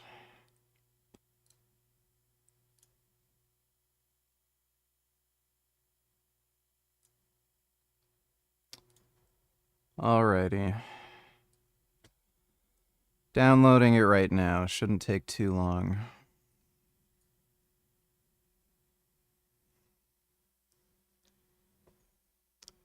Yeah, it should be about 30 minutes if that.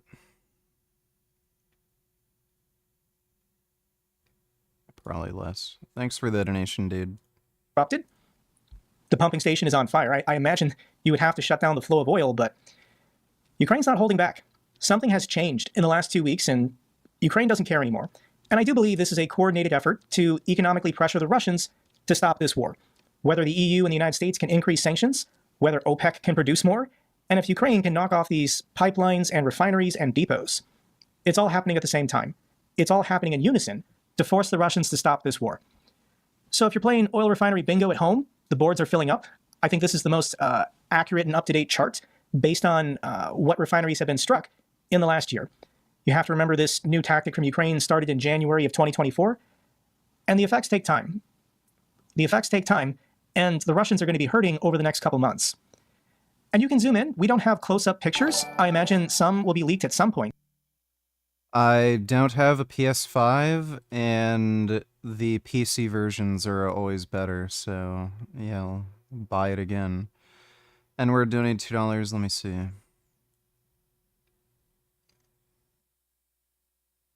Adolf Hitler. Yep.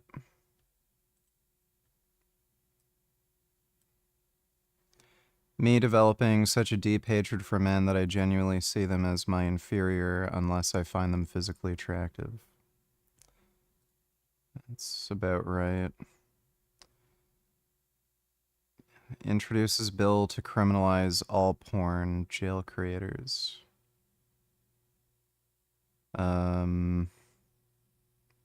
Authorize the state to imprison those who create or view it. Yeah, you'd literally have to imprison the entire American population. The majority of people over the age of 12 have viewed porn. So that's stupid.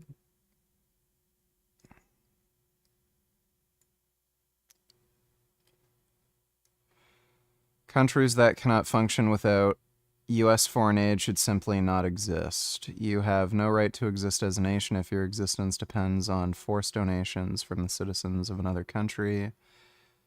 Take away all foreign aid permanently and let the chips fall where they may. That is a remarkably stupid take. Thanks for the donation, N-word. But these are very delicate distillation towers. This is how you separate the carbon chains in order to make refined oil products. And I don't know if Russia has the parts or the expertise or the technicians. And even if they did, how do you fix this in January? It is the middle of winter in Russia. And you're going to try and send repair crews outside to scale these towers in the frigid cold? None of this stuff is going to get fixed until it's warmer. None of this stuff is going to get fixed until this summer. So the Russians have noticed, and they're freaking out. Increasingly, Solyov is sounding the alarm on Kremlin state TV. And it's interesting to see how they're reacting, because they're looking for people to blame. Let me read for you what Solyov is saying. There's been another hit on our refineries, and who's going to protect them? What is the problem? Why has this issue not yet been raised at the level of the legislature, the State Duma? Write requests, ask, who is responsible for the protection of all our critical infrastructure? Who is responsible? If we want to say that let the owners protect them, no problem. But let us give them this opportunity. They are ready to invest. So Solyov is suggesting that these oil companies have their own private militaries to provide air defense for their refineries and depots. Of course, it's forbidden. Who will they put there? Are they going to take people off the streets and give them combat weapons? No, they can't do that. They can financially do it. They're willing to invest. But then who's in charge? Maybe it is necessary to create troops to protect especially important objects with different functions. There must be someone in the country responsible for this. We talk about this all the time, but time after time, strikes are carried out and huge losses are incurred. That actually is a good question. Who is responsible for protecting these oil refineries and depots with active air defense systems, with guys on the ground with machine guns trying to shoot down these planes packed with explosives? These oil refinery strikes have been going on for a year, and the Russians still don't know what to do about them. And this is incredibly demoralizing for the average Russian, and especially for Russian forces. Here are some translations off Telegram. These are Russian military bloggers responding to these refinery attacks. Honestly, I never thought I would read news about massive drone and missile strikes on Russia more often than on Ukraine. That's why the Ukrainians are laughing at us. No one is going to fix it yet. Here's another one. The war is in its third year. The enemy continues to successfully destroy the Russian oil refinery and fuel storage system with moped planes that fly at a maximum speed of 120 kilometers per hour and were assembled from stuff and sticks in Kharkiv garages. The oil refineries were not protected by air defense, and they're just not protected. There are not even mobile groups with small arms, or if they are, their work is not noticeable at all. I do think there are mobile units with small arms protecting these oil refineries, but if Ukraine just sends 100 at the same refinery in the same night, you're going to blow it up. You can't stop that. And the news for Russia gets worse. China and India halt Russian oil purchases for the month of March. So oil contracts are always for the future. You place an order and then it takes months for the oil to be delivered. And at the moment, both China and India are halting all their purchases of future Russian oil. Why would they do this? Well, increased shipping costs. I think that's what they're publicly saying. But China and India don't know what Donald Trump is going to do. Donald Trump is threatening increased sanctions that could be applied in the next 2 months.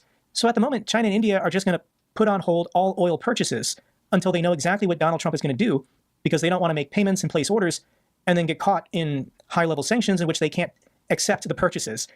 Concerning the Shadow Fleet tankers, yeah, I think the Treasury Department is going to place more sanctions, go after more of these ships in either February or March. And if that happens, China and India have already told the Russians, we're not going to violate U.S. sanctions to help you out. I think China and India are fed up, and they want Russia to stop this war. Meanwhile, inside Russia, Russia faces surge in corporate bankruptcy. Experts are warning. More than 20% of manufacturing companies were paying interest costs exceeding 2/3 of their pre-tax profits. This was as the end of 2024, compared to just 10% a year earlier. The most affected sectors include investment-intensive industries, with transport engineering companies experiencing the greatest strain. Businesses' ability to generate profits to cover loan payments is declining. It's a house of cards. These Russian companies are borrowing money to make the payments on their borrowed money. When you borrow money to make your debt payments on borrowed money, eventually you can't pay it anymore. This is just a nightmare for the Russian economy, and even if the war is frozen today, even if the war stops today, things have already been set in motion, and the Russians are screwed in the long term, but they're not thinking long term. So this is interesting. Putin gave a weird interview in the back of his car. Maybe this is a new Russian series, driving with dictators. And Putin claims Ukraine will collapse soon without Western aid. He also attacked Zelensky's legitimacy to engage in negotiations. So here's the interview. I'm going to read for you about a minute of it. I'll link the entire thing down below. Thank you so much to Natalka for these important translations. Here's what Putin says. Well, yes, if we start negotiations now, they will be illegitimate. I'm really talking about it. I didn't talk about it, but I'll tell you, there's a problem. Why? Because when the current head of the regime, as it can be called today, signed this decree, he was still a legitimate president. But now he can't nullify it because he is illegitimate. So Putin is saying that he can't engage in negotiations with Zelensky because 3 years ago, Zelensky signed a decree saying that nobody in the Ukrainian government can engage in negotiations with Russia. Zelensky did this to stop smaller actors or shadow actors in the Ukrainian government from holding secret talks with the Russians, trying to prevent Medvedchuk from claiming any kind of legitimacy to negotiate on Ukraine's behalf. So Putin is saying Zelensky was legitimate when he signed that decree, but Zelensky hasn't had an election in 5 years, so today he's not legitimate and is incapable of repealing this decree that he issued 3 years ago. It's a stupid argument, but this seems to be what Putin is fixated on at the moment. That's what's tricky. It's an ambush. Do you understand it? It's a trap. So this is Putin channeling Admiral Akbar. Please let the chairman of the Rada do it in accordance with the Constitution. This is, if there is a desire, any legal issue can be resolved. But right now, we don't see such a desire. Well, I think his Western sponsors, they can't exist. They won't last a month if money, and broadly speaking, bullets stop coming. Everything will be over in a month and a half, or 2. So this is Putin saying that if all military aid in Ukraine stops today, Russia can completely win this war in 2 months. So bookmark this clip. We'll come back to it in 2 months. The fighting is not going to stop. Hopefully there's a peace deal, guys, but I don't think it's going to happen in 2 months. And I guarantee you the war is still going to be going. In this sense, Ukraine's sovereignty is almost zero. If their Western sponsors have a desire to achieve peace, the path to it is very simple. This is Putin saying, just stop militarily supporting Ukraine, I'll finish them off, and then the war is over. Putin's not looking for a ceasefire. He's not looking for a peace deal. He's looking for genocide. He just wants to kill everyone he wants to kill and take all the territory he wants to take. So now that Trump is president, we're not going to talk about Orshnik. Putin wouldn't shut up about Orshnik for over 2 months. And the second Donald Trump is sworn in, no mention of his new wonder weapon that can destroy every European capital with nuclear weapons. So this is what Putin is trying to do, and it's so transparent and it's so stupid. According to the Institute for the Study of War, Putin's rejection of Zelensky's legitimacy sets the stage for Russia to violate any future agreements. So if Putin signs something with Zelensky, a year from now, 2 years from now, 3 years from now, he can just say that that agreement was illegitimate because Zelensky was illegitimate, and then he can start the war again. Take note, This guy can't be trusted. You cannot engage in negotiations with the Russians because the Russians will violate any agreements anyone makes with them. This is what they've been doing for, well, I mean, if we go back to Soviet times, we'll just say since the beginning of Russia in 1992. Here is Zelensky's reaction, and Zelensky's a genius. He knows what to say. Today, Putin once again confirmed that he is afraid of negotiations, afraid of strong leaders, and does everything possible to prolong the war. Every move he makes and all his cynical tricks are aimed at making the war endless. So this is Zelensky talking about strong leaders without mentioning Trump's name. Then down here, world leaders should take into account the mistakes of previous years, as well as the mistakes of those leaders who are no longer on the stage. So this is Zelensky referencing Biden without saying Biden's name. Pretty smart. Putin has significant capabilities to disrupt global stability, but he is too faint-hearted to withstand real pressure from strong leaders like Trump. That is why we must act decisively and in unity, all those who have the courage to believe in peace and bring it closer through strength. True peace is possible if Russia is forced into it. Okay, we're getting there. Sadie N-word donated $2. Let me see.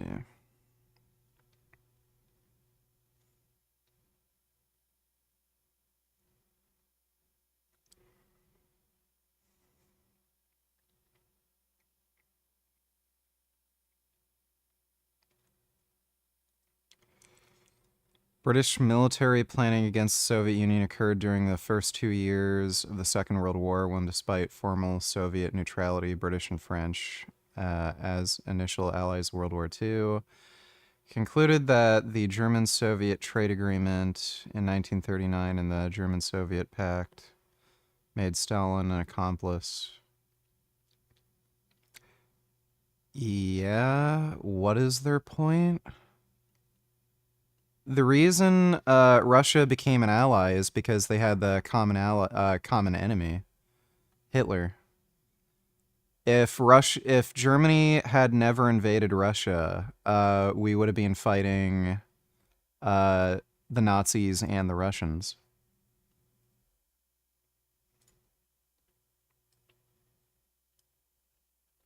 Из-за тех парней китайских, индийских, исламских, африканских, латиноамериканских парней, которые тоже получают благодаря этого возможность, благодаря нашей войне. Why do you send me this shit?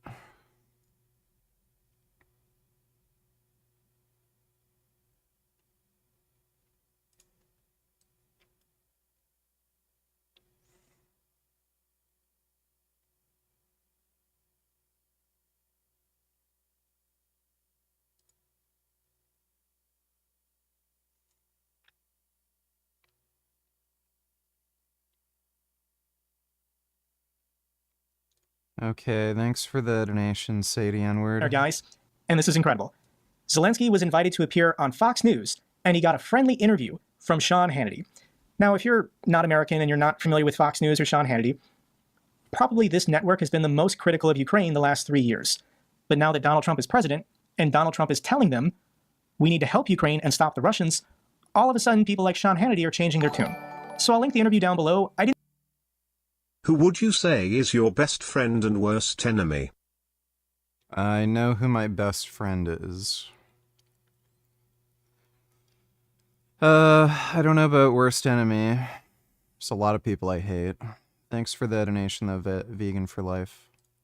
I didn't think it was a good interview for Zelensky because visually it didn't look good. Like, the room is dark, Zelensky looked tired, and there's an English voice dub over. I would rather Zelensky just do his best to speak in English, but I understand why he's using a translator. I just don't think with the American public, the average Fox News viewer can be as sympathetic while listening to a translation. But these are actual quotes from Sean Hannity on Fox News while interviewing President Zelensky. He said, Russia's unprovoked war of aggression in Ukraine. So we're not talking about NATO enlargement anymore being the cause of this war. I am no fan of Vladimir Putin. I think he is evil, and I would like Ukraine to remain a country. Let me play for you about a minute of Sean Hannity. Russia's unprovoked war of aggression in Ukraine continues to rage. Many are dying, infrastructure dying, but with President Trump now in office, all parties now seem to agree it is time for the violence to end. My fear for Ukraine, for your country, and you have fought valiantly, and I'm no fan of Vladimir Putin. I think he's evil, a murderer. I think all of this was unnecessary. All of it could have been negotiated from the beginning, but we are where we are, and I would like Ukraine to remain a country and not have all of its infrastructure destroyed in all of this. The president did say about Vladimir Putin, he said the following, that their economy is failing. He said, settle this, stop this ridiculous war. war. It's only going to get worse. If we don't make a deal in soon, I'll have no other choice but to put high levels of tariffs, taxes, and sanctions on anything being sold by Russia to the U.S. and other participating countries. Let's get this war, which never should have started, if I were president, over with, make a deal, no more lives should be lost. And I hope President Trump can assist with with Vladimir Putin. Not a fan of him. I think he never should have invaded Ukraine to begin with. I think your people have fought valiantly, but I am... You guys, Russia has officially lost Fox News. We still have to worry about OAN and Newsmax repeating Kremlin propaganda, but I think there's just too many connections between people in the Trump administration genuinely trying to help Ukraine and then the executives at Fox News. So we're now filtering out Russian disinformation from the largest conservative broadcasting network here in the United States. This is very good news for Ukraine. And I've been saying this for the last 2 months. MAGA is divided on Ukraine. This is an issue they can't agree on. I'd say about 50% of MAGA, they want to continue military aid to Ukraine.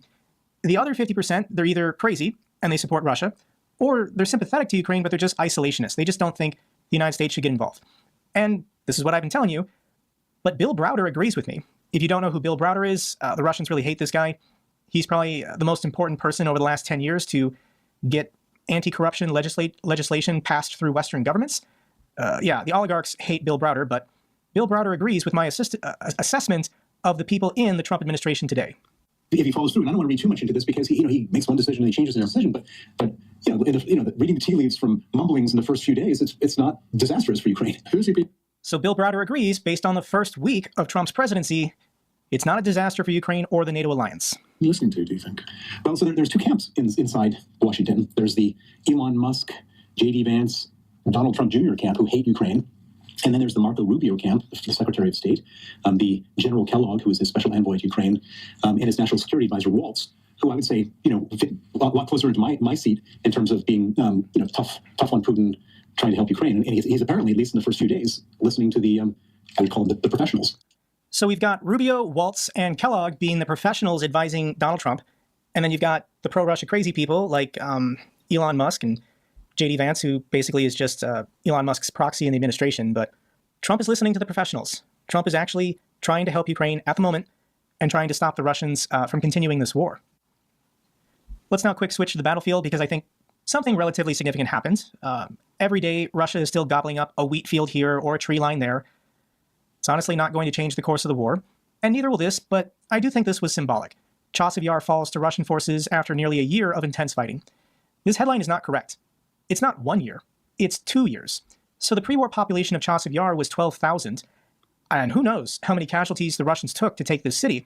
But if you remember, Bakhmut fell to Prigozhin and the Wagner mercenaries 2 years ago. So the regular Russian military, for 2 years, has been trying to go from Bakhmut to take Chasiv Yar. This was the next city on the road. And this is 10 kilometers. 10 kilometers. The Russian military with daily attacks, daily meat waves, continuous assaults and bombardments for 2 years. They finally took Chasiv Yar, a city with a pre-war population of 12,000 people. So here's Russia's mighty victory. This is what remains of the city of Chasiv Yar after 2 years of intense fighting and aerial bombardments. I don't understand how anyone who supports Russia can view this as a victory. All the casualties they took, all of the resources they wasted to take rubble, where there's nobody and nothing left. Russian army recruitment centers in Moscow see five-fold drop in applicants, according to Russian media. The daily number of volunteers signing up reached a high following Ukraine's Kursk offensive last summer, when Moscow started offering a one-time sign-up bonus of about $19,000. Since then, daily applicants number around 40, which is a five-fold decrease from 6 months ago. In August, we could barely cope. People came in mass, about 200 to 250 a day. The recruitments are drying up. Even though Putin is willing to offer an ungodly amount of money for the average Russian, $20,000 as a sign-up bonus, $2,000 a month, they're just not getting the recruits. Ordinary Russians are figuring it out, that there's no point to having $20,000 when you're going to be dead in 3 months. Dead men can't... Well, they're not even getting the money they're promised. Spend money. The Russians are slow, but they figure it out. Russia blocks a record 417,000 websites just in the year 2024. Censorship in Russia is going insane. They recently blocked YouTube. And I do believe, guys, that when the revolution in Russia comes, they're going to shut off the internet, and it's going to be really hard to get pictures and videos and information in and out, but it's inevitable. Every day, Russia just gets closer and closer to becoming a larger version of North Korea. Ukrainian lawmakers seek to temporarily replace USAID with European funding. So the concern through the State Department, there was a 90-day freeze put on this humanitarian aid from the United States to Ukraine. But I think this is going to get reversed in the next couple weeks. Let's get to the good news for Ukraine. Italian parliament extends military support through 2025. We now have confirmation what this plane was. Israel sends 90 Patriot missiles to Ukraine, possibly through a pilgrimage deal. And open source intelligence noticed this military plane flying from Israel to the Polish border. And people thought this might be captured Russian weapons from Hezbollah being given to the Ukrainians. But we now got confirmation that this was Patriot missiles. Because Israel has their own preferred air defense systems, they're currently retiring their Patriot systems, and some of these missiles and systems might make their way to Ukraine. So thank you so much to the people of Israel. Oh. Okay, for my last video, I have to issue a correction. Oh my goodness. Look at this. Is that a muskrat? I called this animal a beaver because I didn't know what it was. But you in the comments section, many people figured it out. And this animal apparently is a nutria. I've never heard of this animal before. But the Yeah, nutria. Yeah, I bet they're kind of like muskrats. Oh my goodness. Nutria is a herbivorous, semi-aquatic rodent indigenous to South America. That's what it looks like. Yeah, okay, it's not a beaver. Oh my god, he's so handsome. Look at him eating a snack. It's a nutria. Thank you. Final video I have for you is a typical day in the Russian military. This armored vehicle has become stuck, and this is how the Russians try to unstuck it.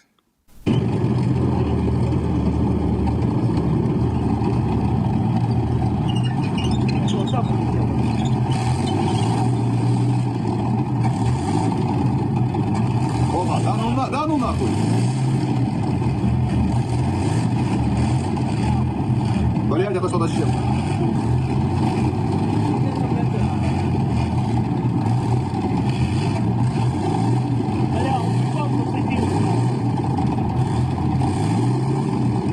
Стой!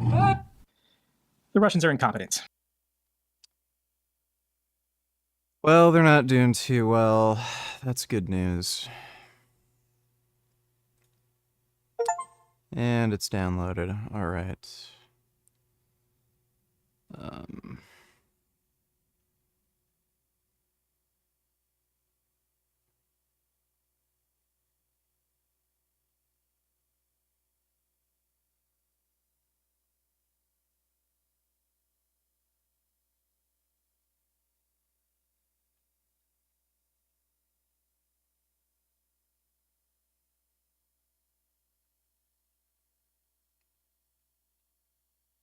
Oh, is it Marvel's Spider-Man 2?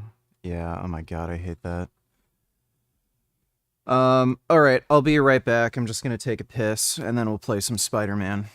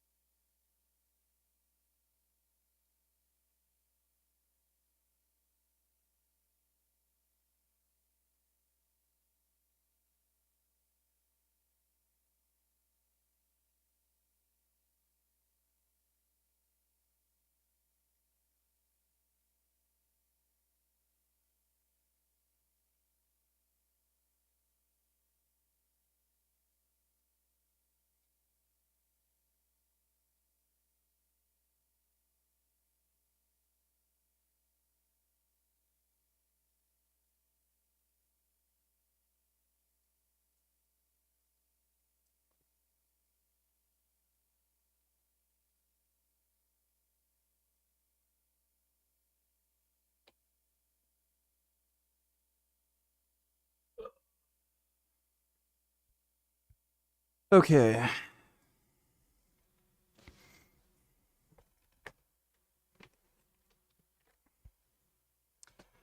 We'll see how this game runs. If it crashes, then, you know, fuck it. But some people are saying it's running fine.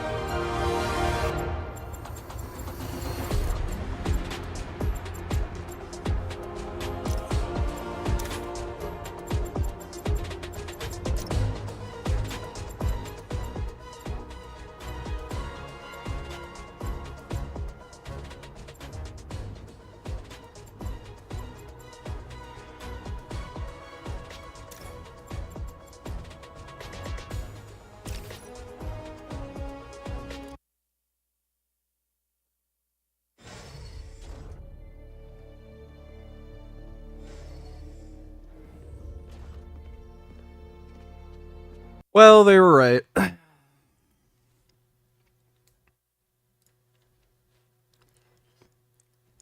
Well, that game is gonna need an update.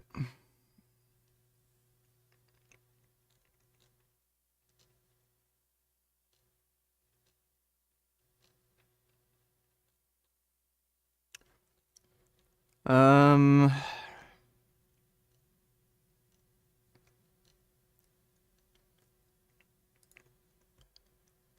Guess we might as well play Ninja Gaiden Black with the shitty-ass bosses.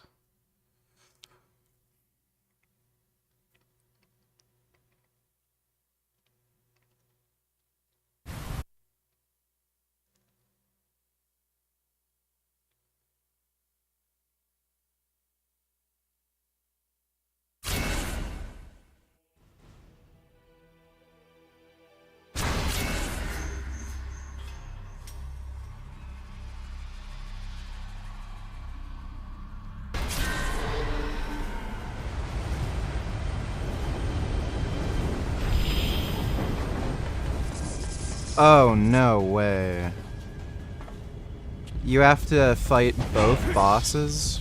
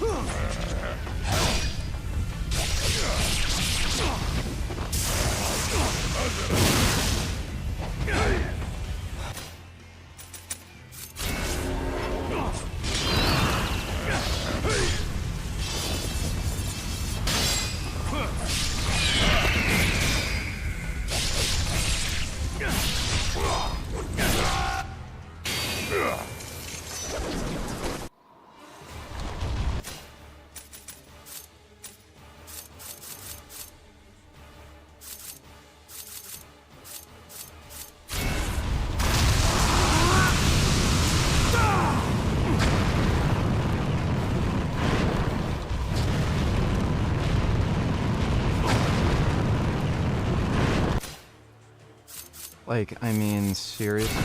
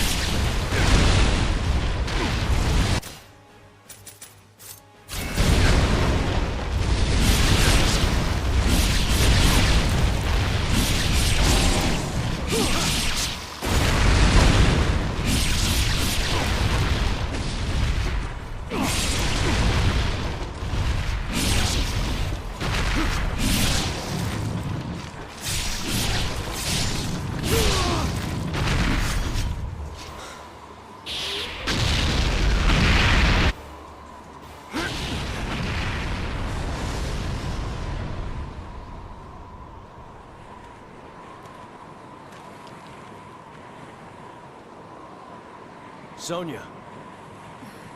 I'm okay.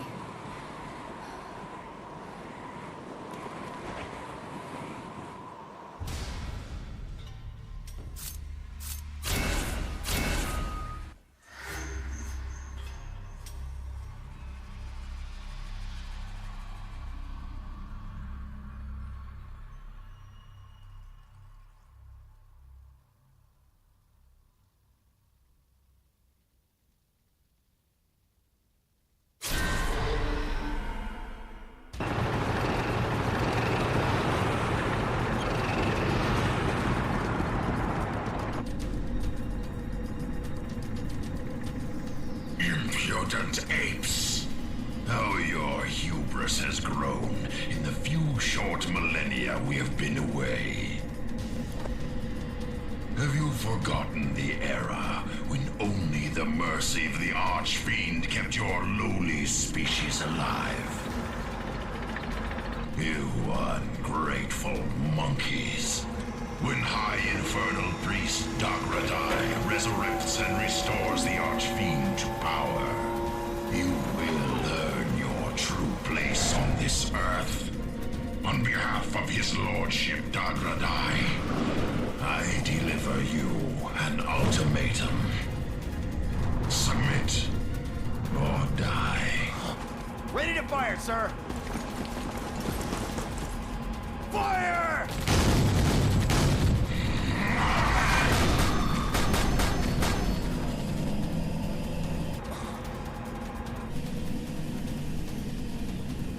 Repent! You are in the presence of a greater fiend! I am Sidonius, ruler of flame!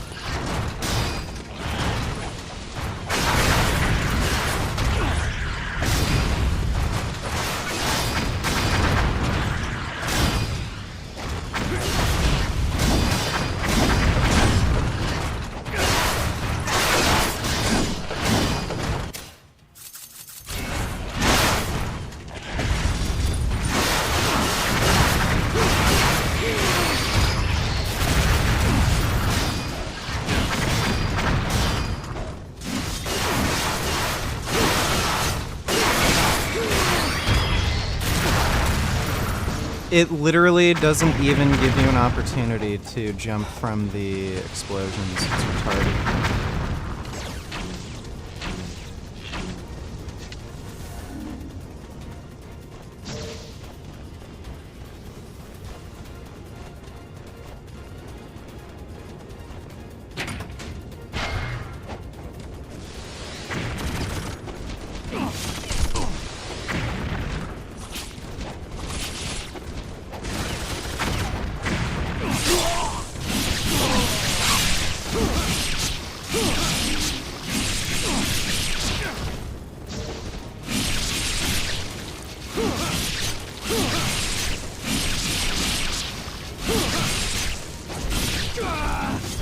Is there any reason this guy won't, like, fucking die already?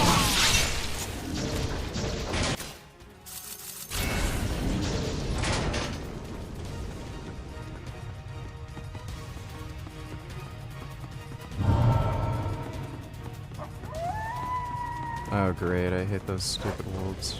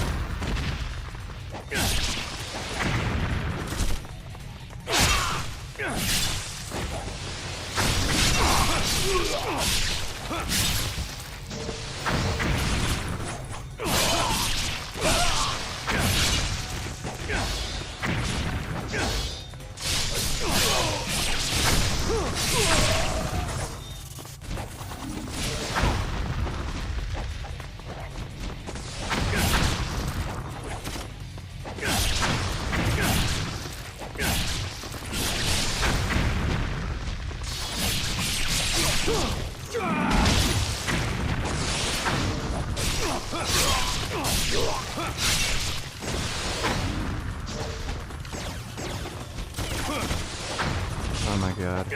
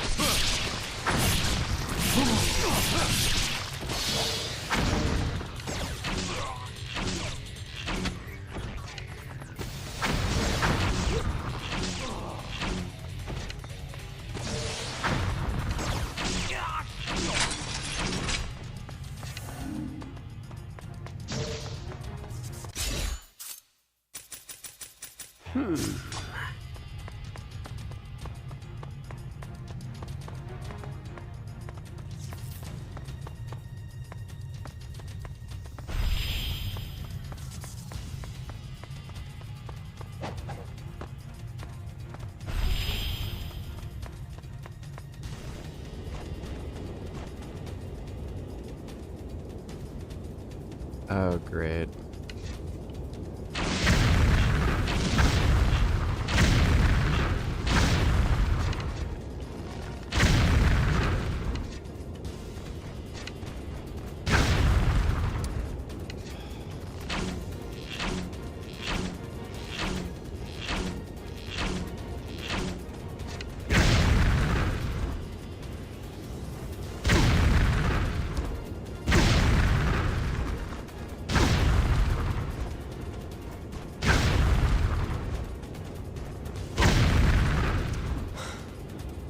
How is the bomb in the same spot?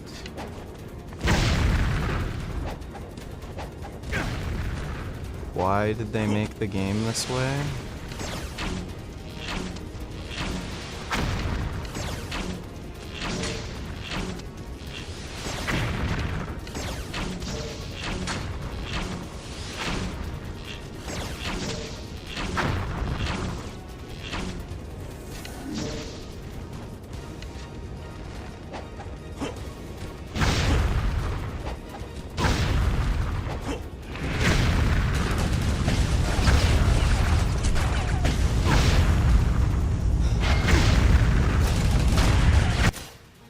I can't be fucked. Whatever. This game is stupid. This is just a stupid game. I honestly, genuinely cannot understand how people think Ninja Gaiden is a good series. The first game was not that good. After the first level, it just all went to shit. This one, the bosses are fucking terrible. And towards the end of the game, rather than just improving on the mechanics that are in the first level and just making the enemies more tough, oh, do stupid platforming. Oh, avoid mines that are on the ground. Oh, there's guys with rockets from the other end of the map. Like, yay. Yeah, in a fucking third-person action game that's a hack and slasher. Dodge mines on the ground somehow, even though they don't really give you any tools to do that effectively. Avoid a guy shooting at you from the other end of a hallway. It's just fucking stupid. We can try just starting up Spider-Man again, see if it crashes.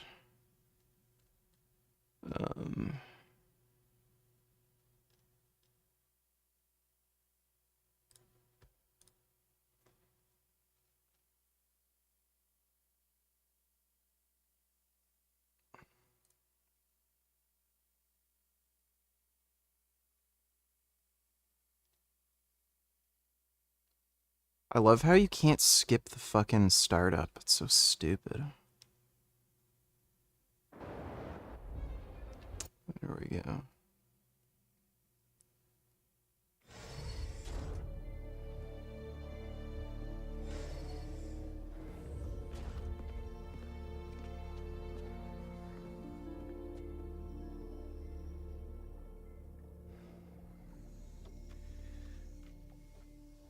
We're ready. Are you good? Promise me something. Anything. If this doesn't work,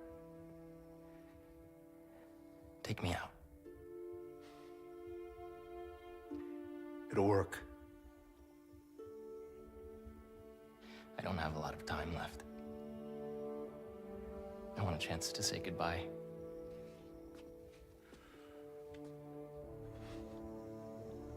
I'm not going to lose you.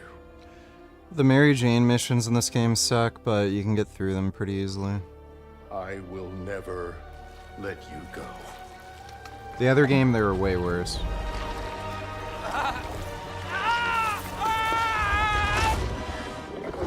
I love how when everybody told them the Mary Jane missions suck, they just double down and make more of them. And Mary Jane in this isn't even Mary Jane. She's just some dumb redheaded bitch. Like, she's not even cool like in the comics. She's just some lame bitch redhead that, you know.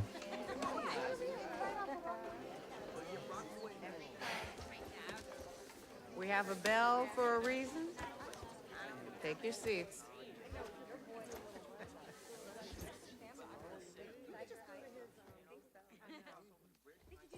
I'm here! Good morning, class. We have a new teacher joining us today. Hi. My name's Pete. Mr. Parker. And we are all very lucky today, because this is physics class, and physics is awesome.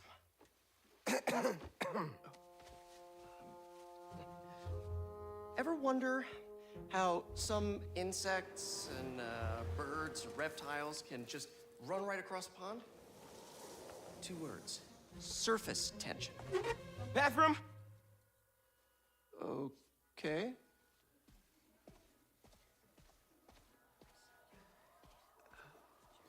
Now, surface tension is all about cohesion. Okay?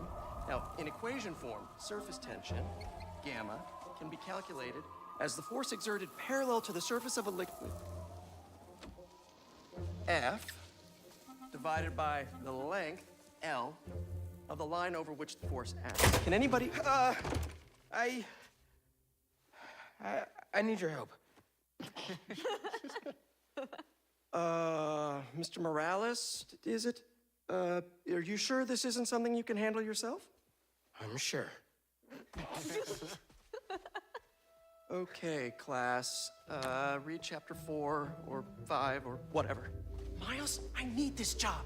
If the principal comes back and sees I'm gone, I'm gonna get fired. I know, but you gotta see this.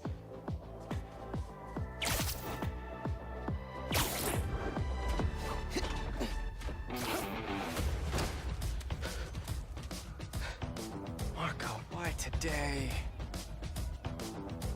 I'm so getting fired.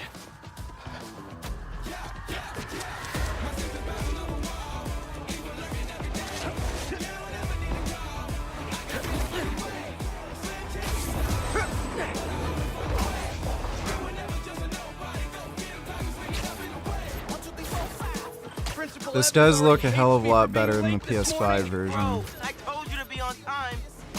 It's fine. We'll be back before we know it. Good, because I have my college application review with the school counselor. Oh, you finished your essay? Haven't started. Oh, well, let's get to the city and take care of Marco quick then. Let me see what the DLS settings are.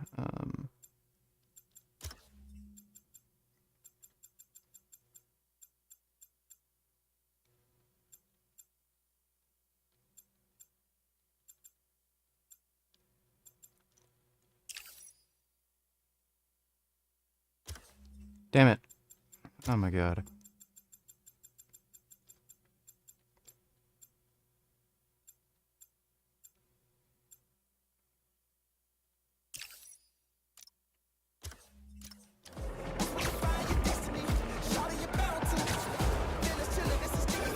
Hey, MJ! Hey guys, you might want to get downtown fast. Swing it through Brooklyn. Jameson have you on the ground for the bugle? Still can't believe old Triple J is your new boss. Really loving the new regime. You'll whip him into shape in no time. So, what's up with Marco? It's been years since our last showdown. According to witnesses, he was running down Broadway yelling nonsense. They say he seemed angry and paranoid, delusional. He just exploded. Man, hopefully we can calm him down. I've seen people lose control like this. Be careful. Good thing there are 2 Spider-Men now. Good luck. Thanks, MJ. Might need the new tech we've been cooking up too. No way. They're untested. Merely prototypes. But you brought them, right? No comment.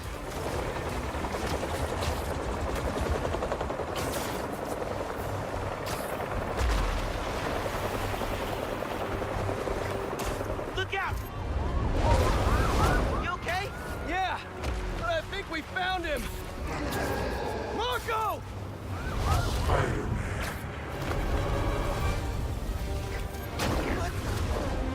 That's Sandman? MJ wasn't kidding. We gotta help him before he hurts someone. Or himself. Maybe he's hungry. Should toss the big guy a snack. What's the plan? Keep him busy. I got an idea. Oh, crap.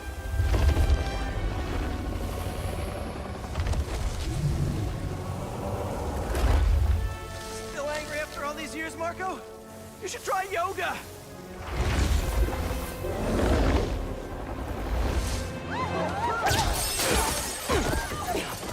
Must be more of a Pilates guy. That was your idea? Never said it was a good one. It was supposed to be a normal day. Teach physics, have awkward conversations in the teacher's lounge. Use the stairs, everyone!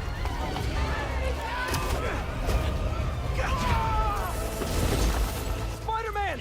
Think you can sign for this delivery? It's coming in hot! I'm there! I got him!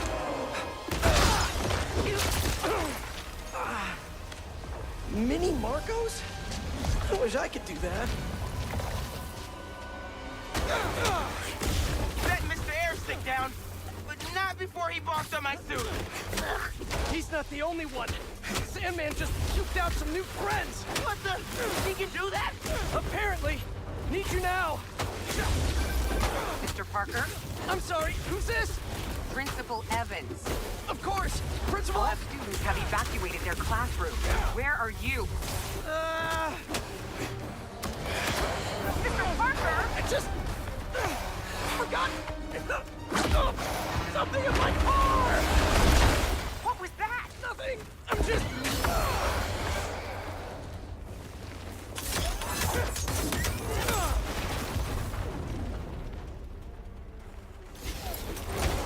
It worked.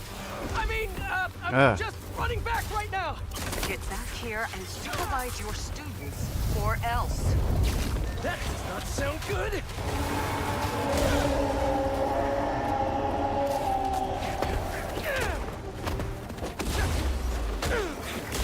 I'm almost there. How you holding up? Miles? Principal Evans called. Man, am I getting expelled? Hey, you're just cutting class. I abandoned students during a citywide emergency. Yeah, you're screwed.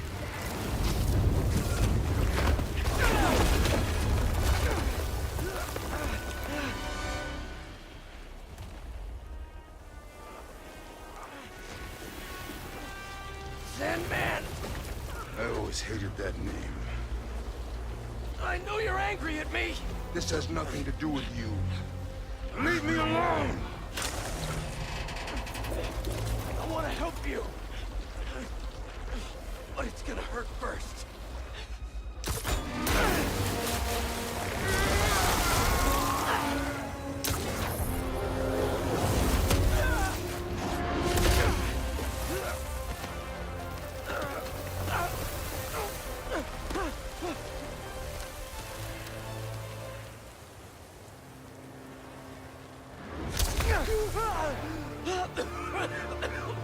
Guess he wasn't happy to reconnect. Yeah, he's not really the nostalgic type. Let me go, or I'll kill you. He's not listening. We gotta turn it up a notch. How? He hates water. His shoulder's already wet. Bet he's not a big fan of electricity then either. Read my mind.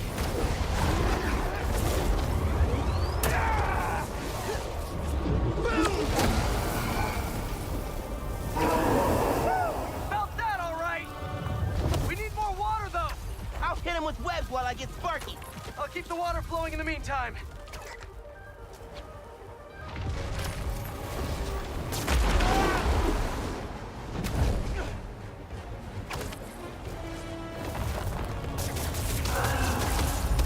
He's done. Take your shot. Cool if I borrow some sand. Somebody order some water. Bang! Fireman, watch out! No, no, no, no, no!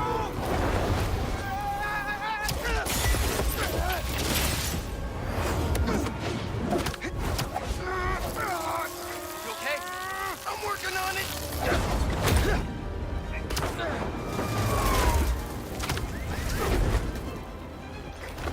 Thought I lost you there.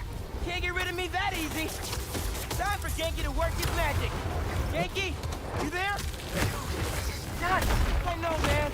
But listen, we need a big water source by Wall Street. Let me check the grid. Stay safe, dude. You too, Mr. Parker. Will do. Wait, what? He knows? Genki knows all. Plus, we were super weird in class earlier. I knew I never should have taught at a gifted school. Give him today's forecast, Fireman. 100% chance of rain. Got him right where we want him.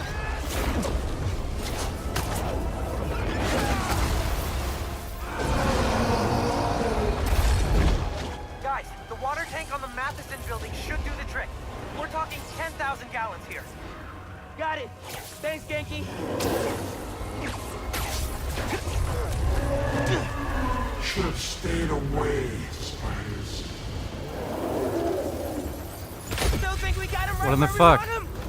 It said press circle to dodge. Spoken too soon. And he's definitely getting bigger.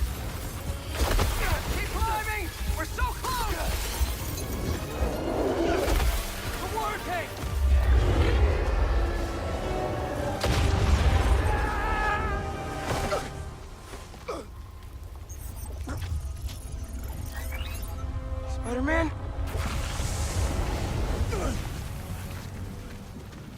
I just wanted to live normal, like everyone else. This isn't the way, Marco. For a guy like me, there is no other way.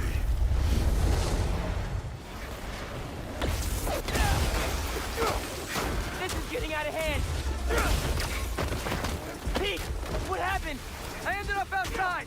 Just keep going up and I'll meet you at the roof. That water tank's our only shot.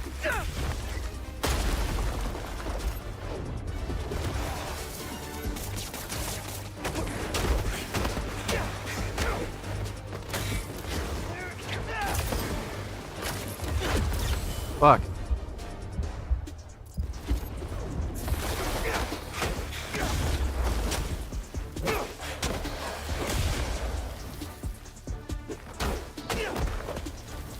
Where are you, Pete? Get back. Stay inside!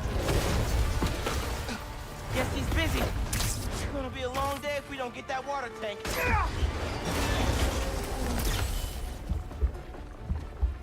Keep it moving, Miles.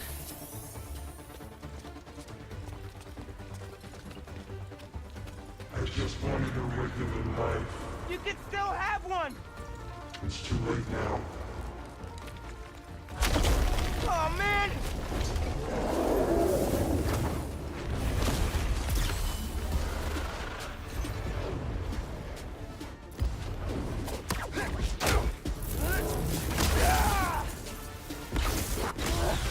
Why couldn't Marco just make sandcastles instead?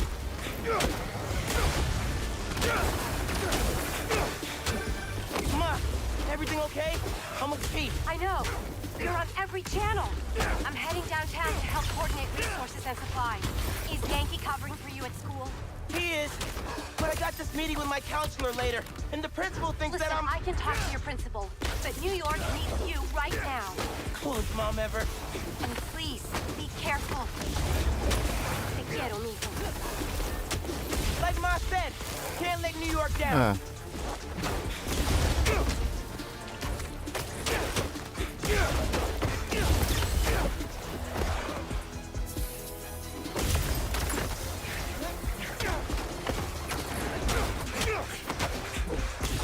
You're only making it worse for yourself, Marco! I don't care.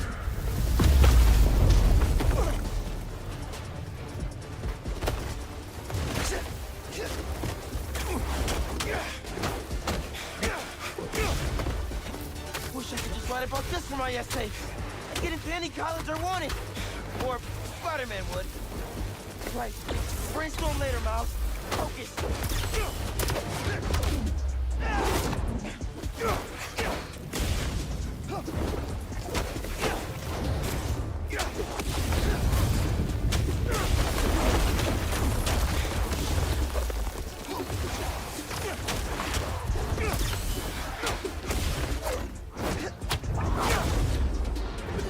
How's it going, Spider-Man? Almost there. The water tank's ours! Actually, it's his now. Hey, sorry, what'd I miss? He's trying to eat me! Let's give him a drink instead!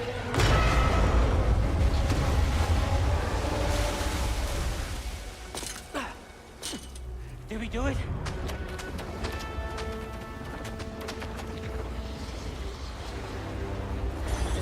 Nope.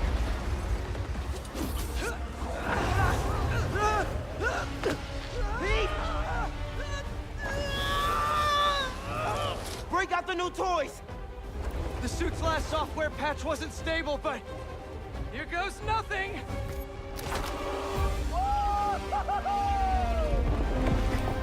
The web wings? They're flying! But we're not out of this yet. Marco's at Pier 4 Beach. What happens if he gets all that sand? Think he just did.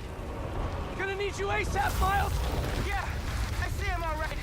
I'm right behind you. Miles? Miles!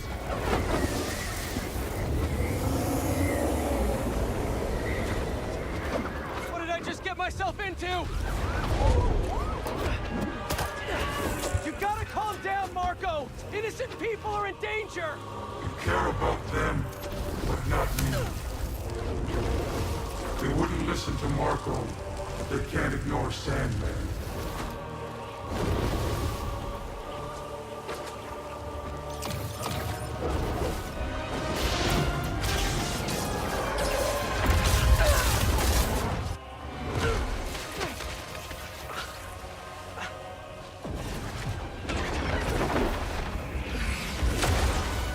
Miles! One and only.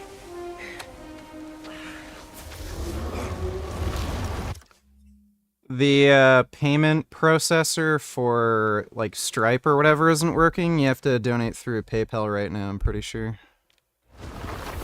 Any ideas? Yeah.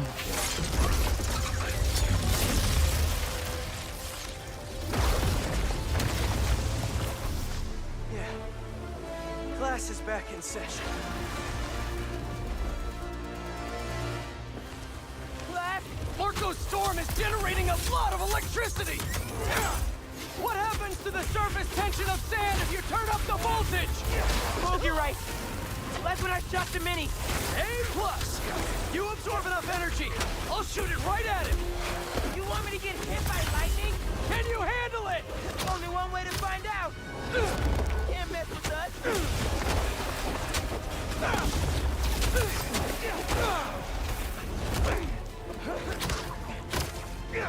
Bro, how exactly are you gonna redirect the lightning bolt?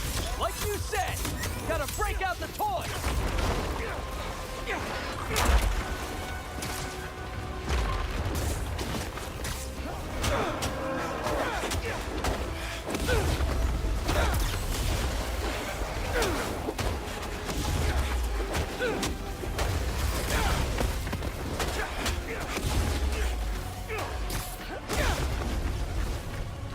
Now or never, Spider-Man. Time to move.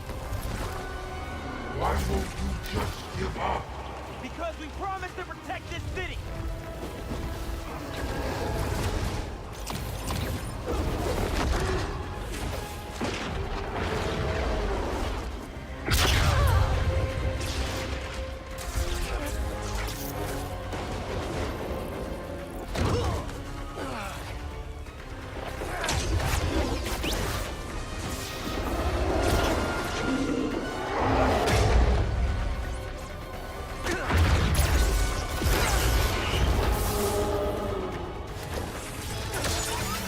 We good?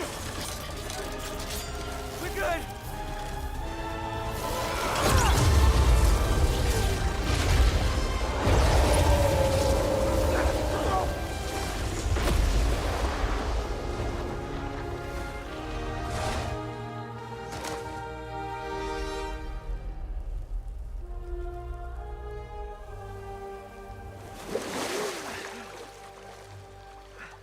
I have sand everywhere.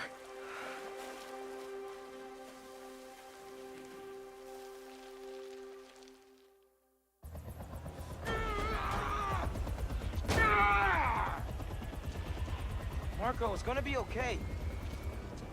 I haven't been okay for a long time. If you need help, all you have to do is ask.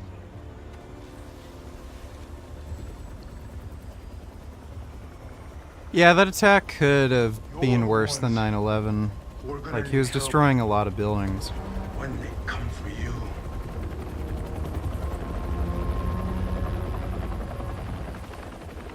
Come for us.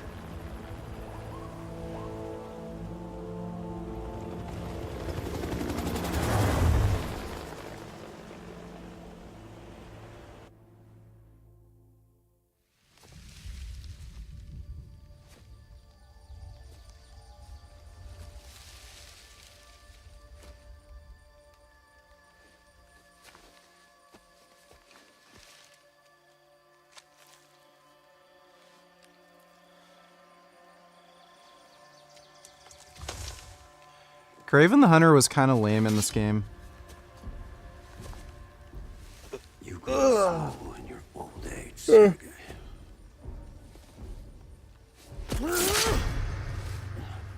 A fate you will not share.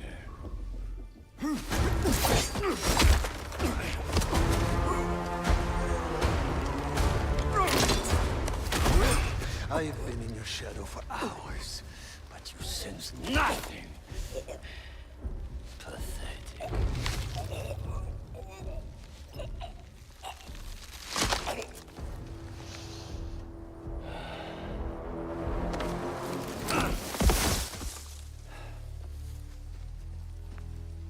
I asked for an equal. And this is what you found. Sir, perhaps... Riley donated $2. Did you see this? Let me see. India takes strong pro-Israel stance under Modi in a departure from the past. I'm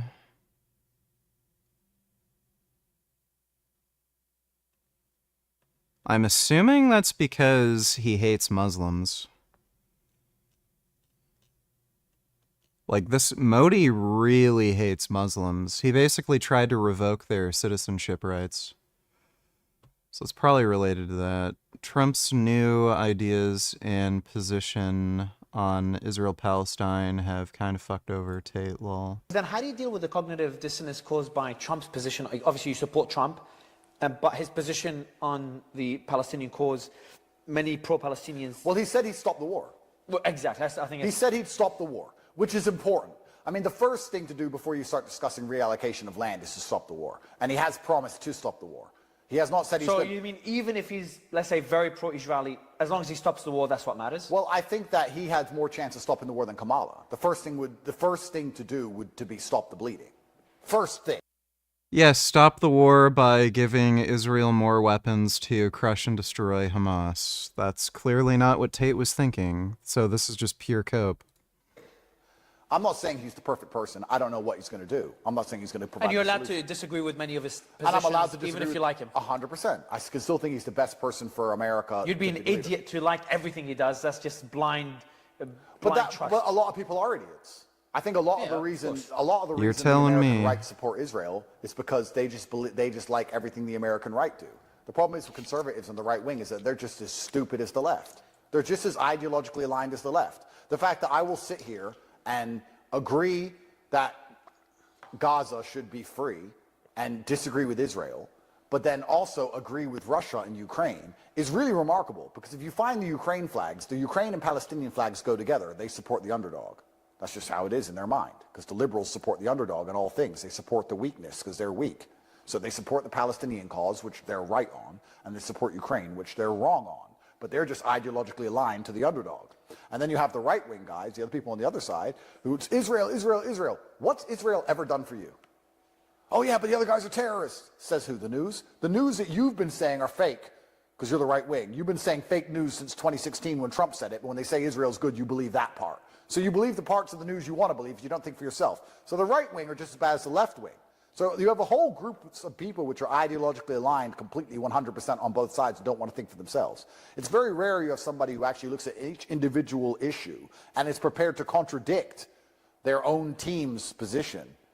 By the way, like, he's anti-vaccine, pro-Trump, thinks like Israel is like, you know, undermining the US government, and they have like secret agents that are pulling the strings. Like, his stupid, dumbass, brain-dead take on politics is the same as every other, like, stupid MAGA conservative, right? But he's a free thinker.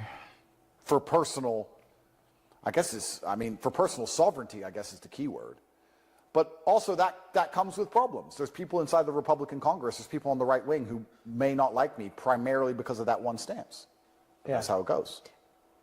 If you had to solve Trump said he'll solve the Ukraine war in 24 hours, whatever it is, let's say a few days or weeks or months. If you were in that position, would you, first, who do you blame? Do you blame Putin? Do you blame NATO? Do you blame both? If I had to, there's no black and white in the world. There's varying shades of gray. There's no such thing as a good guy and a bad guy. However, I completely understand Putin's position. Putin is not psycho. He's not crazy. He is a psychopath. I think he's been very patient for a very long time. I think that we poked the bear 500 times before he bit. Russia's military is a joke. It's not a bear. So to complain how hard he bites is kind of stupid, considering... Alright, well, Tate's a retard. Thanks for the donation, Riley. A new hunting ground.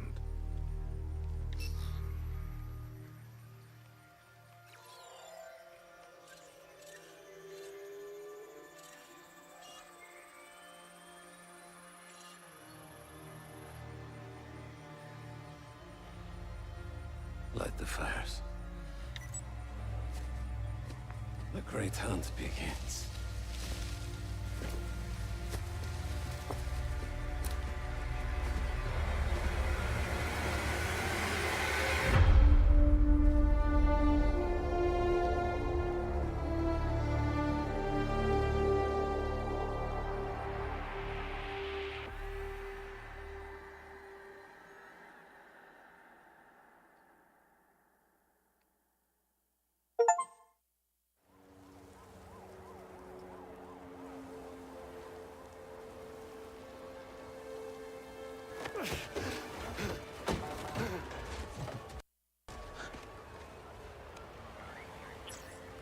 Well, there we go. It's busted. Well, this game definitely has stability issues.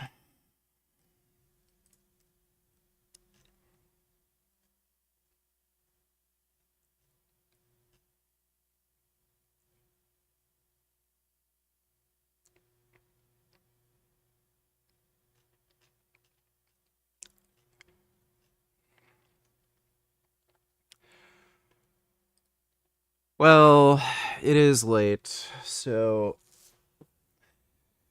I think I'll just end things here, but hope you all had fun. Big thanks to everybody who donated in Streamlabs, really appreciate it.